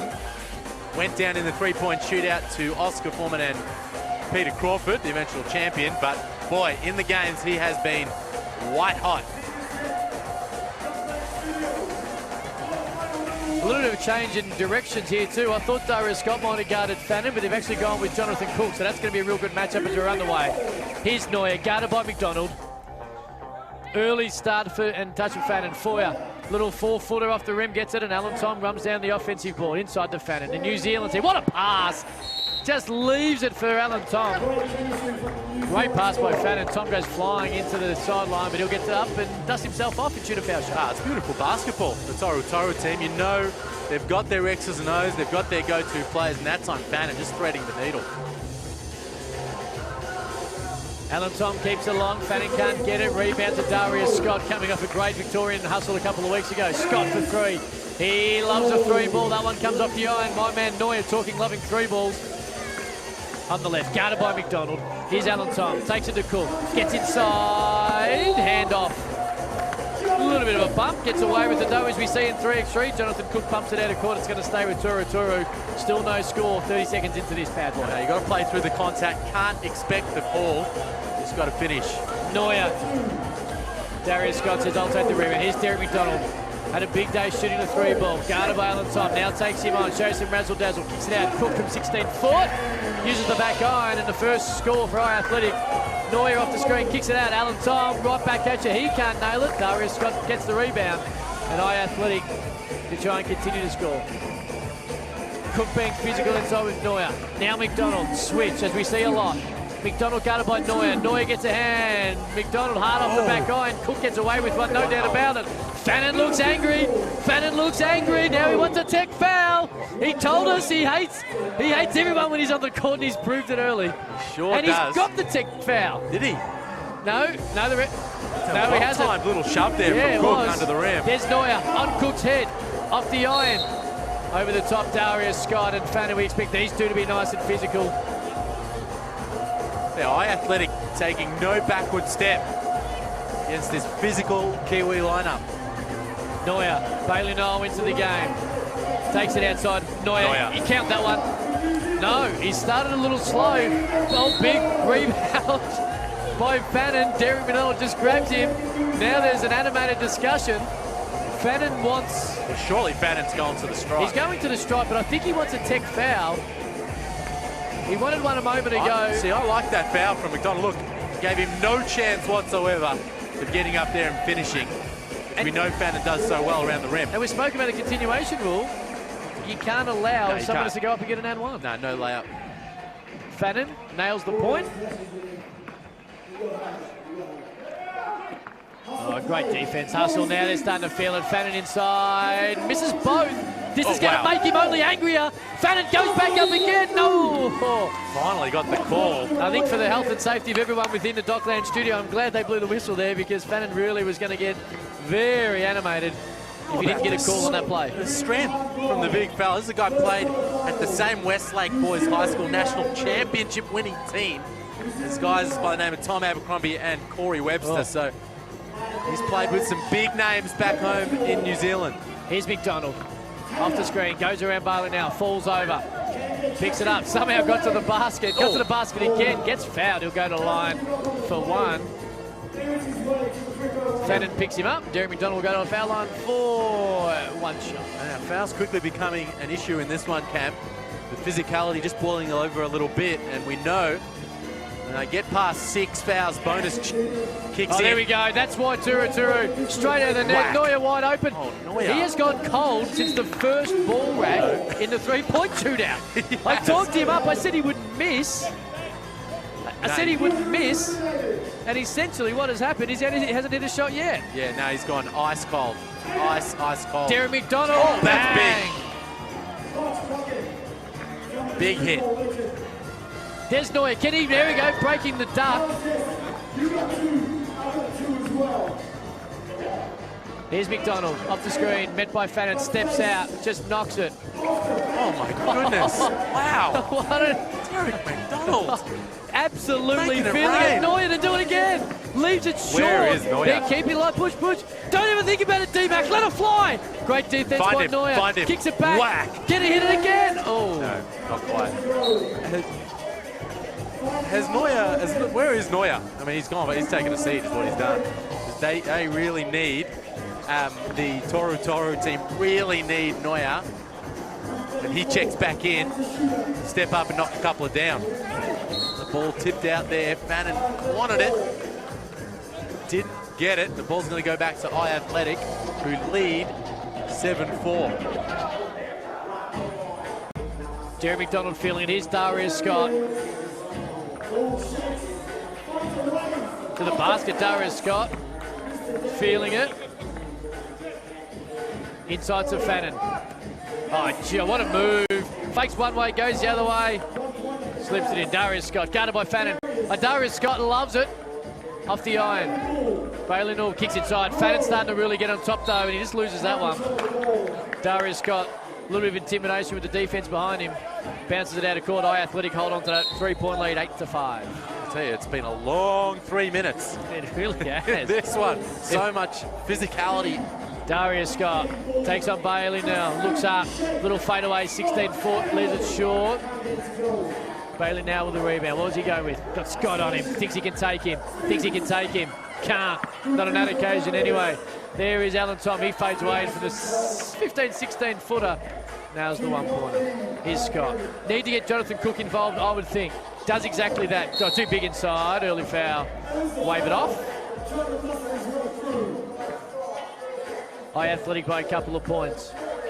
Feel the intensity left here in the quarterfinals, can't you, Cam? You can. It's gone to a whole new level. Money, Australian representation. Barley now says, hey, you can set a screen, mate. I'll just throw you out the way. All right. What's going on in there? You mentioned it's going to start picking up a little, potentially boiling over as we get to the pointy end of proceedings, and you can just get a hint of that in this one. Jerry McDonald feeling it, wants it again. Comes off the screen, gets met by Fannin. Feels he can take him, clears out, says clear out and let me just work. 3x3 at its finest, does exactly that and leaves it well short, did all the hard work. Fannin got the rebound, here's Bailey now, guarded by Derek McDonald. Baby Bull has been effectively named by all and sundry here at the Dockland studio. 3x3, NBL Pro Hustle. Foul on iAthletic, it'll stay with ToruXToru, trailing by 2 points are the Kiwis.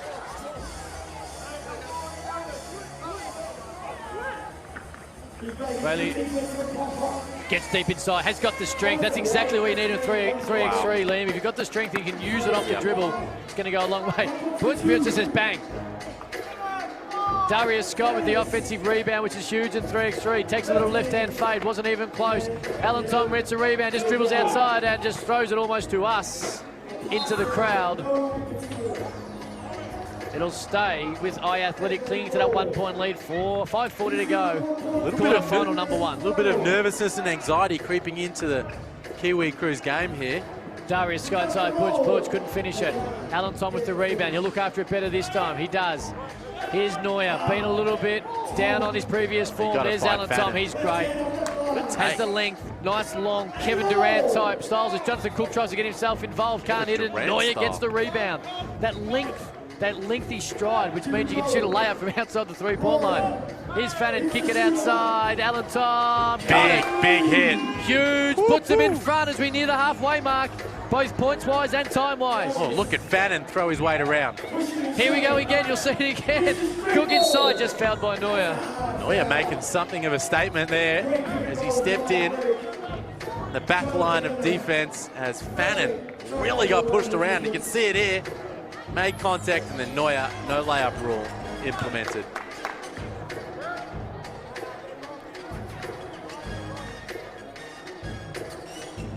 Cook leaves along, and see, you probably can't see that on the screens at home, but the moment is a foul shot, Neuer runs straight to a baseline, and they know exactly where they're going to toss if they get a defensive or even an offensive rebound, because points you can toss it straight out. Fannin on the roll, little slip, gets met by Cook.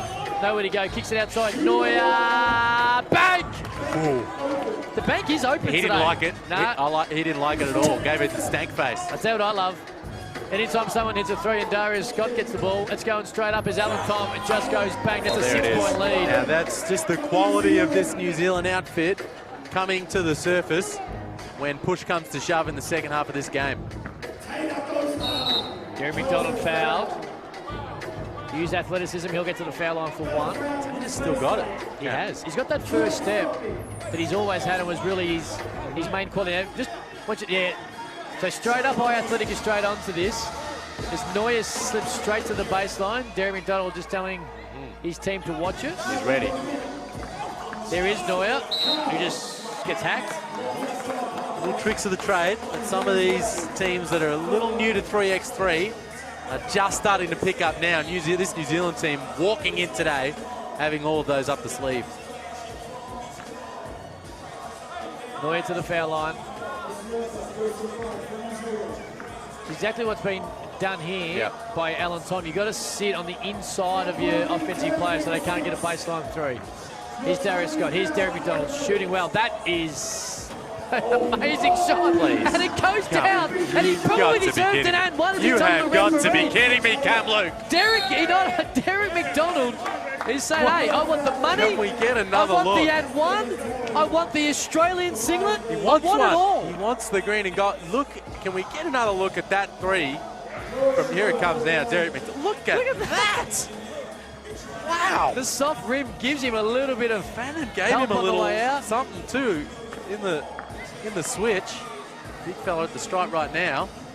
And this is where the fouls come into play from earlier in the game because he's stepping to the line for two. Soon it will be two in possession. You've really got to keep control of your foul count.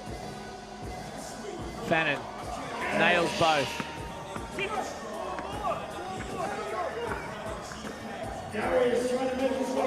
Here's Scott, great hand by Neuer, doing it at both ends at the moment is Neuer. Kicks it out to Fannin. Bailey now. New Zealand trying to get to that semi-final. Oh, wow. See, I like the way he's not playing for the call at all. He's not expecting the call. Baby Bull just takes it so hard, so strong. You can see it here, playing right through the contact. He probably doesn't have the range of Jeremy Kendall, but he has a very similar game in the way they're able to absorb the contact and finish. Yes, not quite the handle either. No, probably not as well. So not entirely similar. Well, they do not have anything in common. No, they're strong. They're big, strong units. Big, strong units that haven't absorbed the contact is probably where I was trying to go with that. I get you. Here's Derek. He just wants it. No. I was going to leave. Had that gone down, I was leaving. I was taking Derek with me. That wouldn't have been fair at all.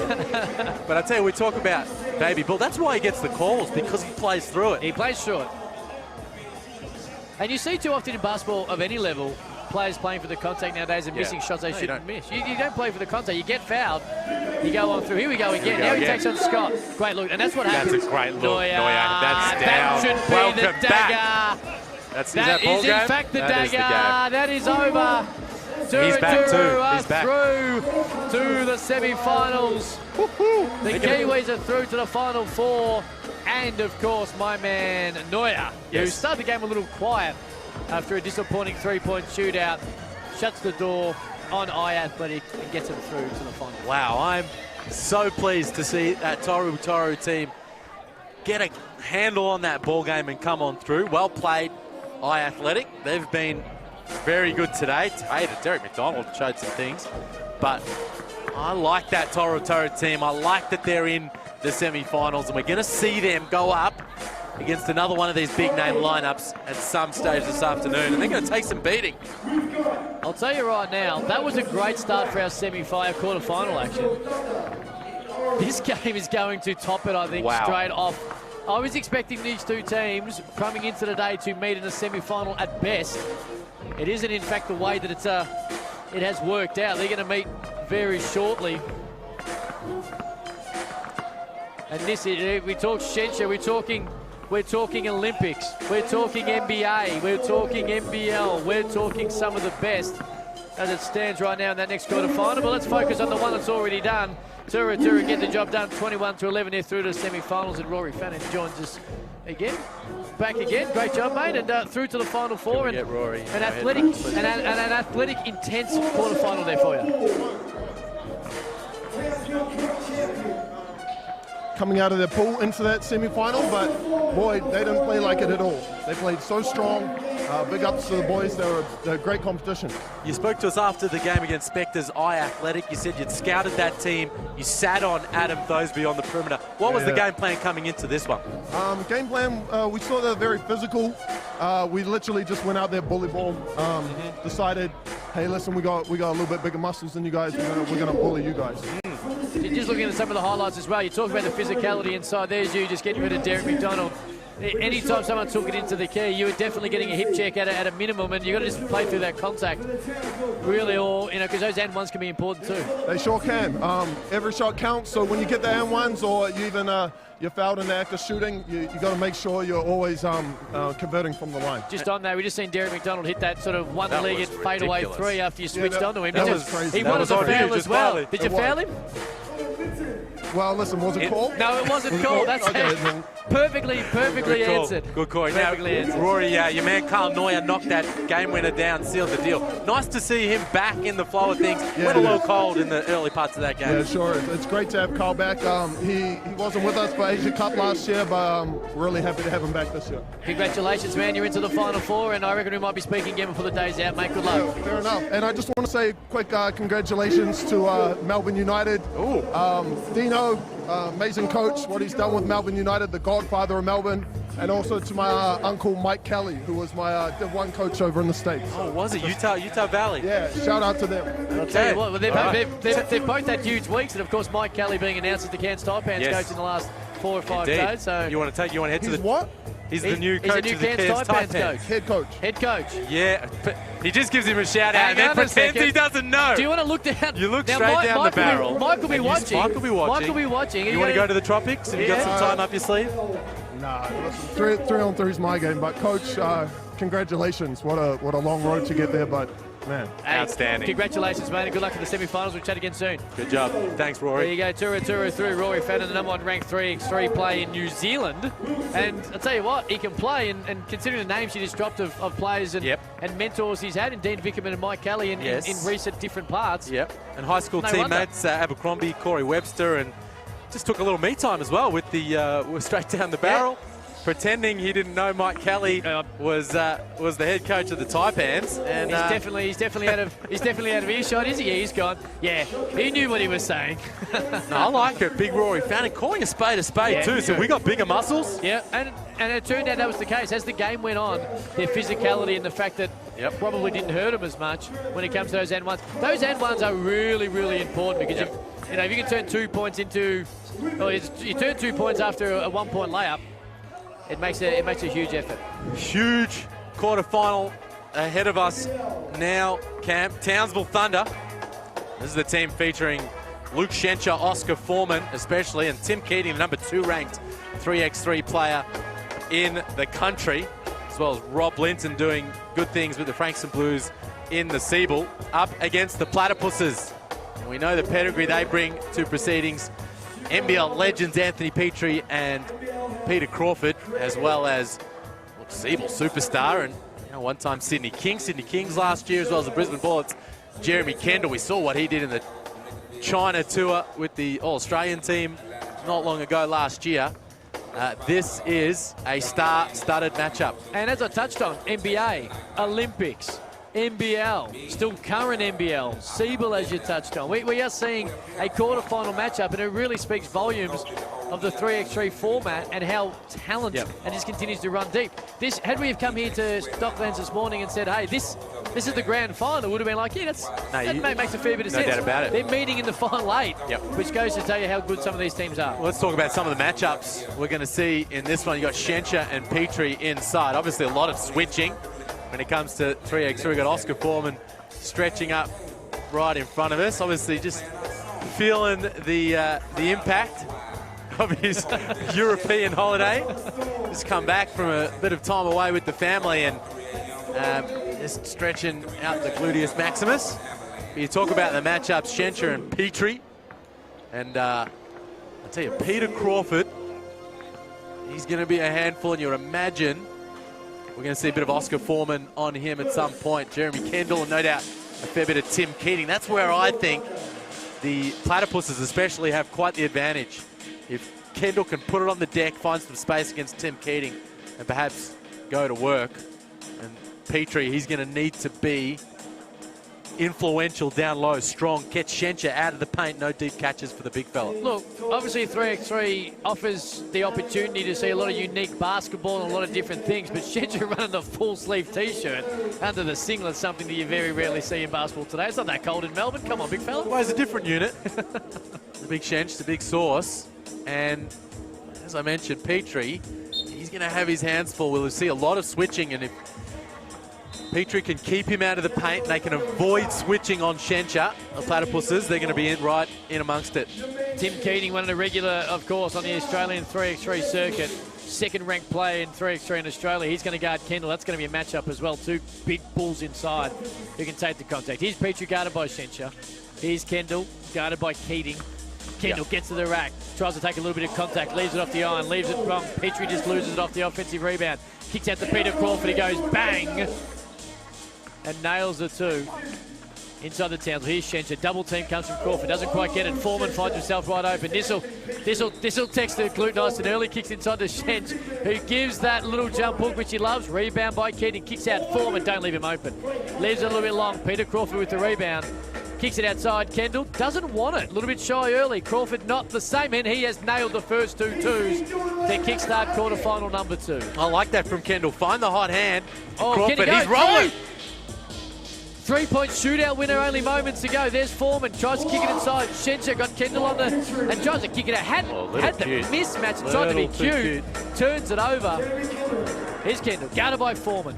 Steps back, gives it a fake. That is a beautiful move. Kept it a little bit long. Foreman loses it on the defensive rebound. It will stay with the Platypuses, who lead 4-0. Just over a minute gone in quarterfinal number 2. See Peter Crawford just going whack in the early going. And Oscar Foreman needs to do a much better job staying attached, as you see there, running off that pick. You told him what to do. He's played enough NBL to know what to do, and Peter Crawford able to use the Anthony Petrie pick. It's 6-0 all Crawford. It's Crawford 6. Again. What a pass. Peter Crawford is standing up right now. Nice little move there, inside by Linton to open up the Thunder to score. Here's Crawford. He's got 6 in assists, takes Foreman off the dribble, leaves a left-hander hard off the iron. Linton runs to the 3-point line, says, I'll get this going, leaves it short. Crawford with the rebound, tries to kick it out to Kendall, stolen by Linton. Schencher's been in the key for a mile. No one sees him. Foreman jacks up a 3, leaves it long. Kendall with the rebound. It's all happening early doors here. Kendall off the Petrie screen. Still using it, runs into Schencher. Schencher probably more runs into him, gives away a foul. Kendall looking for the one shot, but it'll be top of the key for the Platypuses. Well, we mentioned Peter Crawford. I mean, it's 7-1, but 6 of those points all coming from Peter Crawford, just finding himself open, working off those picks, knocking it down. There's Crawford. There we go, 2 free throws. Leans in, he'll have 2 because he's behind the arc. So he'll go to foul line. Well, it's a fine line, Cam. You want to stay attached, but not literally, if that makes sense.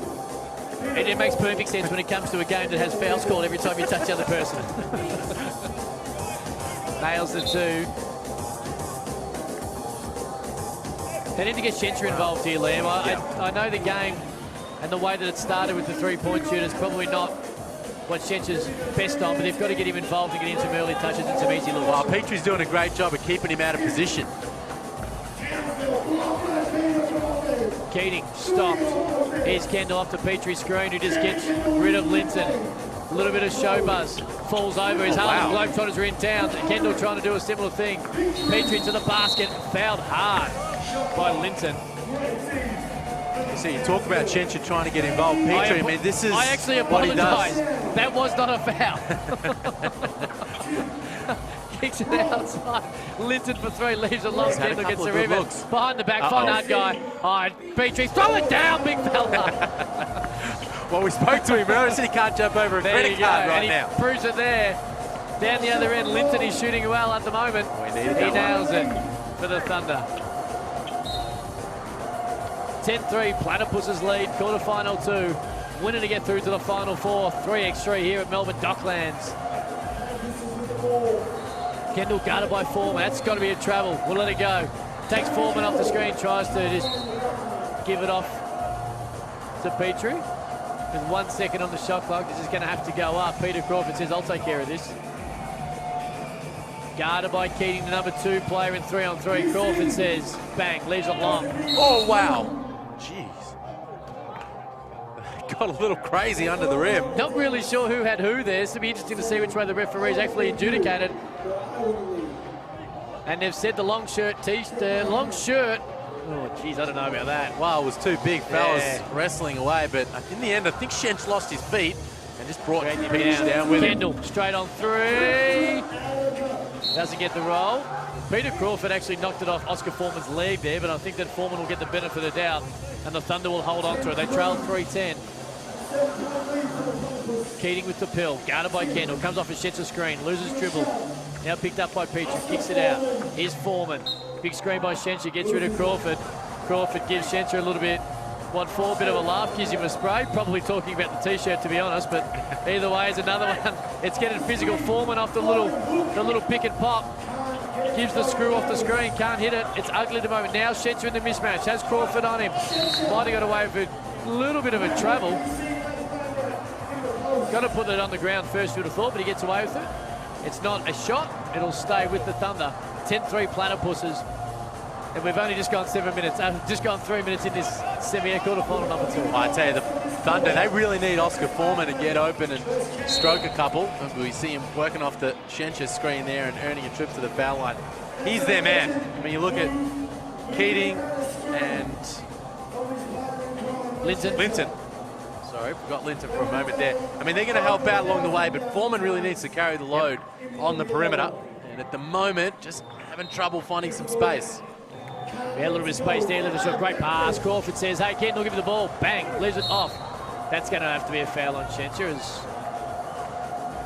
Petrie coming up a little sore. Thought it might have been discarded finger there for a split second. Turns out it's not. He's still not overly comfortable. It'll stay though with the Platypuses. Crawford says clears out and Foreman, it does it too easy. To the left. Can't guard inside the no charge line either, as Peter Crawford there tried to get a little sneaky back tap on Oscar Foreman. There's Linton off the screen by Schencher. Here's where they need to go, Schench. Got the switch. Wow. Oh, wow. Goodness me. Tell you what, this is what happens in street ball. It's 3x3 and you don't stop just because someone's careering into the fourth row. And unfortunately for the Thunder, the Platypuses said, oh, well, there's a man down, score down, and they were able to get an easy layup. Have we still got all our comms? We have, I think. There's Crawford to Kendall. Can't hit it for two. Petrie out sprints and out hustles Schencher to keep it alive. It is a shot clock violation though, because it didn't draw Ryan on that three. That'll stay with the Thunder, desperately needing some offense. Under the 3 points in 4 minutes. Here's Linton, guarded by Petrie. Finds Keating, leaves it long. Linton, who's been great on the board so far, rips it again. Takes it down the key, that's got to be a foul. A bump from Petrie and a hands in from Crawford. And Linton will go to the foul line for one, as the NBL 3x3 crew try to put together the LED and the security fencing around show court here at Docklands. The fouls starting to come into play now. 7 on the Bears, 5 on the Platypuses, and we'll see plenty of free throws down the stretch, I dare say. 12-4, Platypuses by 8, 6 minutes to go. Here's Kent, guarded by Keating. Believes he can take him, cops it out. There we go, very similar to Bailey Noel from New Zealand. Very similar. Baby bull. Can take the contract and absorb the contract to finish. Here's Schencher inside. Oh, that is the matchup we highlighted pre-game though, Cam. Kendall on Keating. You can just see the Platypuses starting to isolate that matchup. Put Kendall off the dribble, going to work on Tim Keating. There's Linton, blocked by Crawford. Oh, and blocked again. Double blocked by Peter Crawford. Falls into Schencher's hand. Will that be enough to get the big fella going? As he gets a little bit layup. Probably should be docked a point for not dunking it when you're 7'1", but it all counted 3x3. And Petrie down the other end. Well, I've seen Peach just let that one go. Here we'll see the double block here from Crawford. Whack. That's number one. And then whack, got him again. Lack of awareness by Linton. Had to know that Peter Crawford was going to be right back in the vicinity, but it fails to Schencher. Here's Petrie.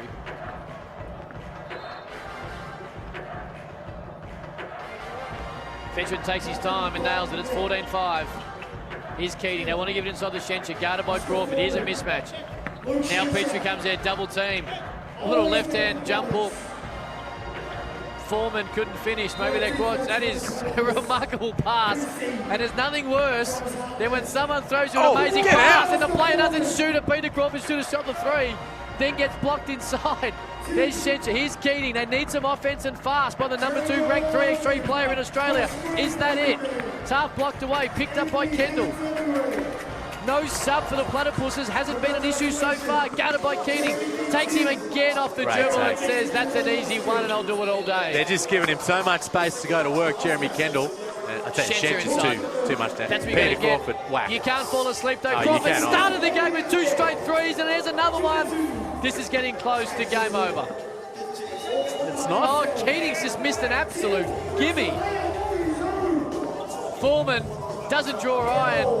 Crawford says, I'm just going to finish this because this is getting ugly. 19-6. This has been an absolute smacking. Keating saying, I need a timeout. My boys need a timeout.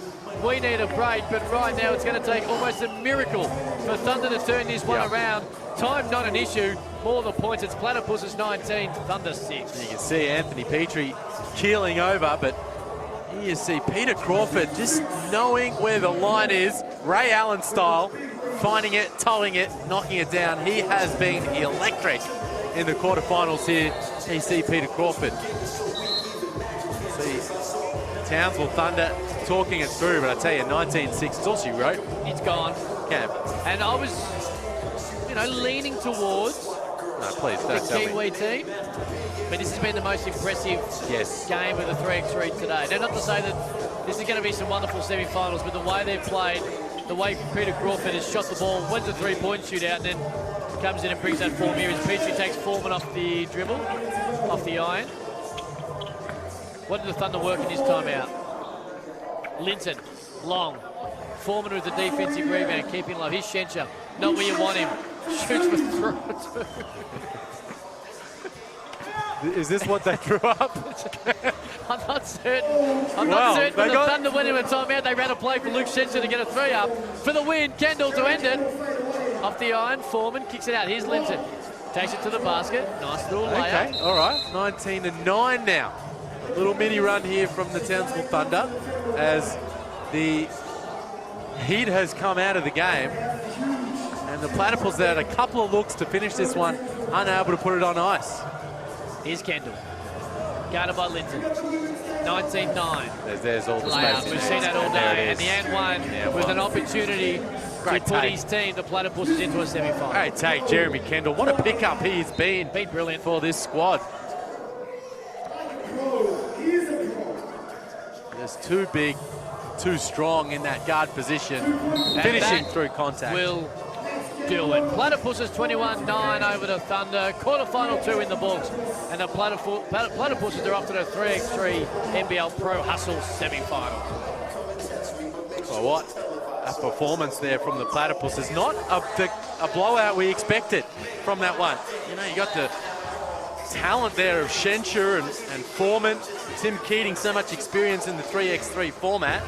But Peter Crawford in particular, for the Platypuses, able to come in and make it rain, keep things rolling from his performance in the 3-point shootout. Comes flying off the 3-point shootout. He starts it in that game, and Peters, we welcome you in.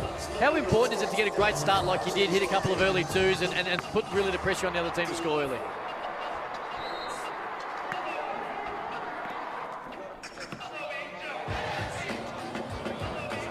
Well, we haven't got Peter in the headphones.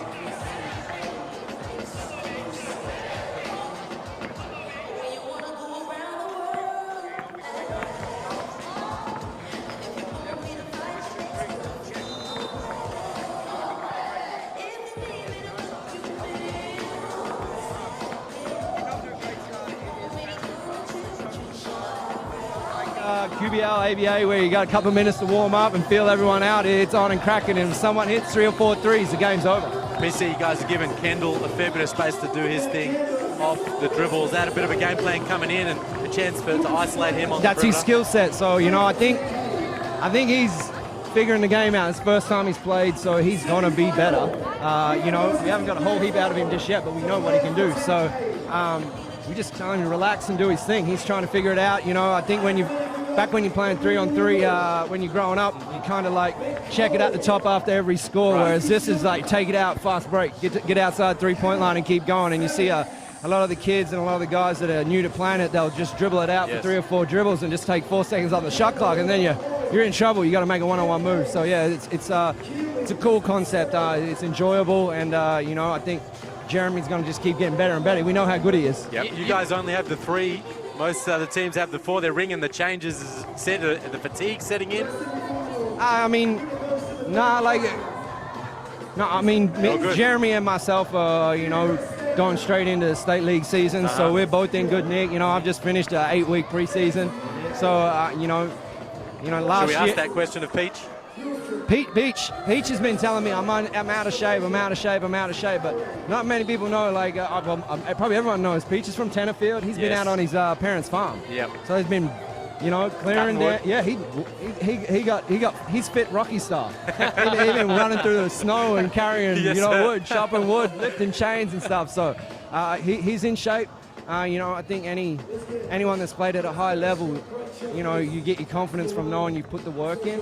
So I think a few guys that haven't played, you know, for a while, Peach, you know, hasn't done a whole lot since the end of the season, goes, I'm out of shape. I'm like, mate, compared to the amount of training I've done, you're probably 250 training sessions ahead. You've just come out of a 7-week season. Yep. And, you know, it's that combined work and you know, effort and training put in over time that he's banked that. Yes. So, you know, he only needs 1 or 2 training sessions to shoot around, go down to his local school and get some shots up, and he'll have his touchback straight away. I think it's more figuring out the concept. So you get it out of the rim, you kick it out, you need to drive that guy up the lane instead of coming around and sealing in front for the ball. You know?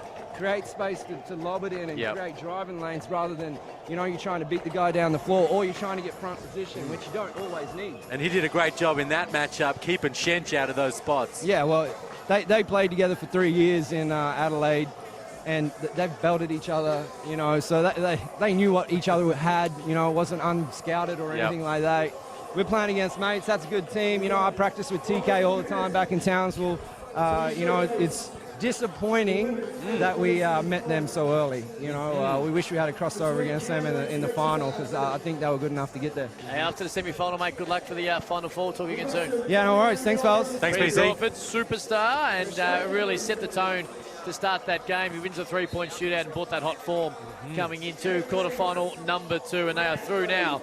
And they are, you would think, probably the favourites based on the way the most complete win that we've had 3x3 today. What we just witnessed with the 21-9 win. No, well, I'd be shocked if they weren't in the final. Look, there are a couple of some other good teams. That New Zealand team is going to take some beating as well. You'd think Spectres iAthletic will be right in amongst it down the stretch, but a very good performance. Peter Crawford, Anthony Petrie and Jeremy Kendall through to the semi-finals. Women's quarter-final time. What are you thinking here? I'm going to ask you straight up for a prediction. Well, who have we got, first and foremost? We've got iAthletic. That is a good call, though. We've got iAthletic, and we're iAthletic right in front of us. We work our way through this particular team.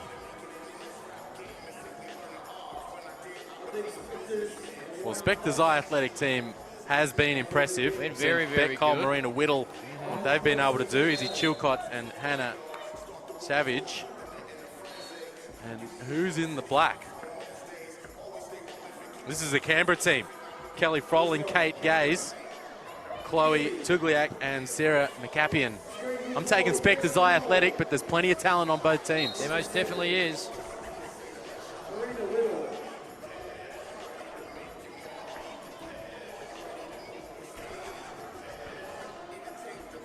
Here we go. Off the iron.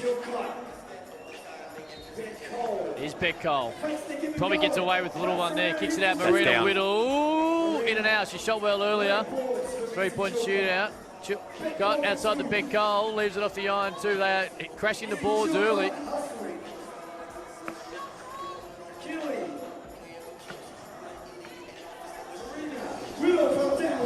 Got it. There it is. That's a decent start. They need to find her. They need to find Whittle. Chilcott underneath. Beck Cole wide open. Got it.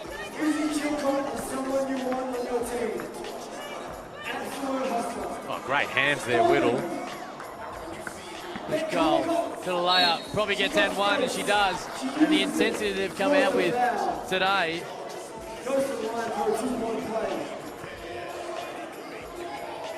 is a big thing.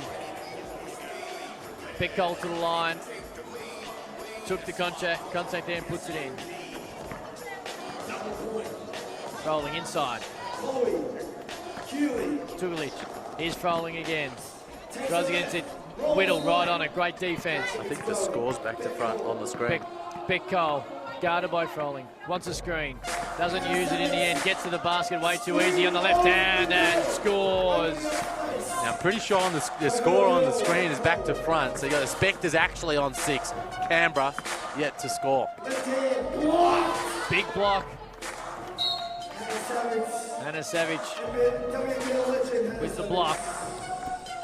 Whittle goes out. Chilcott comes in. Here comes Gaze. Chill kick started. Gaze in, shot well, and the three-point shooter as well. Here's Chilcott.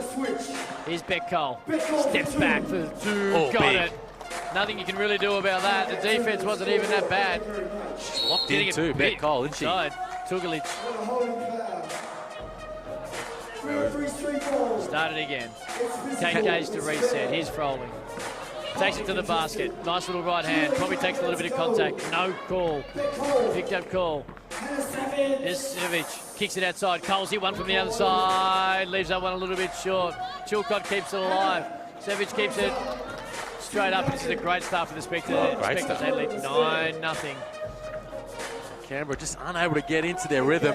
Here's Gaze. Inside the Froling. Kenshi, nice little play. Takes a little more contact. No foul again. Here's Beck Cole. She looks at it. Goes baseline. No double team come. Guarded by Froling. Steps it up. Savage just inside the 2. Can't finish it. Kate Gaze with the rebound. Canberra desperately need a score, so the woman who'll do it. Froling can't finish the first. Gets another rebound. Get it. Great persistence. Great persistence there from Froling. Missed a couple right around the rim, but able to get the finish and open Canberra's account. Veteran here, Zavich kicks it outside Beck Cole. She wants the 2, might have stepped out of call, but it was well missed. Now she's straight on Niles up a 3, can't hit it. Chilcott's doing it all right about now, runs down another rebound, straight kick. Zavich, got it. Spectres 11, Canberra 1. Froling for 3, for 2, just inside. Kate Gaze fighting for it. Takes a little 18-footer on the fadeaway. Nails it. Here we go. East of the goat. Just fading away, letting it fly. Just let it fly. And I suppose that's what, when the score is unfortunately as lopsided as this to start this game, you just got to get it up there and hopefully get a little bit of luck. So caution to the wind, and that's what they need to do. Whittle, great pass. Chilcott can't finish it. Got put into the support. No foul call. Going back the other end. And Gapian, probably foul. Gets away with one. She'll hold on to it here. Guarded by Chilcott. Comes off the screen. Great hands by Whittle. Comes off the floor. Biakbian wanted it more though. Got it back. Froling for 3. Got it! Oh, they didn't count it. Shot clock. Violation. Froling found the bottom of the net from long range, and the referee waved it off.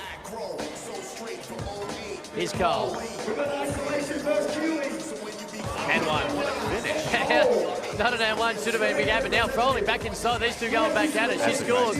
That's great transition. 3x3 style. It's a good call. Good call. There you go. Oh, wow. You got to see, Froling's got to be a little closer. Who's better than one? Cole. Gaze.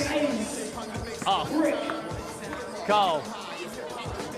Carry a hand. Still feeling it. Great look. Couldn't find Whittle in the end. Hand by Froling was enough. Here's Gaze, guarded by Whittle. Screen coming now, waved away. Whittle gets a hand, it'll stay with Canberra.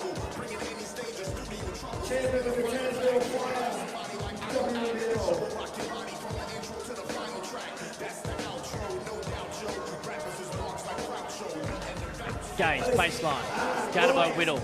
Able to craftily get her back outside, herself inside for 1. Cole asks for the screen. Oh, physical. Drives hard left. No foul. Couldn't have been too far off it. What can they muster with Froling on the bench? Gaze. Here we go. Cole inside, responds, gets the lead back to 10, 15-5, 5 minutes to go. Great play, there's Gaze, 15 foot, kept alive. Need some stops kept here, alive by McCappin. Cole, well, that's stuck it out. Ben Cole. She wants to get to the next game. He sure does. ASAP. Kate Gaze just says the other way. Oh, she doesn't need much space. She doesn't. Bet Cole wants it though. She wants it. Screens there. Get a look. Kate Gaze. Get a look. Kate Gaze and Marina Whittle. Gaze and Marina Whittle. Tell me there's not a little feeling in that, Cam Luke. Love it.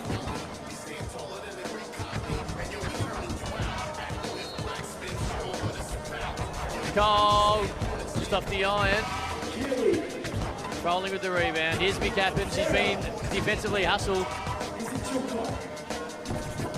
Big Cole. Chilcott can't get to her. Now she wants it waved out. Guarded by Froling. Gets inside the key. Little fade away. Got it. That's all class. She just finds a way. That's all class. Inside, outside, off the dribble.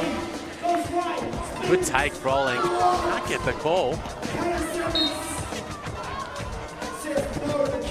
They just get on with it. They do. Been a good mentality from all the players today. Just getting on with things. No one expecting the whistle.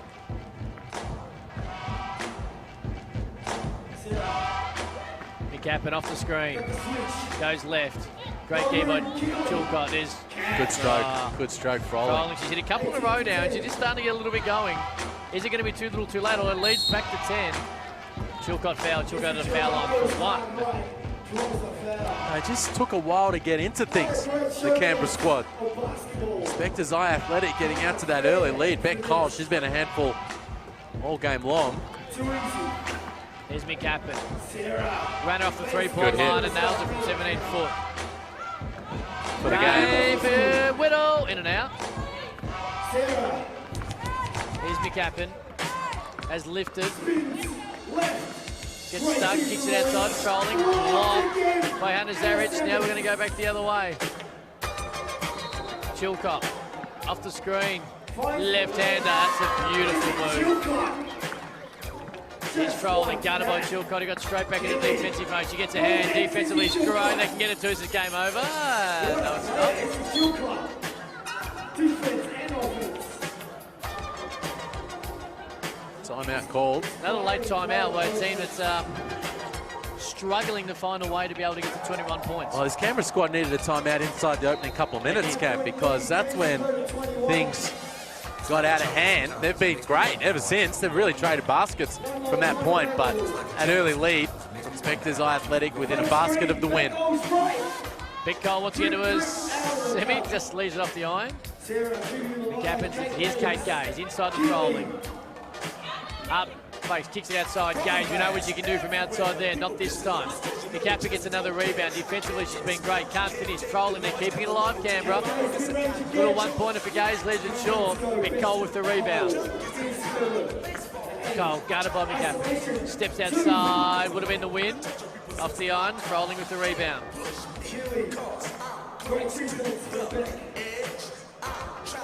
McCappin. Off the screen, Zeric cuts her off, kicks it outside, Froling, little 9-footer, is just short off the iron.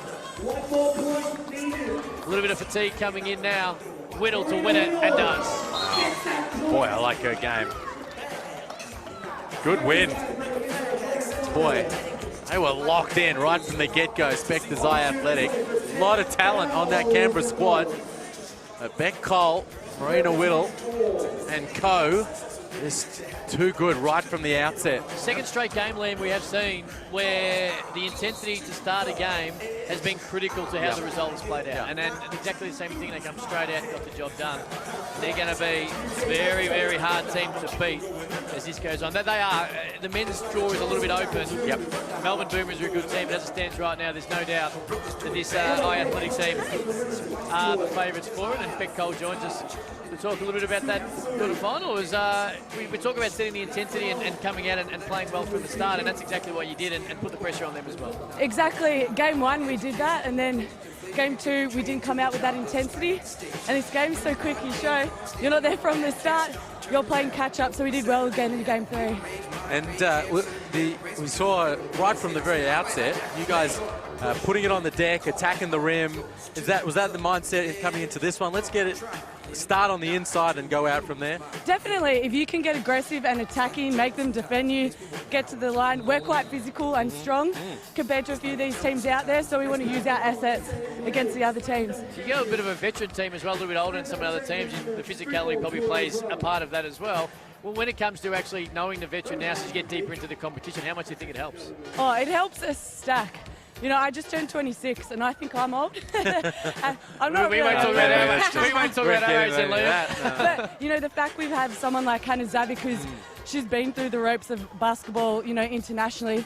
Great to have someone like her, and, you know, Izzy and Marina, we're all very confident, and everyone brings something individual to the team, and that's why it's great. We come together. It's just so much fun. Been really impressed by the player Marina Whittle out there today. Just catching it, knocking it down, no fear. A lot of physicality going up against Kate Gaze and the like. Have you been impressed with her play today? Definitely. Marina, you know, she just is coming back from injury, and anyone who's been through like hardship like that, you just want to push and push, and she's a great player, and we just want to back everyone. You miss a couple, that next shot's going up. We need those 2 points. Yeah, that's a really good point you make, because the format, you can't lose any confidence at any time, because you lose confidence, get your head down, and all of a sudden you find yourself in a hole that either time runs out or the other team gets a 21. Exactly, that's the difference. 5 on 5. If you miss, you know, you might have a couple of seconds to be really angry about it while you're going up the other end of the floor. Here, if you're doing that, they're scoring right back at you, so no time to feel sorry for yourself out there. And obviously your focus is on today and the finals, but you've got the Asia Cup next week. How do you like your chances? I think the Asia Cup is something really exciting, and I was lucky enough to go to the World Cup last year, and I just had the best fun. It's something new for Australia as well, and if we get behind it with events like this, Australia's going to do really well. So the fact we're versing Asian teams, I think we have a really good shot. And the girls who went last year won gold, so hopefully, you know, we can back it up and bring it home. Congratulations, good luck for that, but congratulations and good luck for the rest of the day as well. Probably chat again before the day's over. Thanks so much, appreciate it, guys. What a bet. Through to the next round, and they are going to be the team to beat. We're about to see in the next final, though, probably the team that we expect to probably maybe meet them in a grand final in the Melbourne Boomers as well. Already, iAthletic quite comfortably beat them earlier in the day, but things will change as time goes on. Of course, you know, Mon Conti and Chloe Malloy, of course, 2 players who have spoken so much about to take on court and try and get through to the next round. Susie,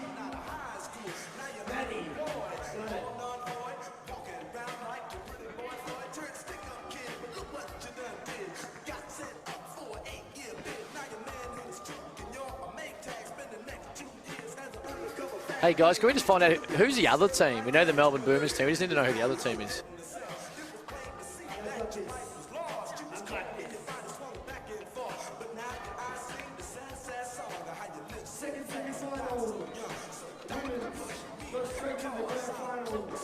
Okay.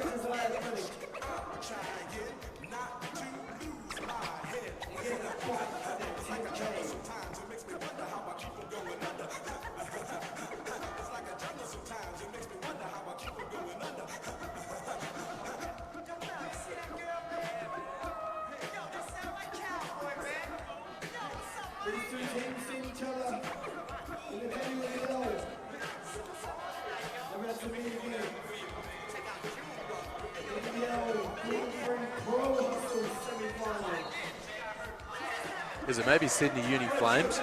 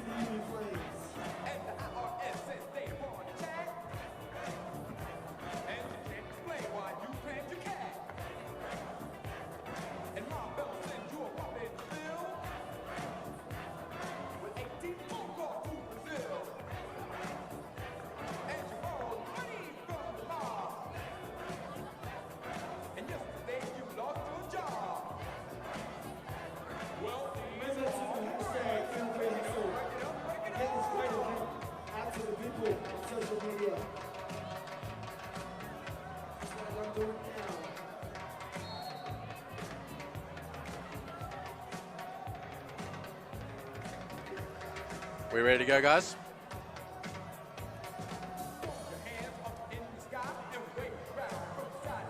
Semi-final time, semi-final 2, 3x3 here in the Docklands NBL Pro Hustle. And we got Melbourne Boomers taking on the Sydney Uni Flames, the winner. Take on Spectres iAthletic, the team we just see and spoke to Beck Cole, led into a grand final. This is going to be an interesting one. We've got Melbourne Boomers, you would think, will be the favourites coming in, but this other team's chock full of talent as well, Liam Santa Marie, and you would expect this is going to be a very interesting high-intensity game as well. Yeah, absolutely, no doubt. Obviously, you got Monconti, Chloe Malloy, Jasmine Simmons and Maddie Garrick for the Deakin Melbourne Boomers team, but Sydney Uni Flames, plenty of WNBL talent, plenty of players with plenty of experience, Greaves, Walmsley, McSpadden and here. And Walmsley will kickstart us off, and Monconti just takes it straight off and to start it. Whack. There's Gary. What? Well said. And that's a horrible start when you have the ball to start it for Sydney. O'Hare can't finish it. Here's McSpadden, she kicks it out. Walmsley for 3, can't get it. Gary gets the rebound, and already the defensive intensity's up. Here's Simmons. Oh, just nonchalantly kicks it back with a beautiful pass. Garrick just crosses it over, steps back, it goes bang! And to be honest, there's nothing McSpadden could have done there. She's going to try and beat her down the other way. And there's a 3 seconds on McSpadden, who's had a rough. She's got a smile on her face. We had a rough 5 seconds, though, it must be said. Well, can we get a replay on the Maddie Garrick? Crossover, step back, just whipped it behind her back. Here's Malloy. Hand off to Garrick, back. Now she sits it again. McSpadden gets a hand that time and does a good job. Simmons loses it. It's going to stay with Melbourne Boomers. We've seen how important it is to get off to a quick start. Great pass, Simmons, stolen though. Great pass, Walmsley gets it, now goes inside. That's a great move, Graves scores. And they open up the score for Sydney. Garrick just goes to the basket, tries to switch it to the left, no good. Graves with the defensive rebound, guarded by Malloy. Yeah, got it. O'Hare just says bang, and now they're starting to relax into this, 4-3. Here's Garrick, goes off the screen, gets fouled, doesn't get called. She just looks it deep in the eye and says, I'll shoot it over you. O'Hare doesn't fall. The rebound here now taken by Graves, guarded by Malloy. Here's O'Hare. She wants a 3-2, got it off the iron. Graves is dominating offensive and defensive balls right now, and one! Wow, all kinds of strength down low from Shanae Graves. That was outstanding. We see the replay here from, oh, look at that, Maddie Garrick. Just whipped the crossover behind the back and stuck the step back. 5-4, Sydney lead, semi-final number 2, early stages. Here's Garrick, guarded by McSpadden. Does it again, little crossover again, feels that she can beat her off the dribble. Can't quite finish it that time, although she's getting some easy shots off it. Conti, defensively, all over the place on Walmsley, back to Walmsley. Now the switch, now Garrick. Going to try and get McSpadden. They think they got a mismatch. They don't go away from her. In the end, Graves just said, I'll score. And she does exactly that. Oh, she's been big. Keep Sydney right in this thing. Here's Malloy. Here's Garrick. Just says, I'll shoot it. That's where she started the game from, and she knocks it all nylon. It's all tied up at 6. Here's McSpadden. Screen by Walmsley. Kicks it outside. Loses it as Walmsley. It will stay though with Sydney. She gets subbed out. O'Hare comes back in. Sydney really deep into this 3x3 day, running the troops through. There's Gary, guarded by McSpadden. Screen by Malloy, gets the switch. O'Hare off the dribble. Malloy clears out, gets around, kicks it outside. Simmons gives up the open 3, runs in for a little 1-foot floater for about 3 foot. It's off, and Graves, who has dominated the ball so far. Off the dribble though, Simmons defense, almost an offensive foul. That's what we love about 3x3, they let him play. O'Hare doesn't draw iron. Simmons will pick it up. She just says, I'll just shoot it. And that's why. Wow, that was beautiful. What a stroke. And then gets a hand, causes the defense. Malloy straight back to Simmons, and that's what this Melbourne Boomers team can do. O'Hare goes the other way. It's the Boomers 8, Sydney 6. O'Hare, it was an as pretty. Oh. Here she is again. Kicks it outside Malloy. Bang! Minute for Melbourne has been outstanding. They lead 10-6. Oh, the cream rising to the top here as Malloy slaps that one. Defensive intensity has gone through the roof. They want another crack at Spectres iAthletic after they beat them fairly easily early to start the day. There's Malloy inside, kicks it out. Simmons off the left, can't finish it. Grace pulls down her 209th rebound in 4 minutes. Kicks it inside the mixed pattern. They believe they got a bit of a mismatch. He tries to fade away. It's no good. Gary kicks it straight out. Malloy. That's down. Oh, just short off the iron. It looks straight from where we sat. And they'll restart again. Malloy, little hesitation, and one. Graves just grabbed. She was tired, and that's the intensity of the defensive pressure from Melbourne. It causes it in the end an easy and one for Chloe Malloy. You can see on the replay here, Malloy missed the first from long range, and that time putting it on the deck, attacking the basket, playing through the contact. Malloy gets and one the old-fashioned way. Conti with the deflection. It's 12-6 Melbourne. Here's Conti, guarded by O'Hare. Thinks she can take her off the dribble. Great D O'Hare. Kicks it outside to Simmons. Now Conti, can she do it this time? She can. Gets to the rack. O'Hare gets a late hand in. Gives her an accidental slap right across the cheek. And Mon Conti will go to the line for a foul shot. They did a great job there. Those couple of minutes there, Melbourne Boomers with Maddie Garrick, their main gun, on the sidelines, just keeping the scoreboard ticking over through Malloy and Conti. Walmsley, open three, got it. Big hit. That's a big hit. Here's Conti. Here's Garrick off the bench. Guarded by Walmsley, 17-footer. Nice soft rim, allows it to go down. As O'Hare tries to get it going against the other way. Here's McSpadden. O'Hare, winner into a grand final. Big three, rattles out. McSpadden with the defensive board. We'll start again. O'Hare, Conti just gets in. We're going to jump ball. And it'll stay with Melbourne Boomers with a 6-point lead. Just gone over 5 minutes. Winner into a grand final. Take on Spectres iAthletic. Here's Garrick. Goes left. Oh, just fades. It just goes with one hand, little finger roll. That's beautiful. I love her game. Love her game, Maddie Garrick. Just the ability to put it on the deck and make plays. O'Hare off the iron, and well, you're going to love it even more. She fights for that one. Couldn't quite hold on to it. It'll stay with Sydney, but this last 2 or 3 minutes from Melbourne Boomers have been outstanding. They can win their way through. That Maddie Garrick Beck Cole matchup in the final will be outstanding. Here's McSpadden trying to get the mismatch on Malloy, but Malloy's hands is too good. Now she says, I'll take you back the other way. She steps back, gives it outside to Garrick. Tries to take on Graves. Graves with good defensive position. Just takes what I'll get. Doesn't get it. Walmsley with the rebound. Great pass, McSpadden. Great seal. Couldn't finish. All the hard work done. Graves gets a rebound and finishes. 15-9. Boomers by 6. 4 minutes to go.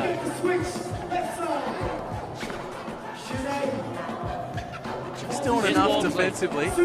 Oh, to hang around. Sydney Uni. They just need to make it count from long range. Simmons, tired three-pointer. Good luck, McSpadden, great job. This time, great steal. This time she finished. Yeah, this time she got the reward. She's working hard down there, McSpadden.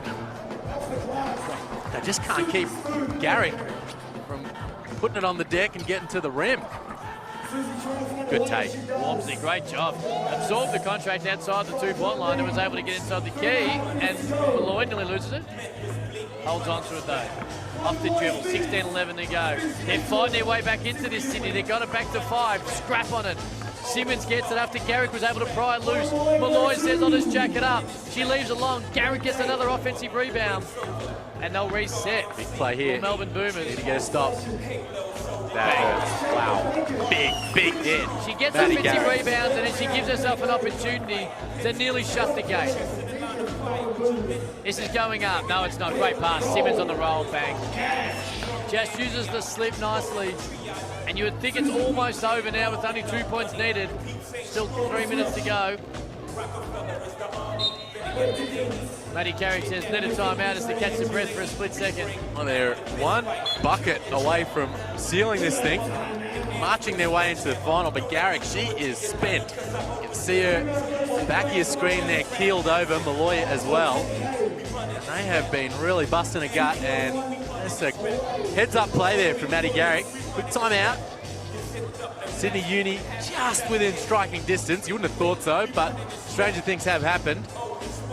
Garrick just wants to catch her breath before sealing the deal. As something that's been so obvious as 3x3 continues to grow each and every competition, the 2-ball is so important. So, and that's big. You know, got back to 16-11 here and they were able to hit a couple and then it's all over. And in fact, Ball there game. you go. On cue, bang, game over. Melbourne Boomers will take on the Spectres iAthletic in their 3x3 NBL Pro Hustle Grand Final.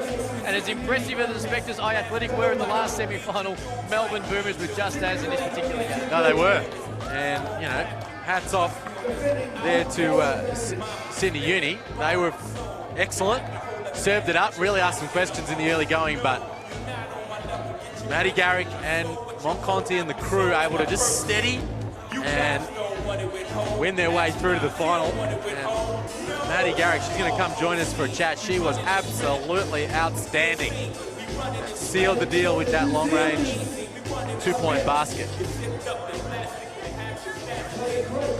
21-11 the win for the Boomers. They'll go into that grand final, take on Spectres iAthletic. Matty Garrick was outstanding. They started the game so well from behind the arc, and I'm going to ask you straight up, Matty, as we welcome you in, congratulations to the grand final. We were very impressed though. You crossed, nice little crossover step back too to kickstart that semi-final. It's a perfect way to start a semi and put the pressure on the other team. Yeah, I think our just focus we haven't played together before. We've probably only been training, I don't know, like people have been in and out for 2 weeks, so we had our first hit out all together last week on Thursday. So I think for us, particularly the first game, was just let's learn how the game flows and get to know each other. We can see from the day being our third, fourth game, we're just working so well together, and we're a little bit undersized, but that means that we can put the bigs to work. So I think we're doing a really good job at that. In this type of format with the team you've got, and the fact you've only been together a couple of weeks in training, and you would have seen some of the other girls you're playing against in different competitions. Yeah.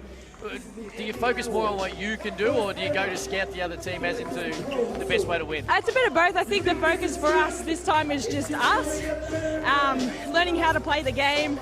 Like we're still learning the rules and stuff like that, learning our plays.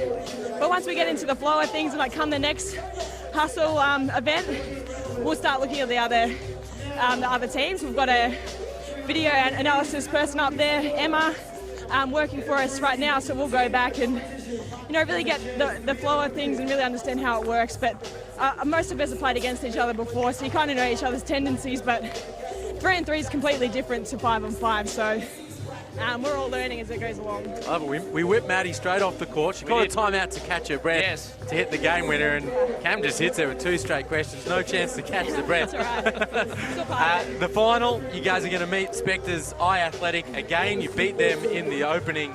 Oh no, they beat you in the opening round. Yeah. What do you need to do differently to that opening game? I think we're a bit we stood off a little bit in the first game because we're just sussing it out, but we're training against these guys too, and they're very physical. We've got a little bit more height on us, so we're just going to be a little bit more physical, which we've got better at throughout the day. We took a lot of outside shots that were contested, so I think we need to get to the room a bit more and hopefully draw some plays and get that open shot. So get that money. Yeah, hopefully. All right, Maddie, congratulations into a final. I will let you go catch your breath now, so I won't continue to fire questions at you, but congratulations. And who knows, we might be talking to you after the grand final in a couple of moments' time anyway. Awesome, thanks, guys. Maddie. The Boomers taking on Spectres iAthletic in the 3x3 Open Women Final. That's going to be a ripping contest between 2 teams that have got outstanding players, and of course we're used to seeing them in the 5-on-5 format, but their skills and the class of the teams and the players is translated to the 3x3 as well. She's a gun as well. Absolute gun. Matty Garrick, and she's got some good teammates along with her, along for the ride, and that's going to be an outstanding grand final. And I tell you, we spoke about it in the call just then. Garrick and Cole in the final. And 2 women who know a fair bit about each other and played a lot together as well over the years. So that always adds a little bit of intrigue as well, because occasionally you try and bring something new when you're playing against someone you know so familiar. Yes. I'm looking forward to that matchup as well. Malloy and Marina Whittle. Been impressed with her play. Heard from Bet Colch coming off injury. She's been outstanding. So a whole heap of talent, plenty of WNBL talent on show, and battling it out in the final. Spectres, iAthletic, and the Deakin Melbourne Boomers. Big thing, though, here into this semi-final time here, and these are two teams, including the Kiwis, ToruXToru. Of course, is Neuer right in front of us, throwing a couple of practice threes up in the warm-up. This is going to be a ripping contest. We spoke a little bit about with Garlop, Josh Garlop, who we spoke to earlier, who's been really good, and then Felix von Hoff, two guys who played really well earlier in the day to get them through to a semi-final. But they've got a big ask against the team from New Zealand. They do, but they're up for it. They're up for it. Josh Garlop, we've seen how good he's been. Felix von Hoff, I'm waiting for a breakout performance from him. Here's a guy who I think, I mentioned earlier in the call, could be a fully contracted NBL player this season. Not be surprised if there's some teams out there like Cairns or Illawarra having a very close look at him, development player at Melbourne United. Just on that, Mike Kelly, who he obviously has a relationship with in some part, being as he was an assistant coach at Melbourne United for the last couple of years. So there's a guy who would fit in nicely to, you know, the Cairns time-bound lineup, and probably would understand the structure and the game style to which Mike Kelly's going to take up to Far North Queensland. Well, you'd have to think he's going to bring a couple of guys with him, right? I mean, that's how it usually plays out. We saw Dean Vickerman bring Craig Moller from the Sydney Kings, and you got a few guys out of contract. You look at a guy like Majuk. Kyle Adnam was, fell out of the rotation a little bit late in the season with Peter Hooley stepping up. Certainly Felix von Hoff has shown his pedigree and ability to make plays and shoot from long range. So I would not be surprised if one or more of those guys ended up wearing orange. This is going to be a ripping contest, and two teams, and we've seen the intensity, the physicality, and really some of the defensive hustle really just continue to flourish as the game and the day's going on here at Melbourne 3x3. And I have no doubt that today, with the grand final spot on the line, we're going to see two guys really go head-to-head, and I reckon it might be Von Hoff and Fannin at some point, who might in actual fact get in each other's face. Two guys who have a little bit of the white line fever and like to have a chat every now and then. So who have we got in the other semi in the men? We've got the Platypuses. We know that Platypuses, they're right in there with Peter Crawford, Anthony Petrie, and Jeremy Kendall. I'm going to bring up the results here in front of me. We can't see the other call. That looks to me like Spectres iAthletic beat Canberra. That's Tommy Greer and Dane Panau, Adam Thosby, that crew. So there you go. They will take on, the Platypuses will take on Spectres iAthletic. And in fact, they are, although what you're looking at, that'll definitely be the semi-finals. We're just not really sure exactly. Okay, might be next. Might be up next. It might be after this. Go. Okay. But these guys here, this New Zealand team, as we said, came in a little under the radar. Not names or faces a lot of these Australian players are familiar with, but have been getting things done today and in previous 3x3 events around the world. You can see Rory Fannin, the big unit, barking instructions. Carl Neuer there, Fear the Beard, the three-point specialist. And Aaron Bailey now, the baby bull, number 2 on your screen, has been doing really strong work down low. This is a champion team. It is. There are plenty of teams of champions out here we've seen today, and they've fallen by the wayside. But this New Zealand squad, with Rory Fanning at the helm, number 4 there, they are really going to take some beating, and I'd be surprised if they didn't win their way through the grand final. This is going to be an outstanding contest. Felix von Hoff just readying himself for a big game. We're going to see a lot of three-pointers get launched here. A lot of three-pointers, and I like the idea of that. I think Fanning on screen there, he's the key, and he's the key in this one. Do the Bears have anyone that can handle Fanning? I mean, Josh Garlop is going to be the man who's going to have first crack at it. Yep. And we know his ability to play physical and toe that line that you need to toe in the 3x3, which is a line much further down the sand than you usually see on the hardwood. A little different. But Fanning, number 4, is a handful. There's Ben Purser on screen. It's good things for Perry Lakes in the SBL. Averaging 18 points per game. Have you 8 seen? rebounds. Have you been exposed much to the SBL? Lee? A little bit. Keeping an eye on the Wildcats, the development players over there. It's a very strong time. You see a lot of guys play it. A lot of the Wildcats, even players who are in the full rotation at different times who go back and play. And it's a good way to be able to travel and see some of the state as well. West Australia is a big state, and there's a fair bit of travel in that with some of the regional teams playing really well. So I know Bunbury have been pretty good over the last couple of years as well. So did you break some ankles in the SBL back in the day? Nah, I didn't. I didn't. I was too busy doing it in Victoria. Mine is still recovering. It's a little disappointing. It's this had been around 15 years ago because it does suit my game, not the physical, not the three-point shootout, but more the trash talk. Some damage? The sledging and the trash talk, which is where I actually really took my game to a whole new level. I've always thought that maybe there should be points for creative trash talking. Oh, yes. Half a point here, a point there. Your average would have risen. It would have gone from 0.7 to at least 3.6. But you can see on screen there, the man we've been talking about, Rory Fanning, on the left of screen. He's barking the instructions and he's working the refs. He does this at the start of every ball game, doesn't he? I told you. And he's coming in for the toss. I like it. He usually wins the toss. He does. He hasn't lost one yet. White line fever. Not sure he got that one. Here we go, ready to go. Semi-final, number 1, the Bears v ToruXToru. I like this matchup here, Von Hoff and Neuer. 2 3-point marksmen. Too lengthy, Garlop to kickstart us. Here's Purser. Here's Von Hoff. He wanted it, and great defense by Bailey Knoll. We'll start again. The intensity straight off the top. Garlop says, I'll throw it up there. Gets his own rebound. Purser straight inside Garlop. Oh, left it a little bit short. Neuer fell asleep. Had a good opportunity. Neuer, he most certainly did. Oh, not offensively. He might occasionally doze on the defensive end of it, but not when it comes to getting those threes up. How's the strength of the baby bull, though, number 2? Straight up. Aaron Bailey now.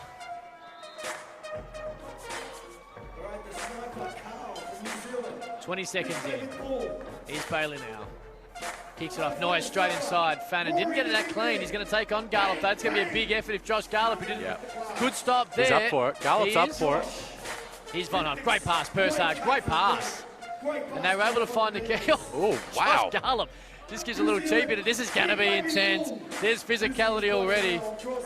Already talking as Purser reckons there might have been half a little flop, although he did give it a little bit of a hip check. Josh Garlop pointing out that Fannin gave him a little cheapie off the ball as well. Garlop and Fanning has the potential to get out of hand. Oh yeah, there we go. Oh. Carl Neuer, over off the left. Felix Von Hoff kicks it outside. There's Purser, straight to the key. No foul. No foul. Fannin. Would you call that an acknowledgement there by Fannin, or would you... Yeah, not quite. No. It's about as close as we're going to get. It is. Oh, it's probably acknowledgement in his world. Here we go. Purser, Von Hoff, leaves a little bit short. Neuer gets the rebound, kicks it outside. Bailey Knoll looks down Von Hoff. This is where he's good. And one. Can't finish it, had an opportunity. He'll go to the foul line for one. So strong. I mean, Van Hoff, he's a bit of a unit himself, but... Boy, the baby bull, so strong when he puts it on the deck, usually it ends up at the charity stripe. It's a huge part of the game, being able to put it to the ground, absorb the contract, get to the foul line. He leaves a little bit short, gets his own rebound, which is pretty poor from the ToruXToru team, and he's able to put it in for one. Von Hoff wide open. That's his first look for the game. Really open look. Able to keep it alive on the offensive board. Bailey Knoll keeps it back. Kicks it outside. Neuer, my man. Not going to miss that one. Can't leave him open. Here's Purser, guarded by Fannin. It's 4-1 ToruXToru. Gets to the key. Fannin gets nearly a fingertip on it. Straight out Neuer, kicks it outside. He wants it. He's 2 metres outside. That's NBA. Leaves it off the line. Fannin says, I'll take it. Von Hoff tries to get a hand in. And one. Not quite sure that has been a foul considering the physical play that's been allowed earlier today. But in the end, Fannin says, I'll take that one and I'll get another one from the foul line. He's too big, too strong. Fannin, you can see here, just out-muscling Purser and then went right through Von Hoff. The left-handed finish. Been so impressed with Fanning today. Leaves it short. Smith comes in and gets the rebound. This is what he can do. Gave up his dribble though, and Fannin said that's easy. Neuer right in the corner. Fannin give and go. Baseline, great pass. There's Bailey now. Where does he go? Oh, straight to the basket. Can't finish it. Hand from Garlick was enough to keep it. There's Smith. Step back. He's a sharpshooter. Leads the SPL and three-point shooter. Didn't hit that one. Gets the rebound out. Tries to give it to Garlick. Can't get it. Smith just puts his hand in. Oh, there's something he's going to give soon. Uh-oh. Smith stays down with an ankle injury. And we hope he's okay. Okay. It was a bit scrappy in there at different times. Gee, he's been so good too, Slow-Mo Smith. In the quarterfinal, he was real key. The Bears is not going to help their cause, you can see on the replay. Oh, there it is. He's turning that left ankle, and we all know how that feels.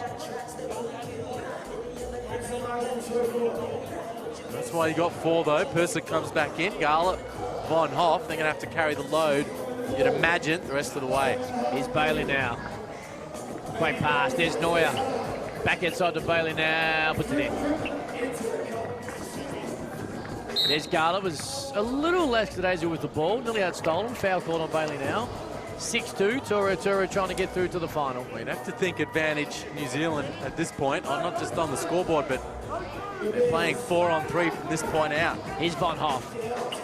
Uses the little eyebrow raise and uses it to gain a bit of space. He nails the big 3. Here's Fannin. Baby Bull. More physicality there. And I like, oh boy, we've got the wheelchair. Ryan Smith is in the wheelchair, Paul Pierce style, being wheeled out. Well, all I can say, and hopefully it is okay, but if it is Paul Pierce style, we'll see him back in a few minutes. We'll see him back in a few minutes, and he'll nail a big 3. There is Neuer talking a big 3s. Leave it long off the iron. Kept alive by Bailey Null inside the Fannin. He gives it to Bailey Null. He started it. Oh, get out! Give me that! Not in Ben Purser's house. Von Hoff, the best way to finish the blocks with a 3. Gallup tries. Leaves it long, and Neuer gets the rebound. Wow, great back screen. Fanning and Garlick. Fanning again. It's going to fall in the hands of ToruXToru. The defensive intensity of the last probably 45 seconds for the Bears has lifted, and that's kept them back in this game. 6-4, ToruXToru still lead. Look, here's that replay on that block. Block. Not quite. I tell you, the Bears, they saw Smith being wheeled out, and boy, did they lift. And they've come roaring back into this ball game. Here's Von Hoff, guarded by Neuer. It's a matchup we've liked from the start. Purser, switch on now, Bailey Null. 2 strong boys going at it. No foul. Purser gets it back, puts it up, can't finish it. We're going to go back the other way. There's Neuer, says, I don't care about the inside the paint. I'll jack a triple. Felix Von Hoff, similar at times. He's got the open look, uses the head fake. Goal, leaves it off the iron. Fannin with the rebound. Winner into a grand final here at Melbourne 3x3. Neuer wide open, gives up the 3, takes it inside. Whistle blown. The ref eventually found something here on Fanning, I'm sure. Fanning is on Von Hoff right now, but him and Garlick are almost in a permanent wrestle inside the painted area. You see it here. Off the iron, off the backboard, kept alive by Purser, who says, stuff it, I'm going to shoot him. My fallen mate's in a wheelchair, but I'm going to try and do what he does. Garlick gets it, didn't look overly great. Off the iron, they're keeping it alive though. It is scrappy, and Fannin just tosses it straight out of court. Impressed with the New Zealanders' focus on blocking out. You see all 3 bodies, and no one chasing the rock. Often finds its way to the deck as they man up, block out. There's Fannin, has not hit a long-range jump shot, hasn't taken one all day. Von Hoff wants it more. Fannin throws the old backhanded. You try to do like you know you can't get the ball, and if you go in some contact, it gives you something. Well, it's going to be... The fouls are starting to catch up on both teams now. Garlick, that is ugly. Great D by Fannin. That is ugly as the shot clock goes off. One-hander by Josh Garlick was never close. Melbourne 3x3 semi-final right here. Winner into a grand final. I'm not sure what Felix Von Hoff could possibly be complaining about there. But in typical basketball player way, and we were similar to Liam, you just complain, and somehow he's got the ball. Oh, come on. He's just throwing it away. away. Well, ball don't lie. Ball That's don't lie, right, Cam. ball You know, don't lie. We both know that. That's a bit of poetic I justice. tell you, it feels like the ToruXToru team from the Kiwis are well on top, but they're not. I mean, it's a 2-point game. It's a 1-possession game. There's Fannin. Bailey Noel and Felix Von Hoff just says, no chance. And he'll shoot one. It is a very scrappy contest. You'd have to be leading the tournament in free throw attempts, you think, the baby No ball. doubt. Him and Kendall would be probably They're very right similar there. players. But he finds himself, he's very crafty inside. So Percy just says, stuff it, I'm shooting it. Oh, baby ball, Bailey Noel uses. Is that an and one? They gave him the call there as he was hooking. He was hooking. Josh Sculler. Let's have a look at the replay here.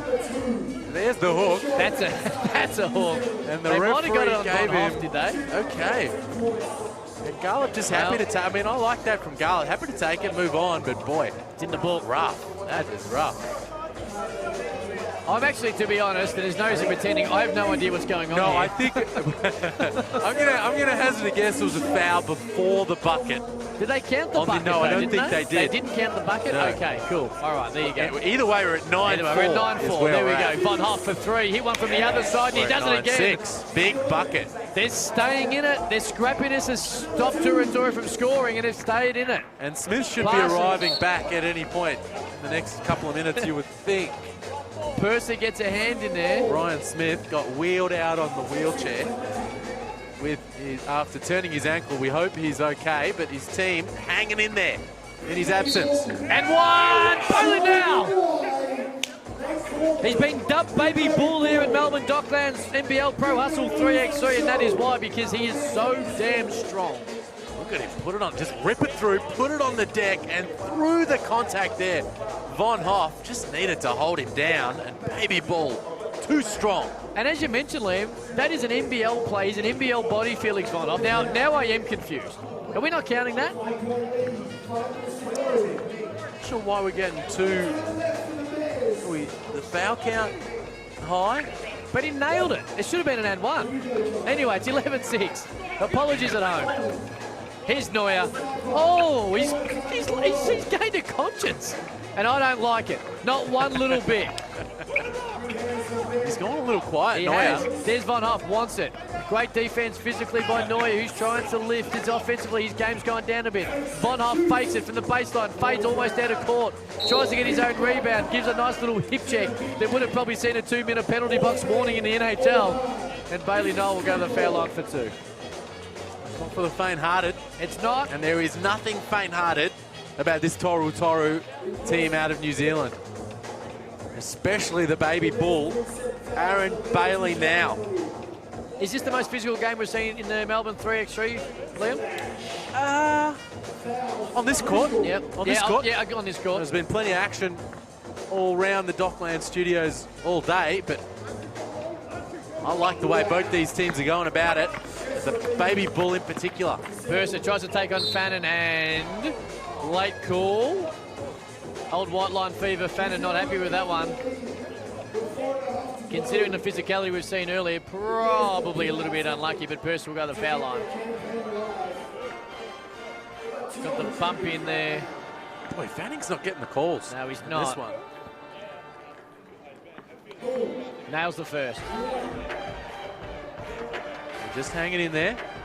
13-7, 4.5 minutes ago. ToruXToru. They don't have Neuer. What they don't have is Neuer, and here he is. There we go. Oh, wow. He gave up. He has What? now a little kissed it off the glass from 4 forward and a 1-footer. But I'll tell you what, his inability. If they make a grand final, as Felix Von Hoff just misses it, Percy comes in there, gives it back to Von Hoff, and he gets fouled. He'll go to the foul line. Good foul. Shot now. 2 shots. It's all well and good. Neuer, who has gone a little bit gun-shy from beyond the arc. They're going to need him to find his range in a final if, in fact, they make it to the grand final. They are. A timeout called. And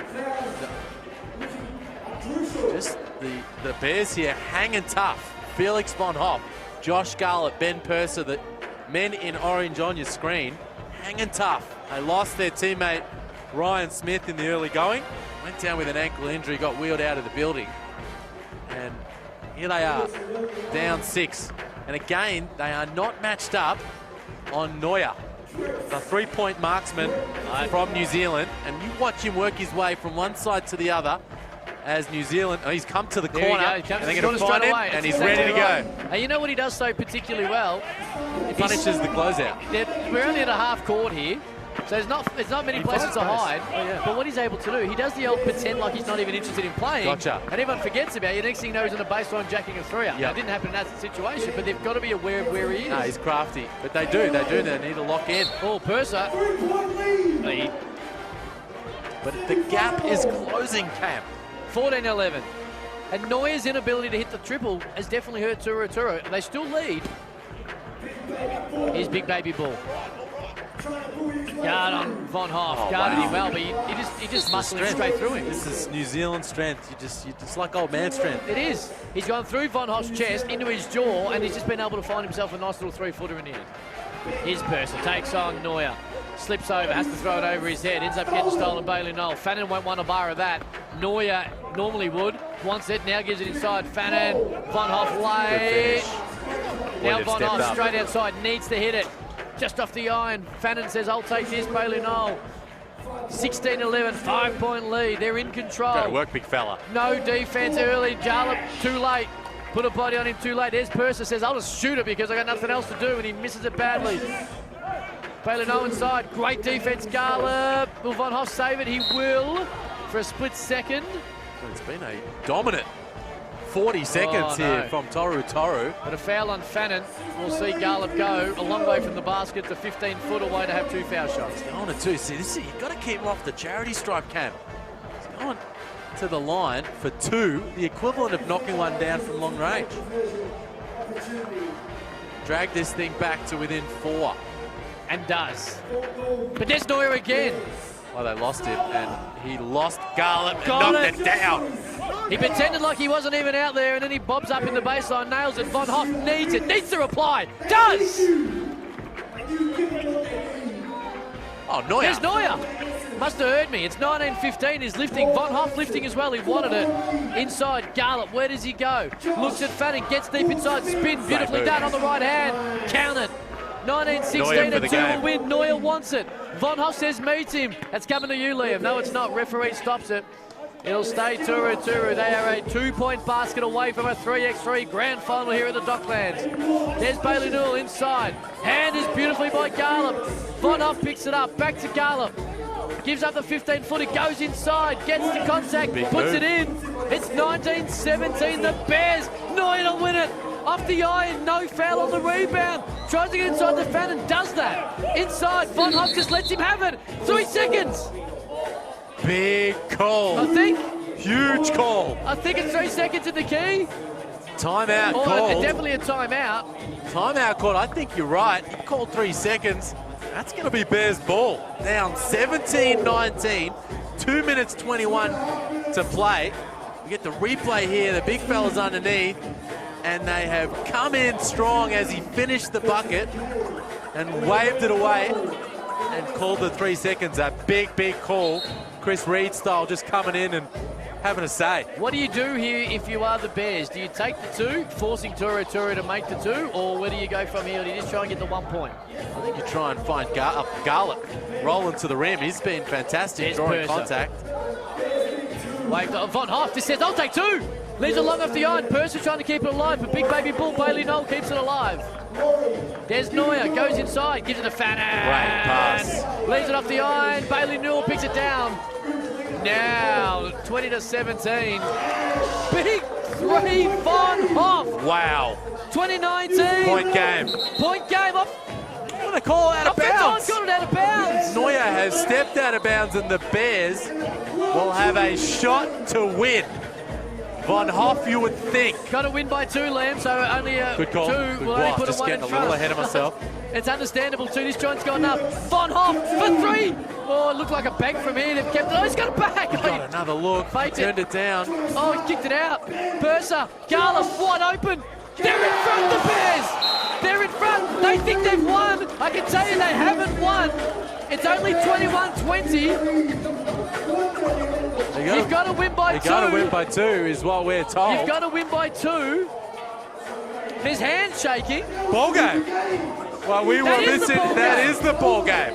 You don't have to win by 2. I had it on the call. You did. And Josh Garliff steps up, knocks it down. It's all smiles there from the Bears. And Garliff just stepped up, knocked it down. And they're into a grand final somehow. Felix Von Hoff has done the Kobe Bryant. He's straight into the stands. We may as well grab him as well. Good Lord, what a finish. I will learn from my mistake I did in the last game with Matty Garrick, and I'll give him a 30 seconds just to get give him a moment. But the Bears are in. You're in. The Bears, the mighty Bears. Grand final. The mighty Bears. What a comeback. Now, I got to apologise to everyone watching at home because I thought you had to win by 2. Yes. So did we. So you did. I don't know. Well, let's make sure we start the next game as soon as possible. Well, mate. Incredible. This ToruXToru team have been really impressive all day. They're leading up for an Asian Cup. Coming into the game, what was your game plan to try and lead them out of their normal structure? Well, look, to be honest, it's tough coming up against that team because they're physical and you think you're getting fouled, but you're probably not. They're just big bodies. It's the one they call Baby Bull. That guy's a problem. It's tough to deal with. I think our biggest thing was, they're going to go on a run, but let's remember they're older guys than us. We're young. They're older guys. They're going to get tired. So I think that it showed as the game went on, and we were lucky to hit some tough shots and get some lucky rolls up the rim. That's the way 3-on-3 works. But how were you able to find some space in the second half of that game? You got down early and then came storming home. Yeah, well, to be honest, I'm still kind of surprised. I honestly thought we were a little bit done there. But that's the glory of the 2-point, 1-point system in 3-on-3. What did you chat about? There's a timeout about 3-4 minutes to go. You were down by about 5 at the time. And it was from that point that the game turned. What did you guys chat about? Well, I think I went in there and said, I'm physically scared of all 3 of their players. Let's just try to wrap this thing up and get out of here. Now, we weren't going to tell you, but the big boy Fannin, who's the #1 ranked 3x3 player in New Zealand. Yeah, I think he's the #1 ranked UFC fighter as well. I'll tell you what, he told us about the Watline fever he got, so we didn't want to tell you that because we thought he'd scare you even a little bit more. No, lucky I showed up then. Hey, just before we let you go, mate, and get ready for the next game, you come in as a late replacement. How you find not only the format, which is obviously a little bit different, but playing with your teammates and finding the right ways to be able to get open shots? I think it's cool. We're lucky. I think it's sort of shout out to Dane Pinot over there, but I think we're lucky that we're all shooters, so it's fairly simple. We sort of just, I think we're gelling pretty well defensively and make them miss, get a long rebound, shoot the 3. Look, I said the number one rule of 3x3 is to leave your conscience at the door, and you haven't had an issue with that, so you must be enjoying the way it plays. Left that one long ago. Love it. Congratulations, man. Just before we let you go, the other semi-final going to take place out here. You got the team with Petrie, Crawford and Kendall, and obviously Dane and his crew here, the Spectres iAthletic. Who would you prefer to see in the grand final matchup? I prefer to see Dane because then if Dane's in the final, what is it, 10,000 for the winner and 5,000 for the runners-up? Yep. We could both celebrate with it. So I think definitely Dane, one of my best mates, and Owen, one of my Siebel teammates. I hope they get it, but Kendall's going to be tough to stop. No doubt at all. Hey, good luck, man, for the final. Good. Thank you. Good luck to the grand final. Felix Von Hoff, who was huge down the stretch when it comes to the Bears being able to knock off ToruXToru to get into the grand final. Semi-final 1 is in the books. Semi-final 2 is about to happen. iAthletic v the Platypus. And I tell you what, you love game winners. It lifts everyone up. That's exactly that. There was a bit of confusion about the score and all the rest of it and who actually wins. But in the end, they did what they did. Now they're in a grand final. Wow, that was absolutely incredible. And I tell you, shout out to the ToruXToru team out of New Zealand. We know they're heading on to bigger and better things, the Asia Cup next week and beyond. But I want to tell you, we thought we were going to be in the grand final. We thought it pre-game. We thought it midway through that one. And Bears just came storming home. Josh Garliff stepped up, and so did Felix Von Hoff. And especially Ben Purser. Ryan Smith went down early in that game with the ankle injury. Didn't come back. We thought he might. But Ben Purser stepped up and played the rest of the way, and he came storming home and took it. We speak a lot about in the 3x3 format that you can't lose any confidence, and you just got to be a shooter. We joke about the conscience leaving it at the door, but it's in fact true because you can't hesitate. We've seen Neuer hesitate a couple of times in that game, which is something that we didn't expect to see him actually do, considering how great of a shooter he is. Yes. But as time went on, the confidence never dropped. You got confident guys like Felix Von Hoff in the team who are like, I'm just going to let this bad boy fly. Josh Garliff as well, they believe in themselves. And if you are able to get a couple of stops in a row, time in particular in these high-intensity games isn't really an issue because someone's going to get to 21. So defensive intensity and confidence is a big part of a team getting through. Oh, there's no doubt about that.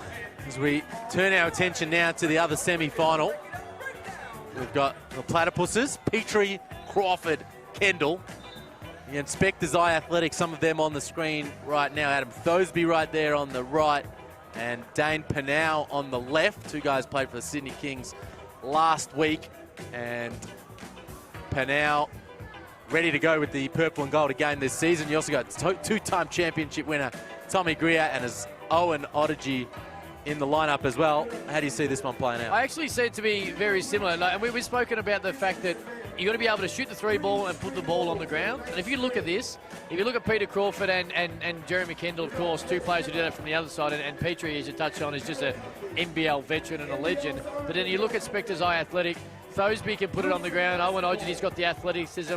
Tommy Greer, probably not the best three-point shooter on this particular team, but as we've seen earlier in games, when he gets going, he feels the momentum. So I think it's going to be a high-intensity game, and you're going to see a lot of people get run off the three-point line, which means and leads to a lot of foul shots, because as you've gone on and the $10,000 actually starts to play in people's minds, there's no easy layups in this particular format. No, when you get that's to a true. semi-final, you don't want to see someone just laid in off the glass, or even worse, throw it down. Well, we've seen a couple of those today. Just a couple, but boy, they were big when they happened. I tell you, the man I think holds the key to this semi-final is Peter Crawford. We've seen what he's been able to do in the NBL over many years. He's been doing very good things in the QBL and also in the 3x3 competitions. And he has been arguably the MVP out here throughout the day in the men's side of the draw.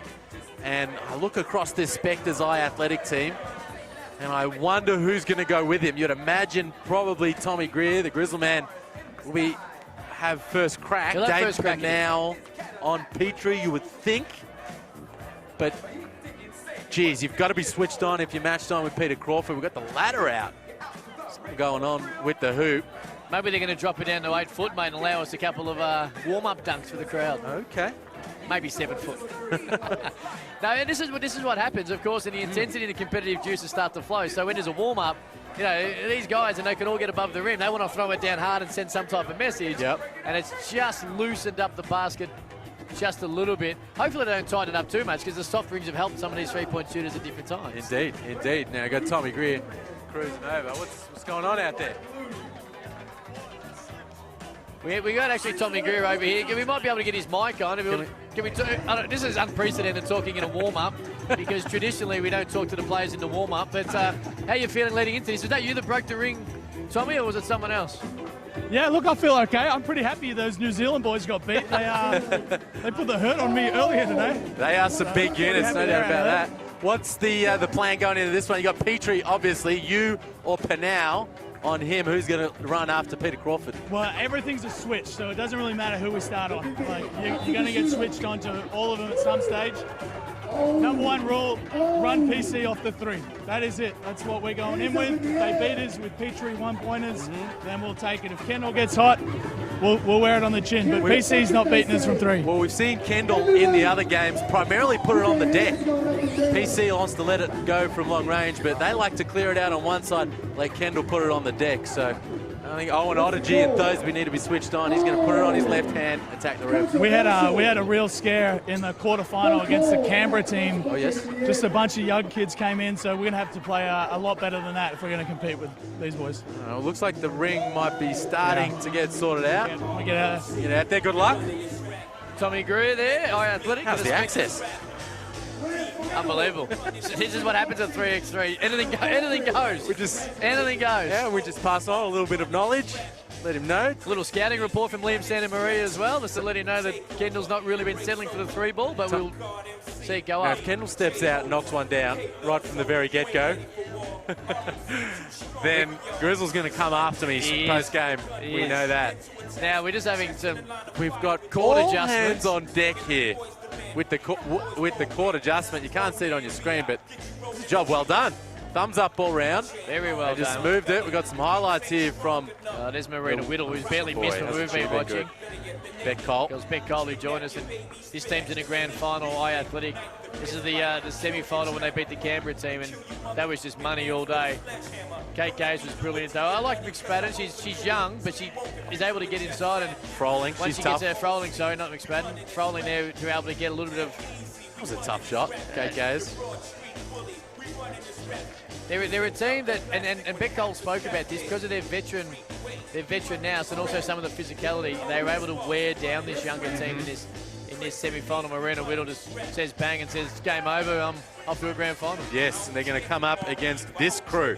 Maddie Garrick, Mon Conti, Chloe Malloy, and Jasmine Simmons. And the group from the Deakin Melbourne Boomers, they have been outstanding. Maddie Garrick in particular, see here, putting it on the deck, finding Malloy on the perimeter. That's going to be an outstanding grand final matchup. It is, and you already mentioned it 2 or 3 times, but this Garrick v Cole matchup is going to be outstanding. Two women who have played together a lot, would know each other's game inside and out, but it is a little bit of a different ball game when it comes to 3x3, and we'll see how it plays out when they get to a final. Who have you got there?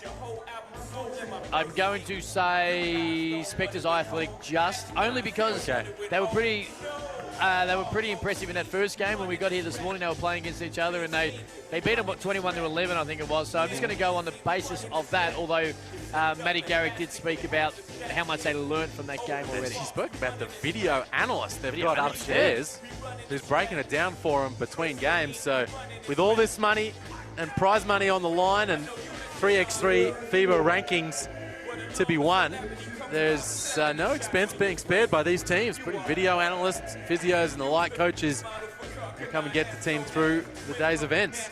And there we go, Josh Garlop just wins the game for the Bears against ToruXToru and puts them into a grand final where they will meet the team that wins this particular game. Spectres iAthletic, Tommy Greer, Owen Odegy, Dan Pinot or Adam Thosby, or down the other way, the Platypuses, Jeremy Kendall. Peter Crawford, whose quarterfinal was outstanding. He set the tone from the start. Oh, hold on. Anthony Petrie. A little bit going on, just a little biplay at the top there. Peter Crawford, Tommy Greer. You know they're going to talk some smack. Can Crawford get open? He has been the key for this Platypuses team. I still think it should be platter pie. I agree. That might be the joke. Yeah, it might possibly be. They got it. Tommy Greer just explained the rules to Peter Crawford. He gets a hand in now. Is that a foul? Is that an early foul? Tommy Greer wasn't quite ready. Now we're underway. Smack. Here's Thosby, coming off a great Commonwealth game. Uses a Pinot screen. Looks at it, looks Petrie in the eye, shows the left-hander, it's off the eye. Greer with the offensive rebound. They'll reset and try and get the first score of the game. Here's Thosby, guarded by Petrie. Wants to throw it again. Sets it, it's a 2, it's a 1, just inside the line. Pushing it back by Kendall, no call. Physicality is going to be there, you'd assume. There's Petrie, there's Kendall. Guarded by Thosby. This is the matchup we're looking forward to. Gets to the inside to the key. That's where he's at his best. 3 balls faked, fade away, 9 foot, nails it. And they're on the Platypuses are on the scoreboard first. Thosby can't find Purnell. Slow start here from Spectres iAthletic. We spoke about Kendall putting it on the deck. They have to sit down and stay in front of him. They're clearing it out, and here he goes. That's too easy. What a pass. Petrie gets fouled. That will be a continuation. Thosby had nothing to do but just hack down because he didn't want to add 1. And Petrie, after the great pass by Kendall, will go to the foul line for 1. But you can see here Kendall attacking the lane and finding Petrie. They're going to have to step off Kendall a little bit. If they can't stay in front of him, they're going to have to force him to shoot. We know he can knock it down. He can. But you got to pick your poison. Because right now, he is unguardable off the bounce. Thosby nearly fell out of court, and it's been turned over. We're straight back into it with the Platypuses, who are able to turn this into offense. Petrie just pushes Thosby off. Just does it again. Just goes straight through him and scores, and that's a mismatch that already they're starting to exploit. There's Greer. He gets stripped of the ball. Kendall picks it up. It's 3-0 Platypus over iAthletic Spectres. There's Kendall. That 3 ball. Well, what are you going to do? It counts into 2. Now that's the concern. What are you going to do, That's Jeremy where the concern is. As he nails the 2, it's 5-0. They need There's this. Thosby needs it and gets it. Big hit. Opens the account for iAthletic. Welcome to the show. Too easy. That's too easy. Tommy Greer spoke about running him off a 3-point line, but I didn't expect it to be that easy inside the key. Bernard. Here's Greer, guarded by Petrie. They've done this plenty of times over the year. Greer for 2, and he got it. Waved off. Shot clock got into play there. Just lacking a little playmaking. Spectres iAthletic off the dribble. Odegy checking in. Needs to be switched on Kendall here. You know he's going to look to attack. Petrie inside, too deep and wide. Couldn't finish it. Thosby just again. Just hacks on down. Petrie will go to line for two. They lead 6-2. Nearly 2 minutes gone. Melbourne NBL hustle 3x3 semi-final 2. They've really had the run of things so far. Platypuses. Petrie makes it a 5-point advantage. Thosby's already hit one. Thosby, great pass, but stolen. Kendall steps back. Jeez, oh, he kicks inside. Here's Crawford. He wants it. Odyssey's on, right in his face. Just throws it to Petrie, who's able to run it down. Here's Kendall, guarded by Thosby. He says, I'll shoot a 3. Can't hit it. Odyssey. No, he can get above the rim. He can get inside quite comfortably. Doesn't hit it, but powers up, and he'll have a foul shot to try and continue the Spectres iAthletic scoreboard to tick over. They trail 7-2. You see Jeremy Kendall just coming up a little sore. Right calf, perhaps. I don't know whether he copped it, maybe a knee to knee, but not entirely comfortable. Odyssey gives the point. Petrie guarded by Greer. Here's Kendall. Kendall guarded by Greer. Little fade away, 1-footer from about 9 foot. Odyssey with the rebound, kicks it out. Thosby gets run off the 3-point line, gets an easy layup with that left hand. It's nice. Here's Crawford. He says, I'll go straight back at you. That's fast break 3x3 style. Doesn't quite fall, and Petrie gets the rebound now. He has Greer. He backs him in. He looks at him. Kicks it to Kendall, who's able to ball fake, get inside too easy. Gave up an easy little jump shot. Tried to kick it out. It's been knocked away. Great hands there from Greer. Just managed to get right in the middle of that play and cause a little indecision there from Kendall and knock it loose. Kendall just says, stuff it, I'm shooting it. No luck. Petrie can keep it alive. He can. Go through Brett Crawford's legs, go through Kendall's legs. It's going out of court. I don't think anyone knows which way it's going to go. It's going to stay with Platypus, and Kendall looks very sore, as you mentioned already, Liam. They don't have a sub, Platypuses. Guarded by Thosby. Injuries normally are more obvious on defense, and that's no exchange. He looked good there. Can't do that. Can't risk it. Here's Odyssey straight to the basket. Couldn't finish it. Tommy Greer just gets smacked around. Might have been actually a clash of heads. Oh, hold on. Greer is very sore. Have a look at Greer. Might have been a clash of heads. Peter Crawford also holding his forehead. He was, and he is, but Greer looks like he's come up well worse. He's gone barreling into the baseline, and we get the vision here. Greer coming in, and bang. Whack. Oh, and Tommy is in a bad way, and understandably so. His teammates try to give him a helping hand. That is not the kind of contact you are after. Head to head like that. And incidental headbutt. That should be probably all she wrote for Greer. Unfortunately for Tommy Greer and Spectres iAthletic and everybody watching. He's just a little... As well, looks very proppy. They're going to have to help him off. They need to sit him down. He's obviously not overly keen in having someone help him off, but as it stands right about now, oh, he's tough. He's tough as nails. But it really... Is he bleeding? Oh, you can see the lump coming up already there. Medico, and here comes the physicality of the NBL 3x3. This wheelchair's been called out for the second straight. Just waved the wheelchair right off. He has no interest in the wheelchair whatsoever. Here's another angle of it. Odyssey, which is a great take. Odyssey's got to finish this. Not that it makes any difference with Tommy Greer. Bottom left of your screen. Oh, Lord. Jaw on jaw. What's the contact? Tommy Greer flying in for an offensive rebound. Jeez, that's my man. He's getting attended to as it stands right now, and in the best possible hands here too. The medicos have done a great job all day at Melbourne 3x3. Well, we want it physical. We like that, but that's not what we're after. Nothing untoward. Here's Crawford. Little fade away. His jaw is okay as he knocks it down. It's 9-4 Platypuses, and now it's evened up. Pinot got it. Oh, wow. We seen when there was an injured player in the last game, the team lift. Yes, we did. And we see it again. Kendall steps back. Kendall doesn't want any of that is nuts. He is unstoppable. Liam Santa Maria had the scouting report. Doesn't want to shoot the 2-ball. well, I said you got to pick your poison. You got to pick your poison. Noseby can't finish it. There we go. There's Crawford. Back to Kendall. What will he do? Guarded by Odyssey this time. Screen coming by Petrie. Now the switch. God. Little razzle-dazzle twice. Oh, Kendall's feeling it. Shows the ball. Shows it over Pinot. Shoots it over the top of him. Can't get the soft roll. Odyssey with the rebound. Can they reset? They trail 11-6. What can the Spectres iAthletic do? There's Thoseby. He needs to lift. Bang! Don't worry about a left-hand layup when you can throw it down two-hand, but Peter Crawford back the other way. Leaves it short.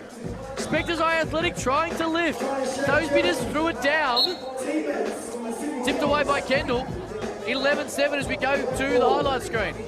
Thoseby just ripped it through baseline, rose up, threw it down with two hands for safety.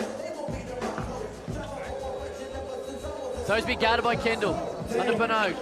Thoseby. Now Petrie. Get him inside. A little bit of mismatch, they believe. Dane Pennell. Guarded by Kendall. Throws it up there. Odyssey comes from the weak side and just lays it in, and it's back to 3. They are right there. Petrie for 2. Got it. It's a nice rim. It's very friendly. Odyssey comes off the screen. There's Thoseby, feeling good after the dunk. That's more of his game, though, outside the arc. Can't finish it there with the left. Kicks it outside to Kendall. He's been brilliant so far in this semi-final. They're trying to get through to the final to take on the Bears. And if he's able to do that time and time again, they're halfway home. There's Odyssey! Great pass, Pennell throws it down, shuts the door. Two-hander by Owen Odyssey. Kendall kicks it out. Petrie leaves it off the iron. Thoseby with the rebound. They're staying in at 14-9. Here's Odyssey. Wants the screen. Now waves it away. Steps back outside. Pennell. Guarded by Kendall. The mismatch. Goes to the left. Can't finish. Should have. There's Crawford in the corner. Fast break 3x3 style, but he pulls it out. Here's Kendall. Cleared out the side of the court. Guarded by Pennell. Gets to the basket. Foul. Had his hand in the cookie jar, and Kendall will go to the line for 1. And just keeping an eye on Greer off to the left here. He wanted back in. He wanted back into the ball game. Crazily enough, but the medico is sitting him down, saying, nah-uh. And they've got the ice pack onto the head. They've been checking his jaw. Clearly an element of concussion, and I don't think we'll see him back. Well, his team's starting to dig deep. Here's Thoseby again. Gets fouled. Just threw it up there. Crawford or Petrie, take your pick. Thoseby will go to the foul line for 1. As we look at the replay, he's able to, off the non-preferred right, be sandwiched between the two NBL legends, Anthony Petrie and Peter Crawford, and get a foul line. And he leaves it short. Disappointing. Here's Petrie. 5-point lead for Platypuses. Pennell just reaches in. In the end, it doesn't matter because Petrie's able to just kiss it off the glass. Give him a 6-point lead. Here's Odyssey. Nowhere to go. Petrie gets a hand in, can't steal it. It'll stay with Spectres iAthletic. They lead, they trail by 6. Need a couple of 2 balls. Odyssey. Thoseby weighs him off. Odyssey fades away on Petrie. Tries to bank it in. No good. Kendall with the rebound. Dribbles it out. Nice low dribble. Tries to cross him over. Thoseby played pretty well defense. Kicks it out to Petrie. Gives it for 2. That's way, way short. Oh, did you get a hand on it? Not really sure. Shot clock violation either way. Spectres iAthletic will get the ball. Just under 4 minutes to go. They trail 15-9. Well, they'll be comfortable with that. Spectres iAthletic. Peach shooting from long range over a hand. Thoseby, non-preferred right. Can't get it, but no. Got it! Okay. Needed that. Fashion and 1 coming away. They did know that, no doubt about that. Petrie can make this count. It's back to a 2-possession game. The clock got 3 minutes 40 to play. Oh. Now leaves one on the table there. It's 15-10. Here's Kendall. He's been the best. From about 16-4. He's cash money. You've got to get a hand right in that face. If it's not in the grill, you can count it. Can we get his papers through? I would love to see him in the NBL this season as a local. Thoseby took the contact, couldn't quite finish it. Kendall says, I'm going to take it. He's carrying his team to a grand final here at Melbourne 3x3. Foot might have been on the line, but they gave him the benefit of the doubt, and it's 2 points. It's 18-10. Odyssey off the screen. Kicks it inside, now fades away. Is Pennell, nice little push. Odyssey! No luck, Kendall is dominating this game. They're on the verge. God, I thought the friendly rim would have helped him out there. 18-10, Platypuses on the verge of a grand final spot to take on the Bears. Thoseby been off Crater. Petrie with the rebound, 2:45 to go. Time probably not an issue. It's going to be the 21 points you'd think. Kendall dumps it inside and Petrie has the easiest two he'll have all day. It's 19-10. And they are on the verge of a grand final spot.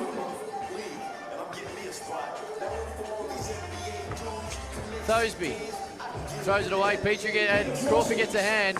Odyssey trying to hold it. Throws it back in, throws it out of court. It's going to stay with the team who has 1 foot into the grand final. The Platypuses 19, the Spectres 10.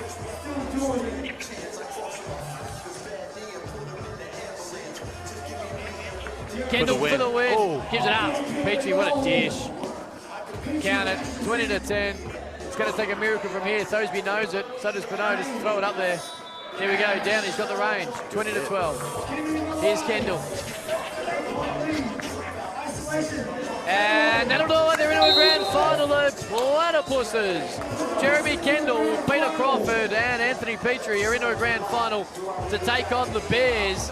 And that is going to be a classic contest. 2 teams that found form leading in to the right time at Melbourne 3x3. And in the end, it was Jeremy Kendall who was outstanding. He sure was. Just put the Platypuses on his back from inside, outside, fading away, crossing it over. And he was just too much to handle every which way you want. Jeremy Kendall, as he fired his team into a grand final showdown with the Bears. Yeah, and he joins us right now. This is going to be a great contest because both teams have been able to find their best form leading into the most important game of Melbourne 3x3. And Jeremy, we welcome you back. You were feeling it and you looked confident from the outset, and it really set the tone. Yeah, thanks, guys. Yeah, I mean, you know, we've gotten better each and every game, I feel like, and, you know, experience is life's greatest teacher, so we've got to play with each other a little bit. So we're starting to get the feel for the game and for how to play with each other, and yeah, it's been working. You're talking about getting better each and every game, you getting more familiar with the format. What specifically have you found you've improved in terms of that understanding throughout the day? Yeah, I think just staying active, like getting that ball out of the net on their made shots and just kicking it out quick, just slowing down a little bit and just using your body a little more because it's so physical out there. You have an advantage. I mean, there's more spacing, 3-on-3 versus 5-on-5. So if you just slow down a little bit and trust your game and trust your training, you'll be in good shape. Is there an element also of just the chemistry within the team? It seems like as the day's gone on, you guys have done a better job of putting each other in positions to be effective, giving you a bit more space perhaps to put it on the deck and make plays. Yeah, that's exactly the thing. You know, we just got to put ourselves in good positions and trust each other. You know, I played well that game. You know, next game is Peach's game. You know, next game is it's Pete's game. So, I mean, you just never know. Get on the same page with your teammates and just play hard and good things will happen. Riding the hot hand is a huge part of 3x3, isn't it? Because when someone's going, it's always almost more important in 3x3 compared to 5-on-5 to make sure they get the next shot. Yeah, it's such a rhythm game, and it's so important to get out to a good start because the game's so short. And like I said earlier, you know, threes are double the points as two. So if somebody gets hot, it can be a game changer. Put the feet up, mate. Big grand final coming here with the Bears, mate. Good luck, and we'll probably chat again. Thanks, mate. Appreciate it, guys. He's been brilliant. Jeremy Kendall has been outstanding, joining us a couple of times already here at the desk as we head towards the women's open final. But they're in it. They were very, very impressive with the Platypuses, and they will take on the Bears in a matter of minutes' time before we get to the open women final. And Liam, this is the basketball here at 3x3 in Melbourne. Melbourne Docklands has just got bigger and better as the day goes on, and the competitive juices continue to fly up. Tell you what, I just got another close look of the uniforms as well. First ever, who's going to be the uniform partner for the NBL next year. They're going to be very, very nice. They are. Huge part of today as well. Judging by today. They look good, don't they? And the players are loving them. And as well, the ball. It's been taking a little getting used to the different size and weight, but it's Wilson basketball. Shout out to Wilson. Had 3 power raids at lunchtime too, and CMS Australasia doing a wonderful job. Hey, well, I'll tell you what. Okay. I won't say we're working as hard as the players, Just but on the it's slide. close. Okay. Missed the heads up there. Did you score a Tissot watch? I haven't yet, but who knows how the day's going to play out. Now, I think we're in an interview, so he might not have got a chance to grab Tommy Greer, who got that head knock in that semi-final, but he is walking around, so hopefully we'll find out sooner rather than later that he's A-OK, but he copped a head knock, and we'll see how he goes. Yeah, got a tweet from Rod Anderson, DJ Rod up in Townsville. Hope the Grizzleman is okay after that head cash at 3x3 Hustle. So you can get involved on social media at 3x3 Hustle on Facebook, Twitter, and Instagram. And the guys doing a great job getting all the highlights out as we get ready for the women's final. The matchup we've been waiting for all day. The initial showdown between these two teams, the Deakin Melbourne Boomers and Spectres iAthletic, took place on one of the other courts. We missed it. And they seem like they've been on a collision course ever since. Spectres iAthletic won that game too, relatively comfortable, but as Matty Garrick spoke to us after that semi-final win, they've learned a great deal already based on, not only the opposition, but also playing themselves into some 3x3 form. Here we go. Big Cole guarded by Conti to start it. Big Cole. Whittle to open the account in the grand final. Comes off the iron, comes straight back to her after the Simmons knockback, and will start again. Conti on Big Cole. That's going to be a great matchup. There's Cole, goes inside on Garrick, leaves it off the iron. Whittle gets the rebound, can't quite put it up. Garrick gets the rebound, and we're going to start first chance to score for the Boomers. Conti kicks it out. There's Garrick for 3, off the iron as well. Marina Whittle with the rebound. Big Cole. Great pass. Great pass, and Chilcott opens the grand final 3x3 with the nice reverse. Crossover! Mont Conti. Too easy. Wow. Chilcott. Here's Big Cole. Gets inside to the key. Over Simmons. Can't make it work. There's a clash. Foul called on Chilcott. It's going to stay with the Boomers. Early subs for both teams. In comes Chloe Malloy. Conti takes a rest. Here is Malloy. Trying to give the hand off. Tries to bounce it through. Doesn't quite get it now. Simmons picks it up. Hands it out. Malloy. She's got range. Leaves that one a little bit short. Here's Beck Cole. Too easy to be able to get into the basket. She's not going to miss many of them as we go down the way. Garrick, though, fast break basketball, 3x3 style. Fakes up. Beck Cole is able to hit the 2 and was straight back at you. This is the fastest paced game we've seen so far. Scoring again by Beck Cole early on. It's 3-all Spectres and Boomers in the 3x3 Open Women Grand Final. Talked about the matchup between Cole and as they get after it on the floor, Cole and Garrick. Jump ball, it's going to go to the defense, but it's been Chilcott that's really had the job of shutting down Matty Garrick for the most part. As Cole gets possession with Conti going to check it. I like what Conti's bringing. They are sacrificing a little bit of height, but nearly hands in there by Chloe Malloy. It was enough though to give away the foul, and Conti's steal is therefore avoided. We're going to stay here again. There's Beck Cole. She's just taking it straight to the basket.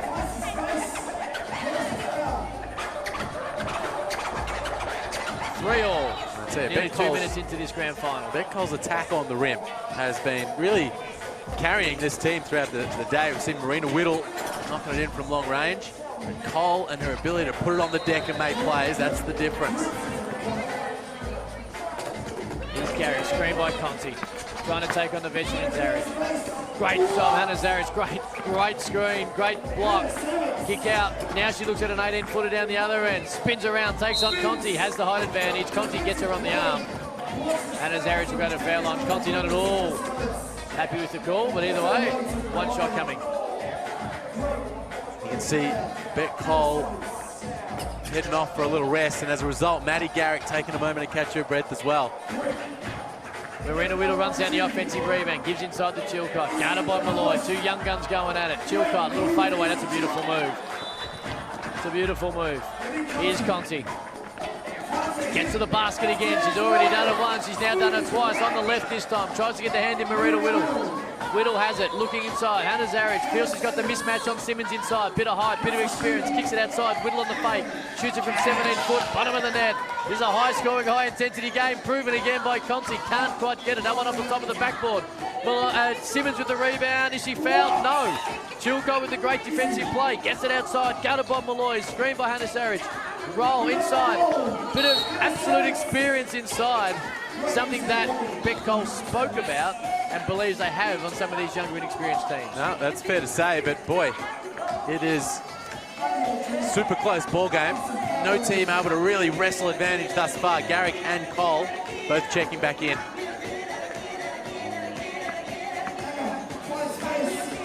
Jarrett can't finish it.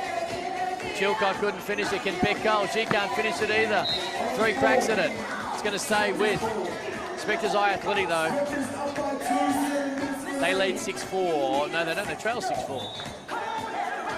My apologies. There's Cole. That's a foul. Fouls racking up here early. We know when they get into the bonus, those fouls become 2 free throws. And 10 plus fouls, 2 free throws and possession. So you got to keep a handle on your foul count. She's able to knock it down. 7-4 Boomers lead. And defensively, Chloe Malloy, brilliant.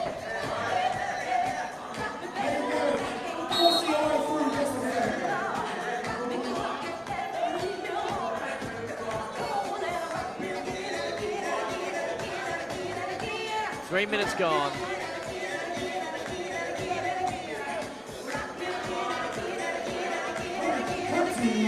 Here's Conti. Guarded by Whittle. She's able to get to the basket at every single time. That's no different. That's an amazing move. Goes under and left.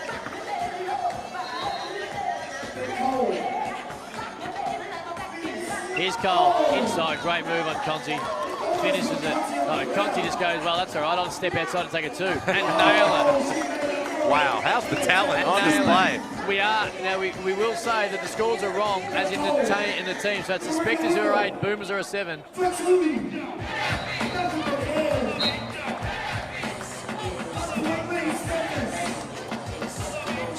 8-7, 1 point in at 6 minutes 17 to go. He gets the check. Here's Conti. It's been great to start this grand final. Malloy gets to the basket. Great D by Marina Whittle. She kicks it out though. Conti nailed one already. And the shot clock goes off. Yoch. Conti can't believe it. Nice little wry smile. Here's Whittle. Great pass inside. Says Chilcott. Has the height advantage on Conti. And it mattered on that occasion and she's able to knock it down. Malloy, handoff. There's Simmons, kicks it, tries to kick it out, gets knocked away. It'll stay with the Boomers.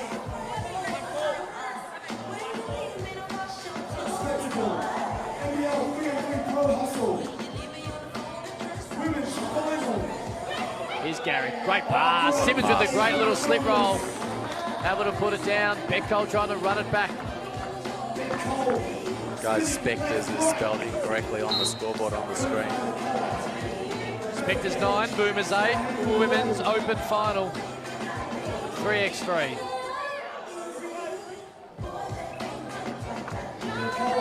Big Cole.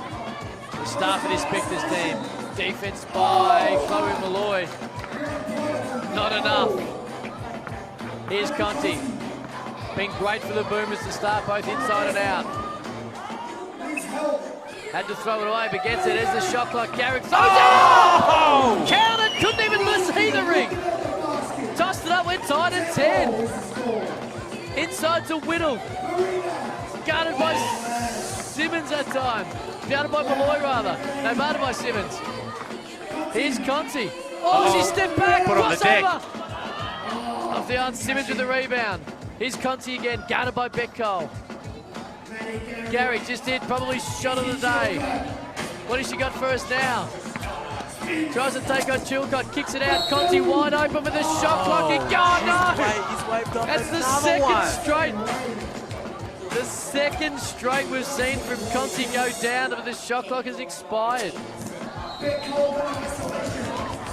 Malloy. Look at that from Garrick, the replay. There's Garrick. This time she says, stuff the shot clock, I'll count it. Wow. They're in front, the Boomers, 12-11. Whittle deep inside, tries to hand it off. Couldn't get it to Hanazaric. It's going to stay, though, with the Spectres. Wow, what a matchup. Matty Garrick. It's raining threes. 2 from Conti waved away, and 2 from Garrick late in the shot clock. 1, she hadn't even looked at the rim. And the Boomers holding a 1-point lead. Conti to Garrick, they lead by a point, 4:20 left. Garrick, that is a little spin one-handed. That's unguardable. No, that is just tough. That's unguardable in any league in the world. There's Cole trying to do the same thing. She spins, gets a closer layup. Zaric with the rebound. We'll start again. Chilcott, guarded by Garrick. Kicks it outside, too far out, goes out of court. Chance here for the Boomers. Timeout. Spectres iAthletic know it. Crucial moment here. 2-point advantage. Boy, it's been an absolute arm wrestle the entire way so far. And the Boomers with a couple of big plays from Matty Garrick, able to just get their noses in front with possession now. A chance to extend that lead. 4 minutes to play. So many people who have joined us, and knowing the flow of the game, the 2-pointer is so important. And already the Melbourne Boomers have been able to, but Conti and Garrick to be able to do it and give them that slight lead. And no doubt confidence is going to play a big part in this last 4 minutes. Out of the timeout for the game winner in the semi-final, they ran a little action that got Matty Garrick open on the perimeter. This exact horns action that they ran here. Watch her flare to this side of the screen. And she's open. Identical.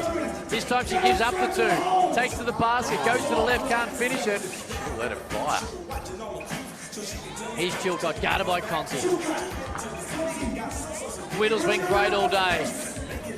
Off the iron there, long off the iron. Garrick tried to keep it alive. It's going to stay with Spectres iAthletic. They trail 13-11. Boy, I would have thought Garrick might have just let it fly. Cam caught it on the perimeter, up 2. Chance to kind of break the back. She put it on the deck and didn't connect. Savage. Whittle. Conti gets a hand in. Conti gets a hand in and steals it. Then throws it away to Chilcott. Great pass inside. Now we're going to steal. Adasovic scores and we're back to a point the difference. Matty Garrick. Chilcott gets a hand in. It's going to give away a foul. 13-12 Boomers. 3:19 to go. Conti has a break. Now we've got that matchup we wanted. Cole on Garrick. Switch, Whittle. And that's a tired turnover there from Matty Garrick. She's been carrying the load all day. This Boomers team. 3 minutes and change remaining. Can she find that second wind? Cole gets the bomb, couldn't finish it. Chloe Malloy made her earn it. She'll go to the foul line for 1. 3:10 left, 13-12. 21 might not come into effect in this game too, Liam, so that's something to maybe a little bit of clock management late, although the shot was relatively short, but something to keep in mind as well. Nails it. We're all tied up. 3:08. Melbourne 3x3. Grand final. Bad pass by Gary. This is going to be an easy 2, you would think. And 1. Beck Cole. There it is again. 2 tired turnovers from Matty Garrick in a row. And Spectres iAthletic making them pay. Beck Cole, too big, too strong. Down low. And now she gets 2 bonus free throws. Got to finish through the contact. You do. And 2 bonus free throws makes that a massive play. Chance to take a 3-point lead with 3 minutes to play.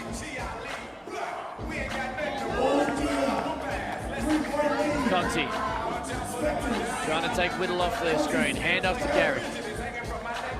Whittle gets a hand in. Dived on it. Was Beck Cole, and that forced a turnover. That's a big play. Marina Whittle was able to get the hand.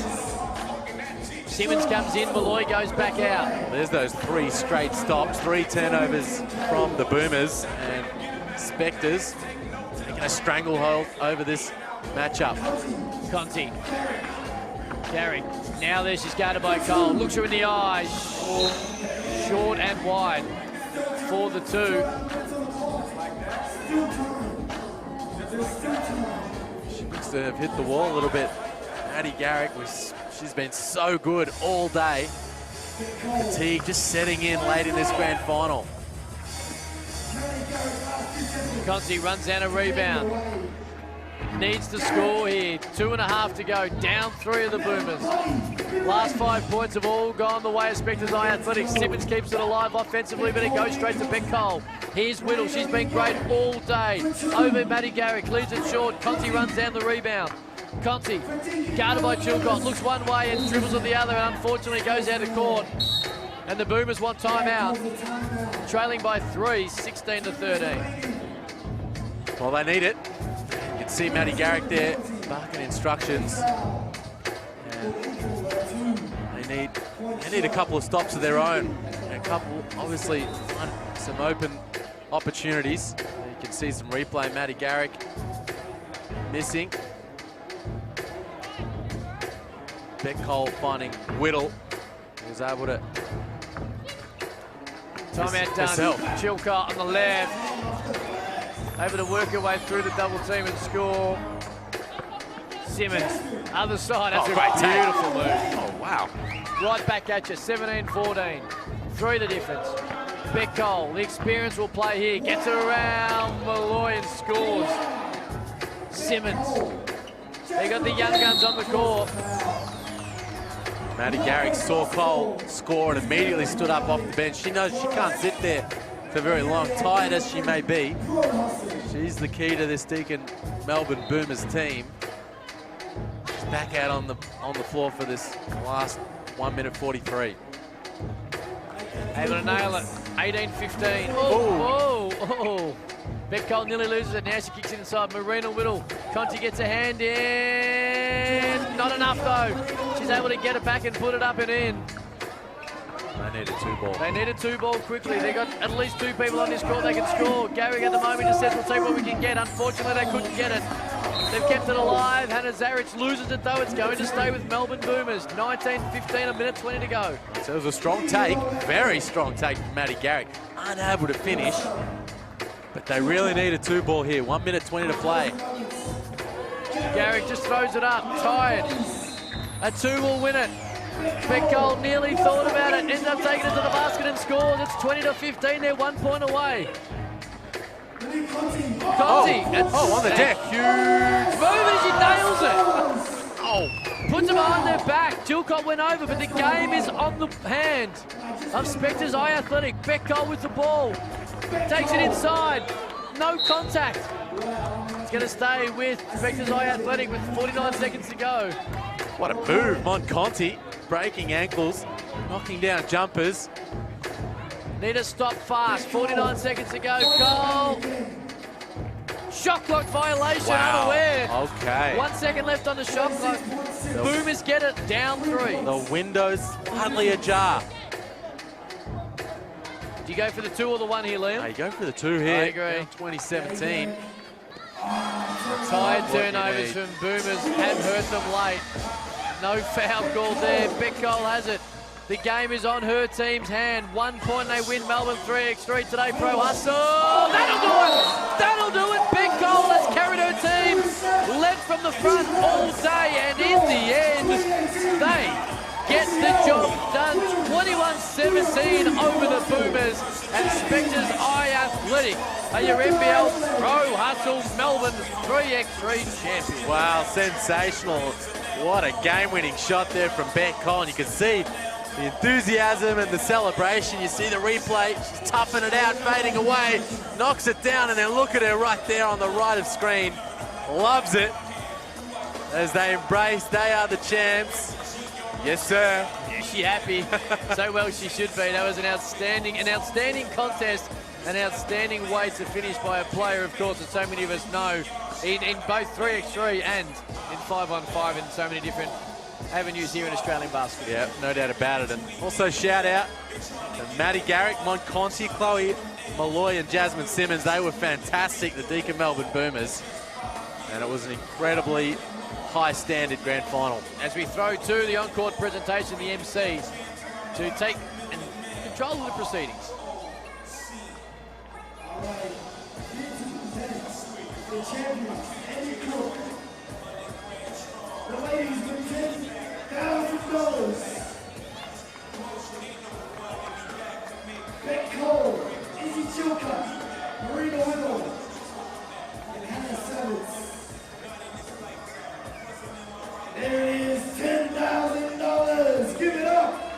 Spectres iAthletic.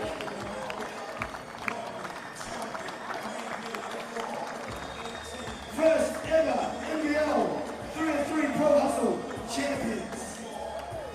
No one can take that away. Welcome, ladies.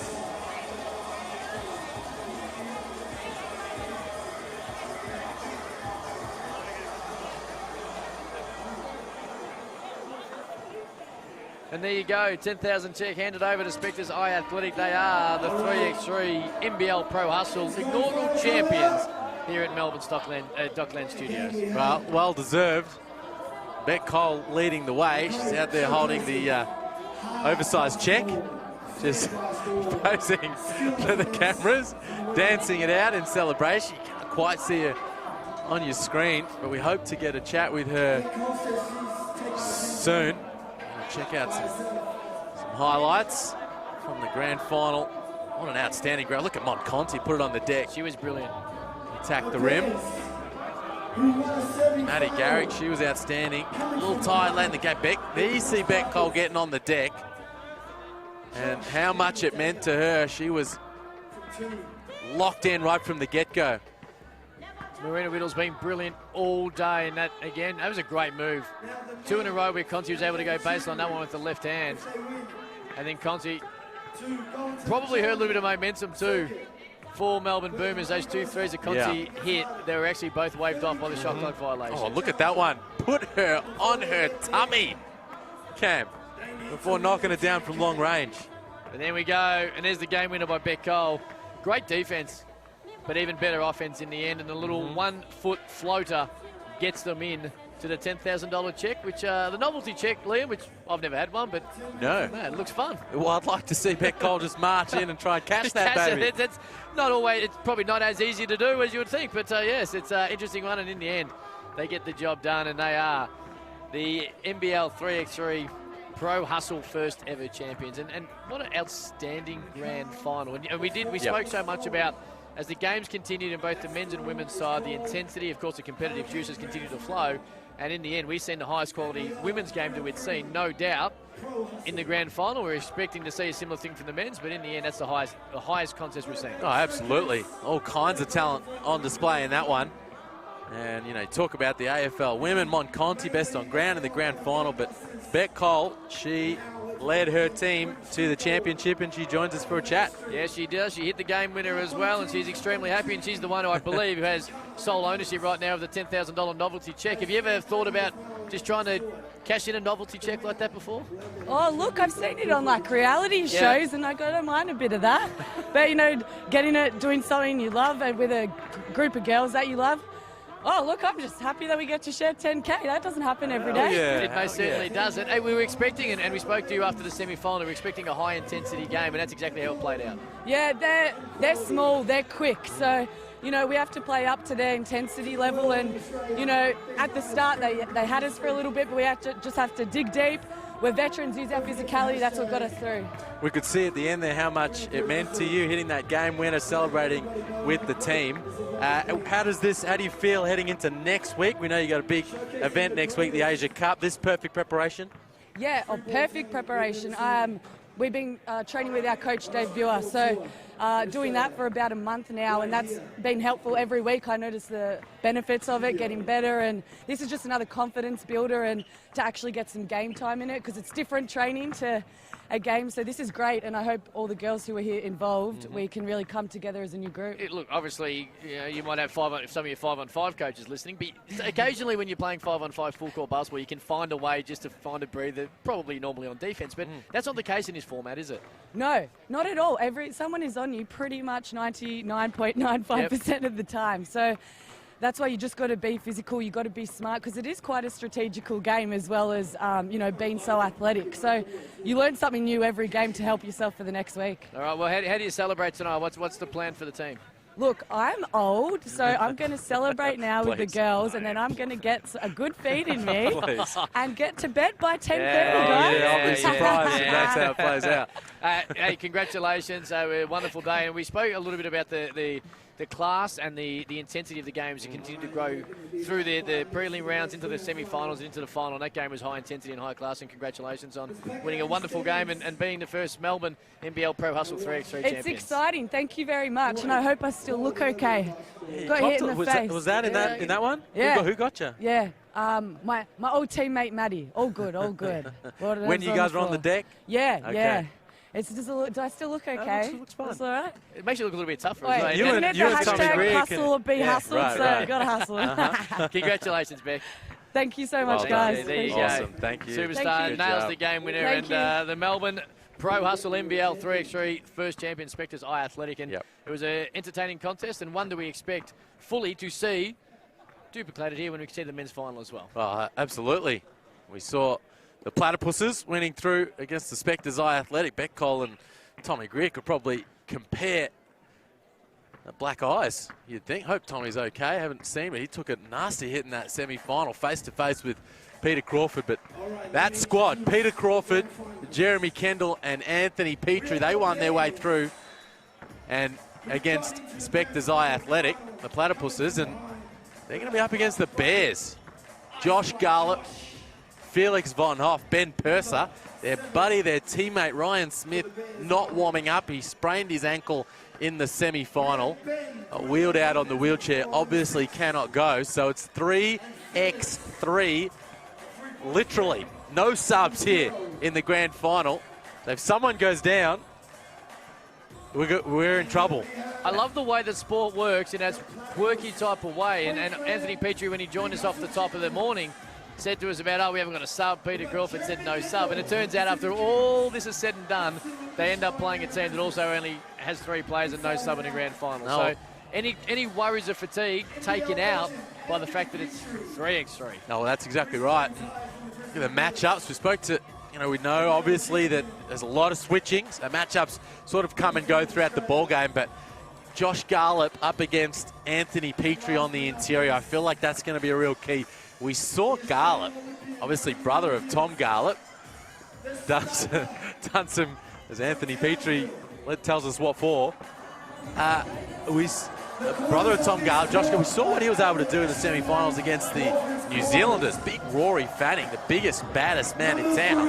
And Garlett was really able to hold his own down there. So his work on Petrie feels going to be a real key. Then you can imagine Kendall and Purser will spend a lot of time. Can Purser stay in front of Kendall and stick with him on those step backs? He was outstanding, Jeremy Kendall, in the semi-final, MVP of that game. And then that leaves obviously Peter Crawford and Felix Von Hoff, one NBL legend whose NBL career has come and gone. He did some very good things over a very long time. And Von Hoff, whose career is just getting underway, development player with Melbourne United, and looking to break his way through free agency into a full playing roster somewhere around the league. So tantalising matchups all over the floor. That was the big thing too. Von Hoff found some form in that second half of that semi-final. They looked down against ToruXToru, the New Zealand representative, and they I think they were 5 or 6 points down. Von Hoff were able to hit a couple of 2-pointers, and it gave him the confidence and also the intensity of the game to actually lift a little bit. So he is a guy who's long, he's athletic, and defensively that helps in 3x3, but he's also got what you need, and that's to be able to find just a little pocket of space to hit threes, and that's going to be interesting to see, because if he shoots well, it goes a long way to giving these guys, 3 of them in Garlett and Purser, a fair bit of confidence as well. Yeah, as the teams make their final preparations, have a quick little chat before we tip off, but you're dead right. Von Hoff, he's going to have a big one. He's going to have to carry a fair scoring load, you'd think, for the Bears as he matches up on Peter Crawford, their number 3, with his back to the camera. We know he's going to be ready to fire. And veteran experience He knows what it's all about in these big moments. But can Von Hoff there, who just had his handle on the ball, can he match it with the veteran? Who are you tipping, Liam? I'm going to stick with the Platypuses. I think they might run away with it, to be honest. I think the Platypuses will win as well, and it's going to be interesting. If Von Hoff can stroke the 2-ball, gives them a huge opportunity. But from what we said a little bit earlier too, Ryan Smith's 2-ball work was a huge reason as to why they were able to get to the semi-finals. I'm not saying they got lucky in the semi, but it was a little bit of a surprise. Let's see if they've played their grand final. Here's Kendall. Von Hoff. On him. Great pass inside Petrie. Guarded by Garlov. Uses his strength and then misses it. Now Von Hoff. Guarded by Kendall back the other way. Trying to go baseline. A little kick inside. There's Garlov. Was ugly. Didn't know where he was going. He's going to get it back though, most probably. Shot clock violation. It is done. Not a great start. Not a bad. No, a very bad opening offensive set. You see both teams going at those big guys and the defense standing up. There's Kendall. Off the iron. Petrie the rebound. He'll go straight back up and open the scoring in the open men final, grand final. Von Hoff can't hit it. Crawford with the rebound. There's Petrie. Kendall guarded by Garlov, had the double screen. Kendall goes one way, now gives it to Percy. Kicks it out to Crawford. Wide open 3. No good. Percy with the rebound. Josh Garlov just trying to seal up Anthony Petrie underneath. Petrie having none of that, just giving up a cheap one. Check it out the top. Here's Purser again, almost the exact same spot he was. Looks at Crawford, pulls it from 18 foot, leaves it long off the iron. Kendall gets the rebound. And they'll reset. 1-0. There's Kendall. On Hoff, Van Hoff kicks it outside. Petrie long off that iron. No respect. Back to Crawford, no. None. Just a great seal, great push off, and the strength and the veteran now from Anthony Petrie leads that. He got 2-0 the Platypuses over the Bears early. The Bears need to find a way to get Von Hoff some looks. He's a little out of the offense at the moment. They need to work him off some picks and get him open. Here's Garland, guarded by Peter Crawford.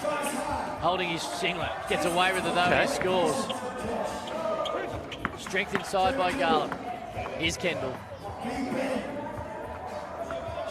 Oh, a little shake and bake, a little hesitation, the eyebrows and the raise. There's Petrie, wants to sit outside for the 3, no good. Great D, Ben Purser, staying with Jeremy Kendall off the dribble. Great pass inside. Garland should just go straight up, but Petrie came over and got him, but it was to no avail because the offensive rebound by Garland, but it's put up. We're tied at 2. Crawford. Here's Purser, guarded by Crawford. Nice screen by Garland, who then rolls to the basket and just dip-de-dooed underneath. And Purser with the steal. It's all Bears, Cam. You called Purser to stand up prior to the game, and so far he has. Garland for 2 off the iron. It's the Bears 3, the Platypuses 2. Kendall takes it to the basket, having a little bit of a tough time. Oh. Wow. Absorbed the pressure and just threw it up one-handed over his shoulder and counted it. What a finish. Jeremy Kendall as he just twirled, whirled, whoop-de-dooed, and knocked it down M1. Had no idea where the ring is, and that's sometimes some of the best way to shoot it. Von Hoff takes it to the basket and throws it down one hand on Kendall. Kendall kicks it straight out to Peter Crawford, who says 2 was better than 1. Fast break, 3x3 style. There's Von Hoff. Wants it against Kendall. Purser kicks it outside. Von Hoff, nice little fake, gets inside again. This time no dunk, but it's still the same 1 point off the glass. Peter Crawford does the exact same thing, finds Nolan from the other side of the court. Wow, he just punishes you. You make a basket, he knocks one back immediately. Garland on Petrie. Tries to get in deep. Kicks it outside to Purser. Purser off the screen, kicks it outside. Von Hoff just picks it up, says, I'll throw it up. Leaves it hard off the iron, gets it back. There's a whistle. Shot clock violation. Shot clock went off, but boy, the Platypuses just making the Bears pay for scoring. You score, they pitch it out. Peter Crawford knocks it down, they get double the money. They lead 8-5, the Platypuses over the Bears, make it 10-5. And the Bears hard work, the good intensity work early, just starting to fall down a little bit. There's Purser, gets away and nudge from Petrie, still gets up with the left hand and scores. It's 10-6, Platypuses by 4. The score on your screen is wrong teams. There's Kendall. Nice little turn. Now steps back. Too easy in the end, to be honest. Garlop didn't have a great deal of intent to go after it. Petrie knocks it out of his hands. Probably gave away a foul. It'll stay with the Bears. 10-6. Wow, isn't it incredible how it was all going the Bears. That Felix Von Hoff throwdown, ever since then, Platypus has just cranked it up from long range. Kendall fouls. Garlop. 10-6. Platypuses by 4. NBL Pro Hustle 3x3 grand final here at the Docklands. Here's Von Hoff. Goes baseline around Petrie. Gets nudged out of court. Pushes it out to Purser. There's Garland. Thought he'll just chuck it up. Not far from where he hit the game winner in the semi-final. This time no good. Kendall puts it behind his back because you can do it. Now takes it. Garland backs it down. Shakes it. Gets away with maybe a walk. Kicks it outside. Crawford's already hit 2 straight. Making 3 straight. And they're starting now the rain. I'd be going to timeout, Liam Santa Maria, and that's exactly what they're doing. Well, this is what we thought might happen, Cam, coming into this matchup. We spoke about the pedigree of these Platypuses. And Peter Crawford, see on the highlights, Kendall, just the ability to find Crawford on the arc, draw the double team, and if you lose Crawford, you lose sight of him for one moment, he's going to toe the line and knock it down, and he's been able to do that time and time again in the opening 4 minutes of this grand final. 12-6, 5:59 to go, Platypuses by 4. $10,000 in qualification points on the line here. Here's Von Hoff, fades away for 2 and he got it. Can't give him any room. They needed it. It's 12-8. Just keeps him in touch. He got hot in the semi-final and it got him home. There's Petrie using his veteran leadership and he's now inside. He scores again, but Von Hoff says, come out here where the younger guys go. Petrie gives him a little bump. The referee says, just a little too much. It's 13-8, Platypuses. I'll tell you, whenever they get Von Hoff down low, they're going to work. New Zealand crew did the same thing. Been unable to make a big difference down in the low block defensively. Here's Purser over Crawford, 15-footer, just inside the foul line, couldn't finish it. Now Kendall, will he use the screen? He does, uses double screen, PC gets him as well. Kendall now's got Purser on him, looks him in the eye, straight on, leaves it long. Petrie gets a rebound, goes straight back up off the glass, puts it in for 2. A move we've seen a million times in Australia here in basketball. There's Garlop. Got bailed out. Wasn't going anywhere. Crawford got a hand in there. Not certain there's too much in it, but in the end, Josh Garlop will go to the foul line and shoot 1. They trail 14-8. I do like that from Garlop, though. Just forcing the issue with the referees. Make them have to get involved, make a decision. Yeah, they bailed him out, but he put him in that position.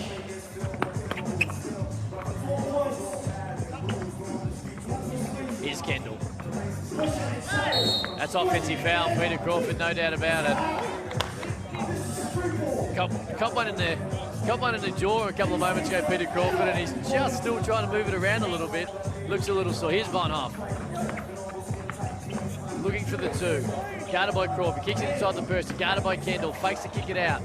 Good hands by Kendall. Defensively, he's a beast. There's Purser. Petrie tries to get a rebound. Oh, Purser. Oh, he's kept it alive. He's come off the ring. Fell to Peter Crawford, though. That could really hurt. Hard off the iron. Purser is a workhorse in there at the moment. Von Hoff finishes it. 14-10, Platypuses by 4, but Kendall goes straight down the other way, leaves it short. The Bears are lifting like they did in the semi. Purser leaves it off the iron. Garlop, they're tired. They're fighting through it. That 2 by Garlop is well short. PC inside, Kendall outside, Petrie for 2. That's big, down. Big. 16-11, wow. Just over 4 minutes to go, and that's a big basket by the NBL veteran. Well, they were asking some questions, and Petrie answered. Garlop, fade away, no good. Peter Crawford, that's his spot, leaves it just a little short. Petrie gets the rebound, will go to the foul line for 1. Well, they managed to bring it back to within 3, and then Josh Garlop, strange decision, just to let it fly. It wasn't on balance, but he tired felt shot. The confidence. It was a tired shot, just caught the underside of the rim. And Petrie able to knock it in and extend it back out to 5. Inside Petrie on the roll, got it. That hurts. He's been the difference maker in the last minute, Anthony Petrie. It's 17-11, Platypuses inside the Purser, who's been great, overworked inside, overmatched at different times. But playing his heart out. Kendall, though, wide open, knocks it in, and now we're looking like we're going to have a champion. Platypuses on the verge. 19-11. Von Huff kicks it over. Garlop waits, tries to go up, doesn't finish it. Kendall kicks it out. Purser steals it. Von Huff is open. They need it. They get it. 19-13. 19-13. Ball game on the line. Platypuses can win it here with a 2. On the Platypuses' hand, that hand of Peter Crawford inside the Petrie. Do they look for a 2 or for the 1? Looks like the 1. Petrie gets inside. Von Huff won't let him get anything, and he gets a 3-second call. It's going to go to the Bears. 19-13, they trail. Melbourne 3x3 grand final. Open men, $10,000 qualification points on the line. Here's Felix Von Huff, crosses over, kicks it to Purser. Doesn't take the 15-footer, drops it in. Garlop just spins around, gets hacked. He'll go the foul line for 1. Now the Bears off this free throw. This is where Platypuses are very smart. They need to locate Peter Crawford. As soon as this free throw goes up, Peter Crawford's going to backpedal, toe the line, and he's going to look for one for Petrie to find him for the game winner. There he goes, straight to the corner, and they've got him. Crawford. Oh, he got away with that. He got away with that. Oh, it's an air ball. They get it back. Probably. They got the look they're after. They did, and very close to getting away with the travel there to Peter Crawford. They hold on to it. 19-14, Platypuses. The tournament in the hand right now of Jeremy Kendall. Here we go for the win. Leads it long off the iron. Von Huff had the rebound for a split second. Peter Crawford got it. Kendall said, I'll take 1. It's better than missing a 2, and he does. It's 20-14. Platypuses are 1 basket away. Von Huff inside to Purser. They're running out of steam, the Bears. Von Huff tosses it up, leaves it short. Petrie gets the rebound. Here's Kendall. Kendall. Peter Crawford takes on Purser, kicks it out. Kendall goes for 2 to win it, and how did that come out? Von Huff with the rebound, kicks it outside. Purser, lane opens up, lays it to the left, it's back to 5. Crawford inside the Kendall, they only need 1 point. Kendall guarded by Von Huff, stares him down, tries for the win for 2. Hard off the iron. Peter Crawford runs down the offensive board, thought about the 2, said no. Here's Petrie, kicks it to Crawford, that for the win. That's long. Petrie had his hand on it for a split second. Which way will we go? We will go the way of the Bears. Okay, well, they've had a few looks at it. The Platypuses unable to put this thing on ice, and the door still slightly ajar for the Bears if they can make them pay. Minute 45. Platypuses 20. 1 point away from the championship. Von Huff trying to work himself open. Now gets the Garlop, who just slips over. Tries to throw it away and does. But it might have been hand off the hand of Petrie. Garlop holding the leg. Might be a shot clock violation as well. The refs are going to have a chat. It is a shot clock violation. So it's point game. Platypuses, they need 1 to win, to take the title, and the 10 grand that comes with it. Here's Kendall. Guarded by Von Huff for the win. Long off the iron. Von Huff with the rebound. Garlop for 3. They need it desperately. They don't get it. Kendall with the rebound. Petrie underneath for a split second. Was open. Didn't see it. Takes it to the basket. Kendall slipped. Kicked it back outside. Peter Crawford throws it up there for the win. That's off the iron. Petrie gets the rebound. It's a long time coming, this game winner. Minute 6. Petrie, the veteran. Von Huff. No foul, it'll stay with the Platypuses. You got to give credit where it's due to the Bears, hanging tough these last couple of minutes here. Kendall, 15-footer, waves it away. Shot clock violation, the Bears will get it again. 58 seconds left. They're down 5. Getting to 21, not the main issue, but they're going to have to score quickly. They need to find Von Huff is what they need. Purser doesn't take your advice, kicks it out, now he does. Von Huff, that's a tough shot. It's off the iron. Garlop picks it up, and that was a shot clock violation. It didn't draw iron at all, it only drew backboard. Platypuses, 32nd time lucky to try and win it. Throws it over to Petrie, gets nudged out of court, no call. Garlop, Von Huff, that would have been a better look. It is a better look. Crawford gets a hand on it. Von Huff blocked again. Give me that. Purser has to take it. Hard off the eye and Kendall. They're going to win anyway, you'd think. Even if time runs out, they're not going to get, maybe not a 21. Kendall for the win. Laser hug off the iron. Peter Crawford for the win. That'll do it. Finally, after 42 attempts, the Platypuses get to 21 with 16 seconds left and win 21-15.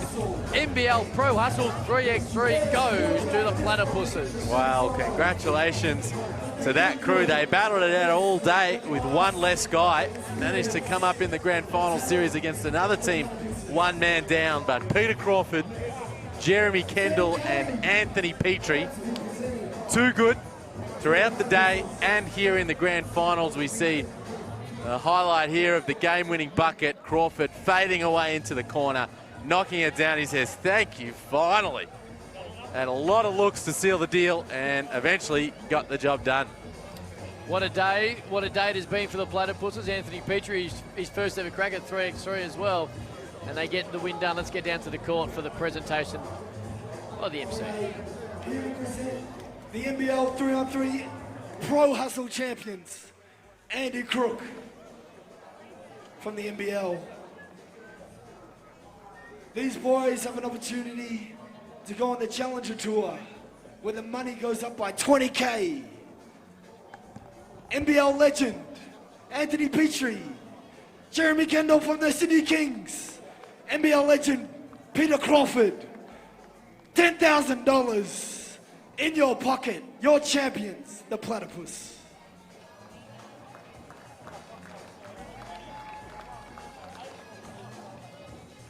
All over, I'd like to thank the NBL for putting on an amazing event, showcasing grassroots basketball, also the best of the men and women from in Australia.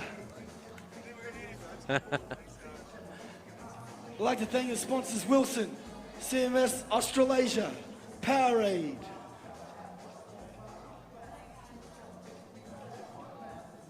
First Event Apparel, first ever apparel. Well, hope everyone enjoyed the show. Go, Liam Santa Maria. Everyone take care on the way home. They went one down. They came in choosing not to go with the sub, and the Platypus get the job done. Anthony Petrie, Peter Crawford, and Jeremy Kendall in an entertaining, guts it out real final, grand final. The other team obviously down a player as well, and fatigue played its part just a little bit, but in the end the best team won. No doubt about that. And they're the biggest names in the game today. Obviously some extremely good teams, but this was the cream of the crop, and they managed to win their way through and take care of business. Peter Crawford, Anthony Petrie, and Jeremy Kendall. Anthony Petrie's going to join us. Let's get everyone in. They're all going to join us. So in, man. We're going to all get in here after the grand final, and I'll start with you, Anthony, because first real crack at 3x3. What have you found of it at the end of the day, where it all sits, and have you pulled up? I need some Uni Flames. I threw them out after I retired. No, great concept. I mean, the NBL, both 5-on-5 and now 3-on-3 are just doing amazing things, and given like someone like myself who still loves the game but probably needs to redefine the way he plays, this is a perfect platform. And the best part is, man, I played with Pete and JK, and getting to come and hoop and hang out with like quality guys and play like some talented, like I was saying to you guys that play like just 3-on-3 solely and they know how to play. So we're keeping our head above water early in the day, but we figured it out late. JK got going, which was huge, and yeah, man, lucky to win it. And PC, obviously the Bears played it pretty tough throughout that grand final. I often say in tennis that winning shot is the hardest one to play, so you guys had a few bites at the apple. Yeah, we couldn't get it to go down, so yeah, I don't know. I'm just glad we got over. Like I said earlier, you got to protect your lead, and 5 points and go real quick. They were at 15 now and need to hit 3 threes. Joshy Garlop hit that big shot to get him into the final. He's a 3-on-3 vet, so he's sort of figured out how to play with the physicality and how to keep his balance and get to the rim and different stuff like that. Plus, he's a streaky shooter, so, I mean, that was a tough game. Glad we won. I spoke to you earlier. I told you JK would figure it out. Yes, I felt like he figured it out. So, yeah, it was good to have him on board, and good to get him through the finish. And just on that, JK, because you obviously warmed up to it as the day went on, did you feel a lot more confident in the actual format and your way to play it the best possible way? Yeah, like I said earlier, experience is life's greatest teacher. So the more games we got on our belt, you know, just get more confidence and just learn the little tricky things that give you an advantage. And it's like Pete said earlier, it's just great playing with guys who celebrate your victories, celebrate your make shots, and believe in you and trust you. And these guys, you know, deserve a lot of credit. I think, you know, as the day went on, we definitely got better, and that was good to see. And Peach, obviously a $10,000 winning check for you guys, for a family man like yourself. Where does that go? Going to have lamb roast. The kids are going to eat well this week, man. 4 kids and a wife. Yeah, no, but it's, you know, like, that's good prize money, man. It's nice money. I don't know, like 60 minutes of work. Like, it's intense and it's hard. And I think that's the art too, is learning like how to manage your body in those quick breaks. Like, because you cool down and then you got to get yourself going again. And so we're pretty smart. We've been around with how to quickly recover and whatever. But yeah, like you play to win first, and then like trophies and monetary values that second. So that comes by doing the process of trying to win. And yeah, we were lucky. So anytime you get some money for playing sport, we're very lucky, man. So it's great that the NBL is doing this. Just on the non-sub for the entire day, in the end it was ironic that you played a team that didn't have a sub anyway in a grand final with an injury, but why the idea of only coming in with the 3 rather than having 4? Couldn't find anyone. Couldn't find anyone, fair enough. We couldn't find, it's a hard time, like Siebel's on and QBL, and then guys like fringe NBL guys that are keen to be part, but trying to figure out free agency. And you know, guys come watch us play in Brisbane and like really enjoy the concept, but I think it's just a bit of a timing thing. So schedules. I exhausted my phone book. Pete, we were so lucky. I knew that JK is a serious player in any competition, 3-on-3, 5-on-5. Like, I've played with him, and he wins everywhere he goes. And he just popped in my head because Pete and I were struggling to find someone, and I was like, JK, checked out their schedule. They played last night, which was a great effort. He played 40 and rolls out today, so it wasn't on purpose. I was dying. These two can probably do it, man. They're in shape. But it's not just finding anyone as well. Like, true. You know, we want to win, man. Yeah. We're running some concepts where we're clearing out the side, clearing out one side so JK can come down the middle of the floor, you know, so the defense can't sit on you and push you out of bounds, and you can spin both ways with the physicality. So, you know, just that little bit, he picked that up straight away. So, you know, that's huge for us. So it's finding someone that you want to play with. Right. And PC, obviously you've played plenty of 3x3 events and a few different lineups. You play with Shanch and the Townsville boys. Is this your crew now moving forward? Yeah, it's a good question. Oh, that's a great question. That's a tough call. I think in the rules in 3-on-3 you can change teams. You're not aligned with one team. So, but I think for the hustle, they're kind of trying to align us just with one team. Obviously, that market's much better. It makes it much easier for them without guys jumping around all the time. But, you know, he's dodging. TK. He's leaving. He is Man, really dodging dodging. around today. You in or not? Are you in? I mean, is this your crew? Yeah, it's a tough question. So, you know, that enters us into the Challenger, which is 20 US. So, you know, that's something that'll be exciting. You know, but this was, you know, an awesome event to come to as well. I've played in about 5 or 6 3-on-3s, which makes me a vet. Yeah. It's a new concept, man. You are a vet. Yeah. So, you know, this is indoors. You know, I think the hardest part is getting the players on board at the moment. And, you know, after you come to something like this, why wouldn't you want to be involved? It's a really high level. It's highly produced. It was run very smoothly. Yeah, you know, it's in one of the nicest venues I've ever been in. You know, so we're like fed, man. Physios, massage out the back, like everything. hydrate. Like it's really well done, man. It's really professional. Congratulations. You win the you. first ever NBL Pro Hustle 3x3, and look forward to the FIBA Challenger competition in a couple of weeks. And looking forward to hopefully seeing you 3 together, and less PC just leaves you alone and goes to somewhere else. But congratulations, it's been a great day of basketball, and thoroughly enjoyed watching you play. Cheers. Good job, JK. The champions, Platypus. They got a job done, and that ends our day, Liam Santa Maria, and what has been an unbelievable day in both the men's and the women's in particular. When it comes down to it, 2 very worthy winners with 2 very high-class teams, and just a really great event that you continue to see just grow as we see some of the highlights from this grand final. It was from the whole day. Oh, boy. Geez, I'll tell you what, lucky Anthony Petrie moved away and didn't see the dunk they just replayed. Well, it wasn't his dunk, but he was underneath it. But, yeah, it has been a very successful day and very fun. No, it has been. Well done to you. Thanks to all the sponsors. First ever, Wilson, Tissot, Powerade, CMS Australasia. Thanks to all the guys, Simon and the whole crew who put it on today. Outstanding. Yeah, well, on that note, we are going to get out of here. It has been fun. There's many more to come. Another one in 2 weeks' time. Tickets go on sale next weekend. The NBL Pro Hustle 3x3. I'm Cam Luke, Liam, Santa Maria. From everyone here, thank you to all the support staff and everyone being involved. See you, Liam. Ciao.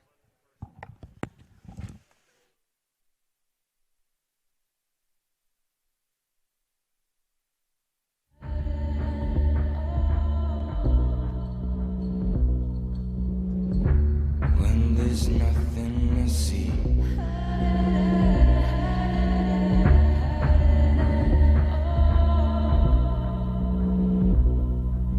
Tell me, how did this come to be?